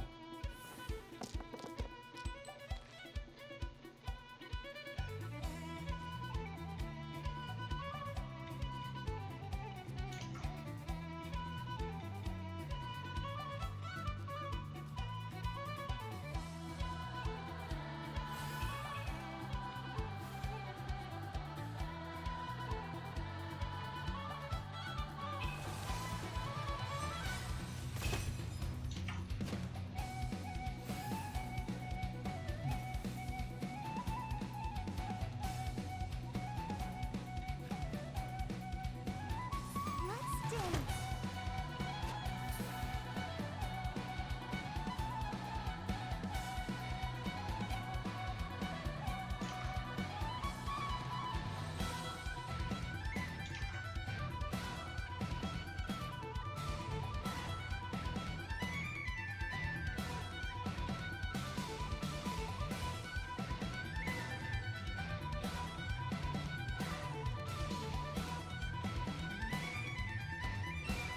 Now Resentful is probably thinking if he will go for a burst or a free swirl from Chenyun.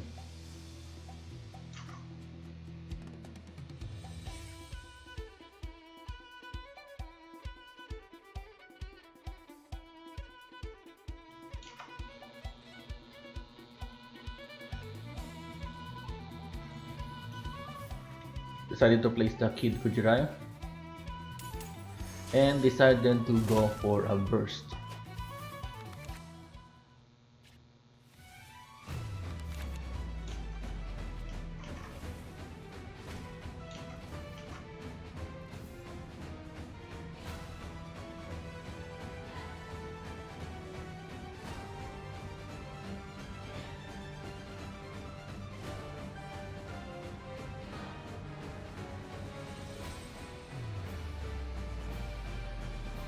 My contraptions are calibrated. We may now depart. Alright, coming in for the first swirl of the game.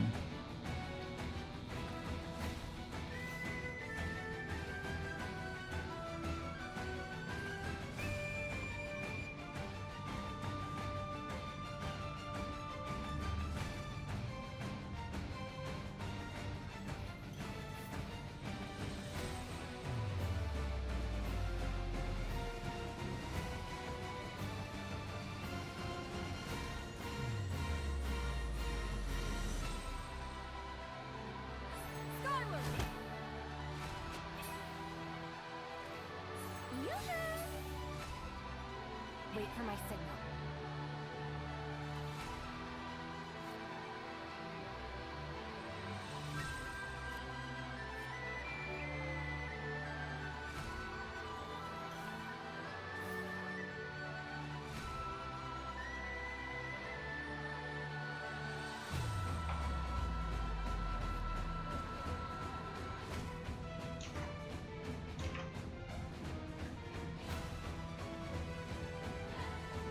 Okay, so Resentful should equip the GTR, otherwise they would overdraw.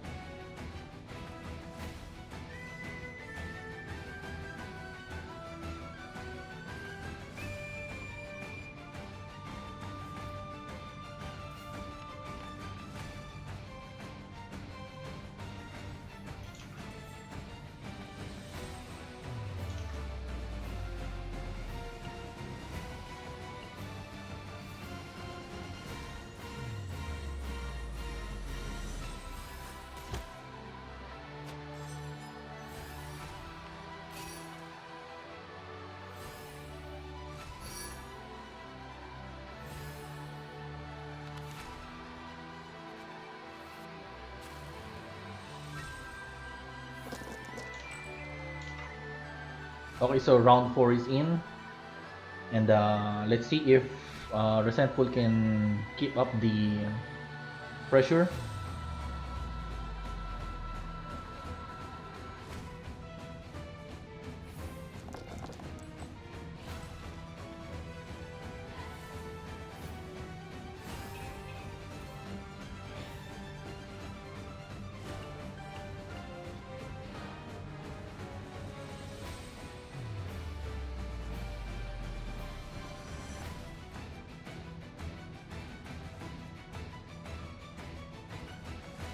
Stand with me. Okay, so with the Cookie Elemental skill recast, now she had burst threat. Not now.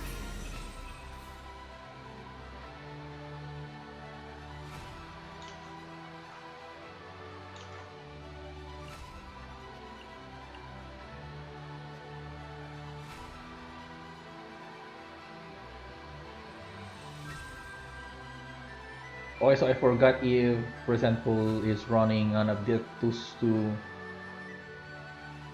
actually had burst threat, but see let's see what he will do from this.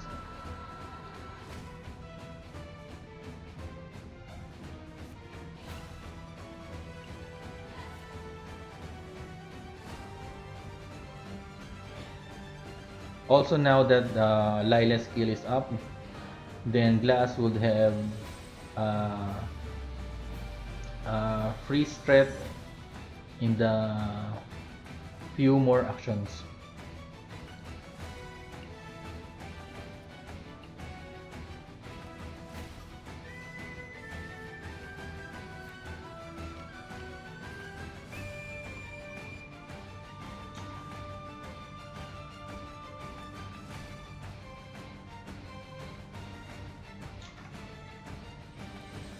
Time is ticking for Resentful. Gotta make a move. Wait, did it actually lost the time?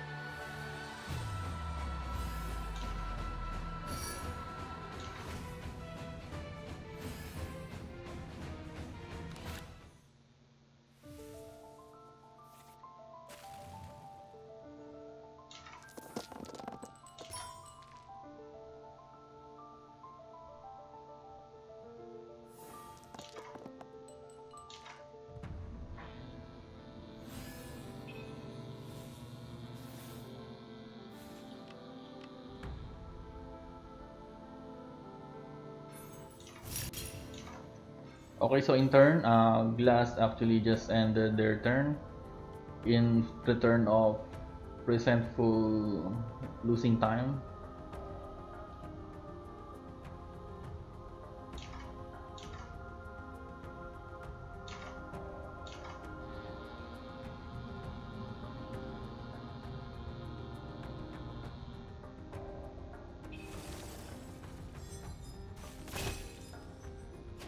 So basically, Glass decided to just end two as a part of her sportsmanship toward Resentful.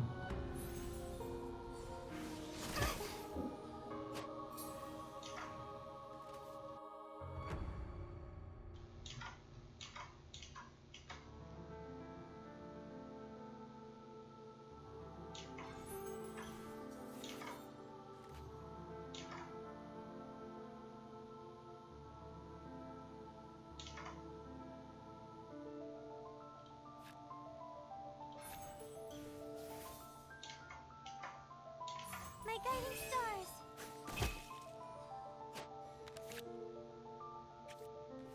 Okay, so there goes the freeze. And Resentful concede.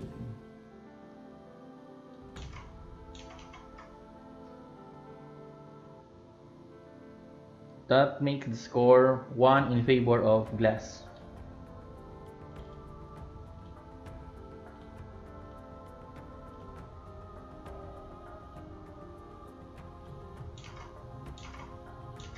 Okay, so let's wait for the next game.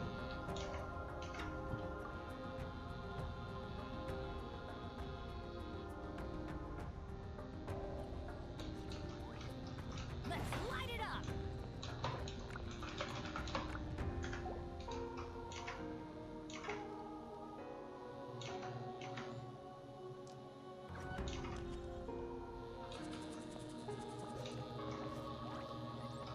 Oh, wow.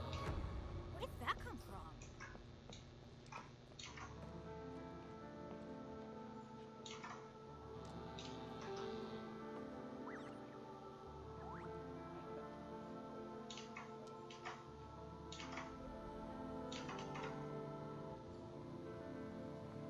Okay, so basically Glass down to the Chongyun deck.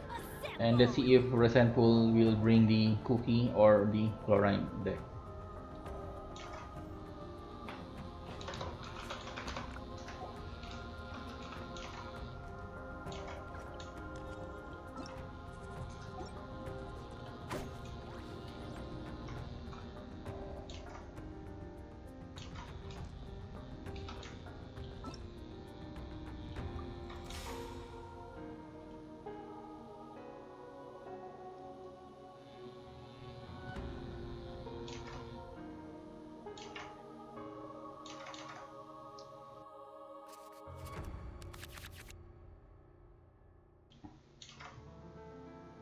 And here we go with Sayu Chongyun versus Quicken Chlorine.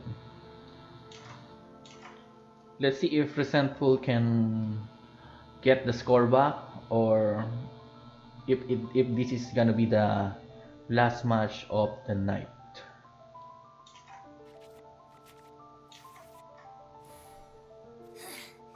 The insolent shall be punished.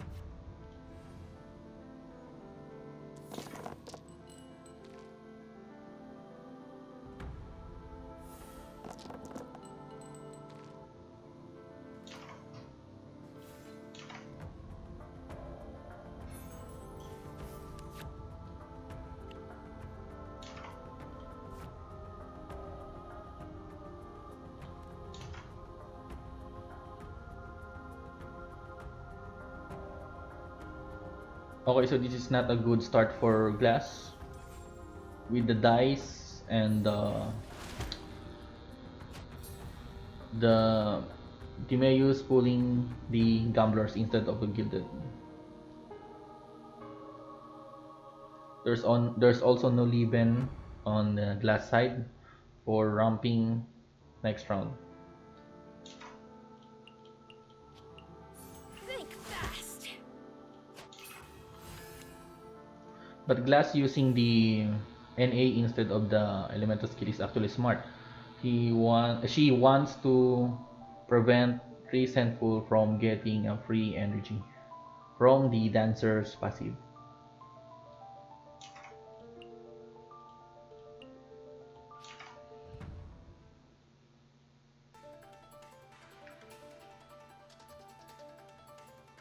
Okay, so let's see what Glass gonna do about the 3 Lieben Perfect dice. Okay, so she decided to tune and go for the skill. And now that triggers the free energy for the dancer, for Resentful's dancer.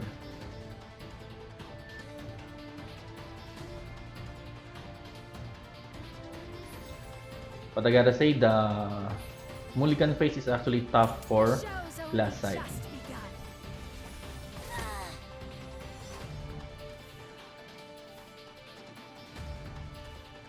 Okay, so Resentful goes for the Dancer Burst and probably will catch the 2 dice using Lieben.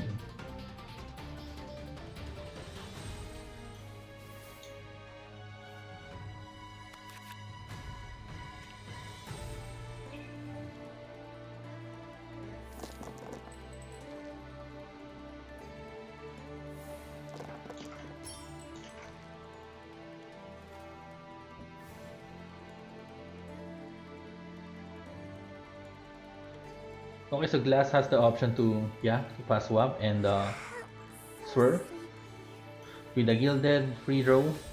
Let's see what she gonna get.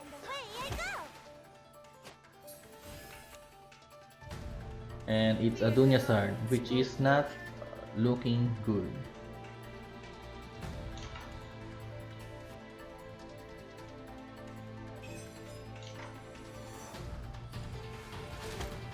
But good thing about the swirl is now the Orion and the Alahitam both carries of Resentful has the Hydro Aura, and means Glass has the freeze threat later on.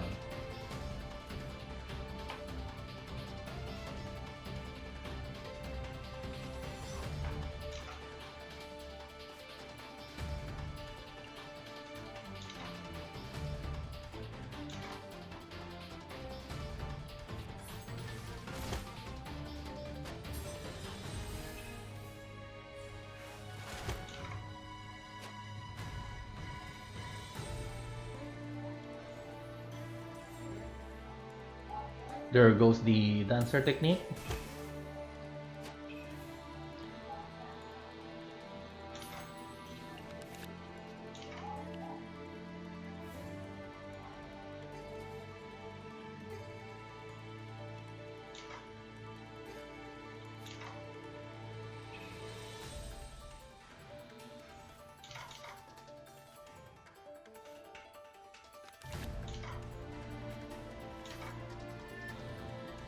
Okay, so that ancient courtyard timing is actually good after the draw, the YGS draw.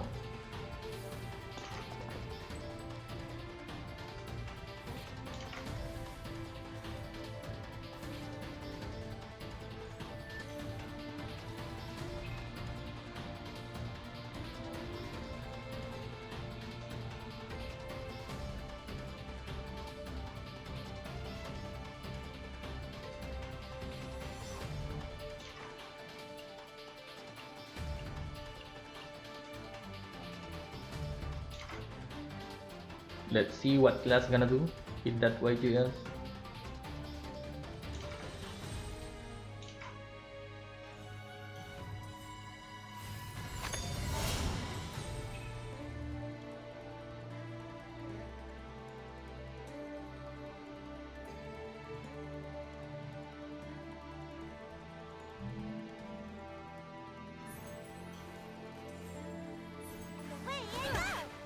Okay, so with that YGS, World Gravestone, the dancer is lethal, and now Chloride is also on the lethal range.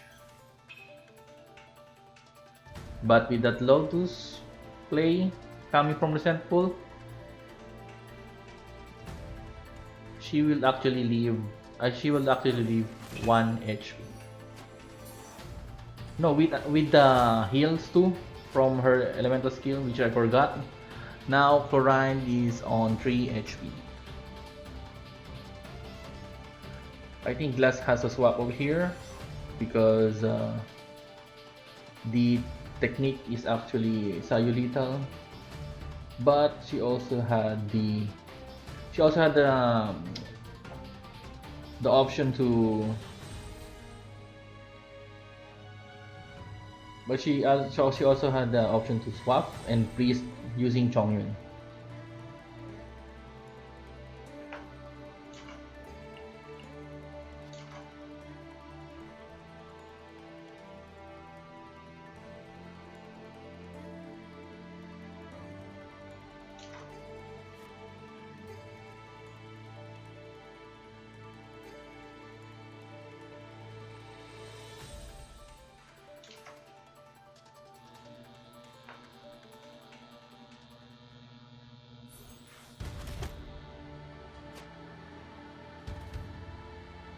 Okay, so Glass decided to sacrifice Sayu here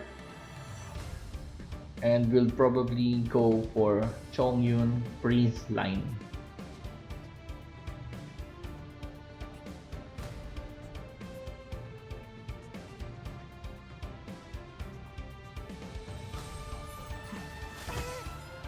There goes Sayu down.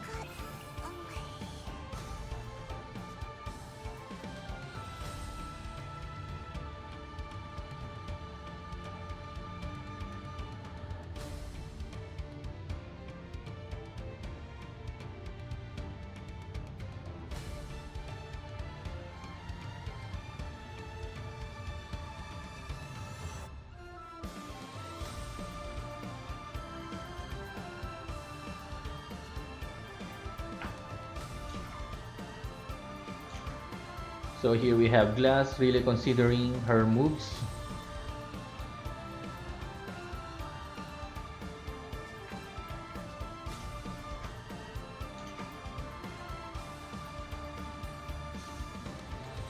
Time is ticking.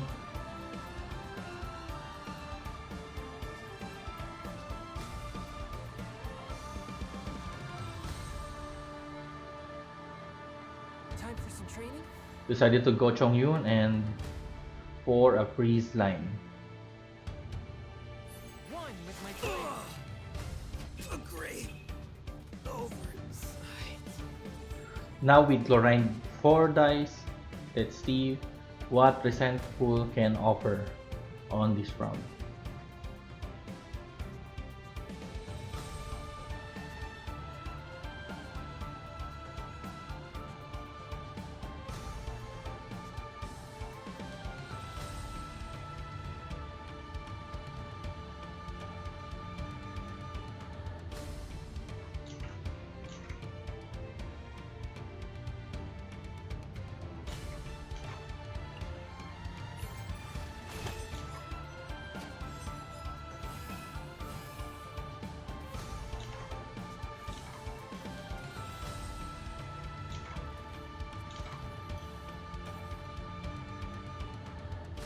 Dice ending with 0 dice, and now the turn is for Resentful. Let's see if he can make it through.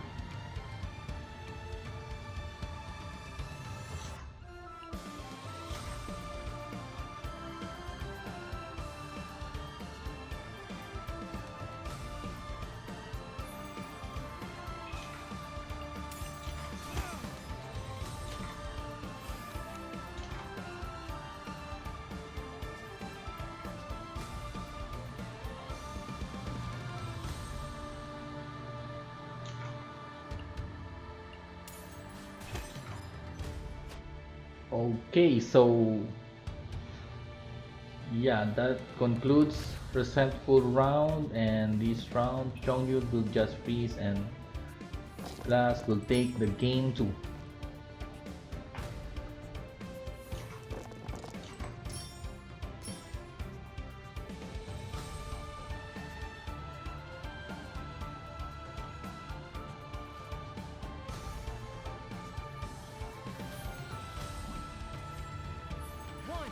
There goes the Chongyun skill. Victor. And with that, glass 1-2-0.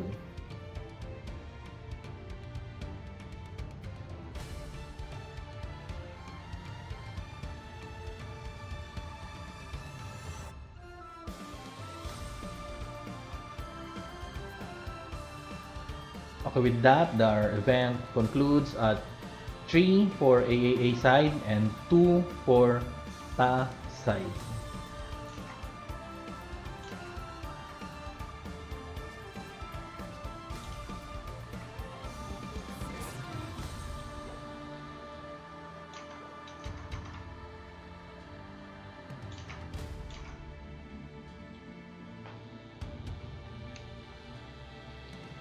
Okay, so with that, our special tournament has been concluded, with AAA winning over Ta. I'd like to thank both clans, our co-caster Jetnad, our tournament officials, and of course the viewers. Thanks for the support. So let's wrap it up and subscribe for more TCG content. Bye bye!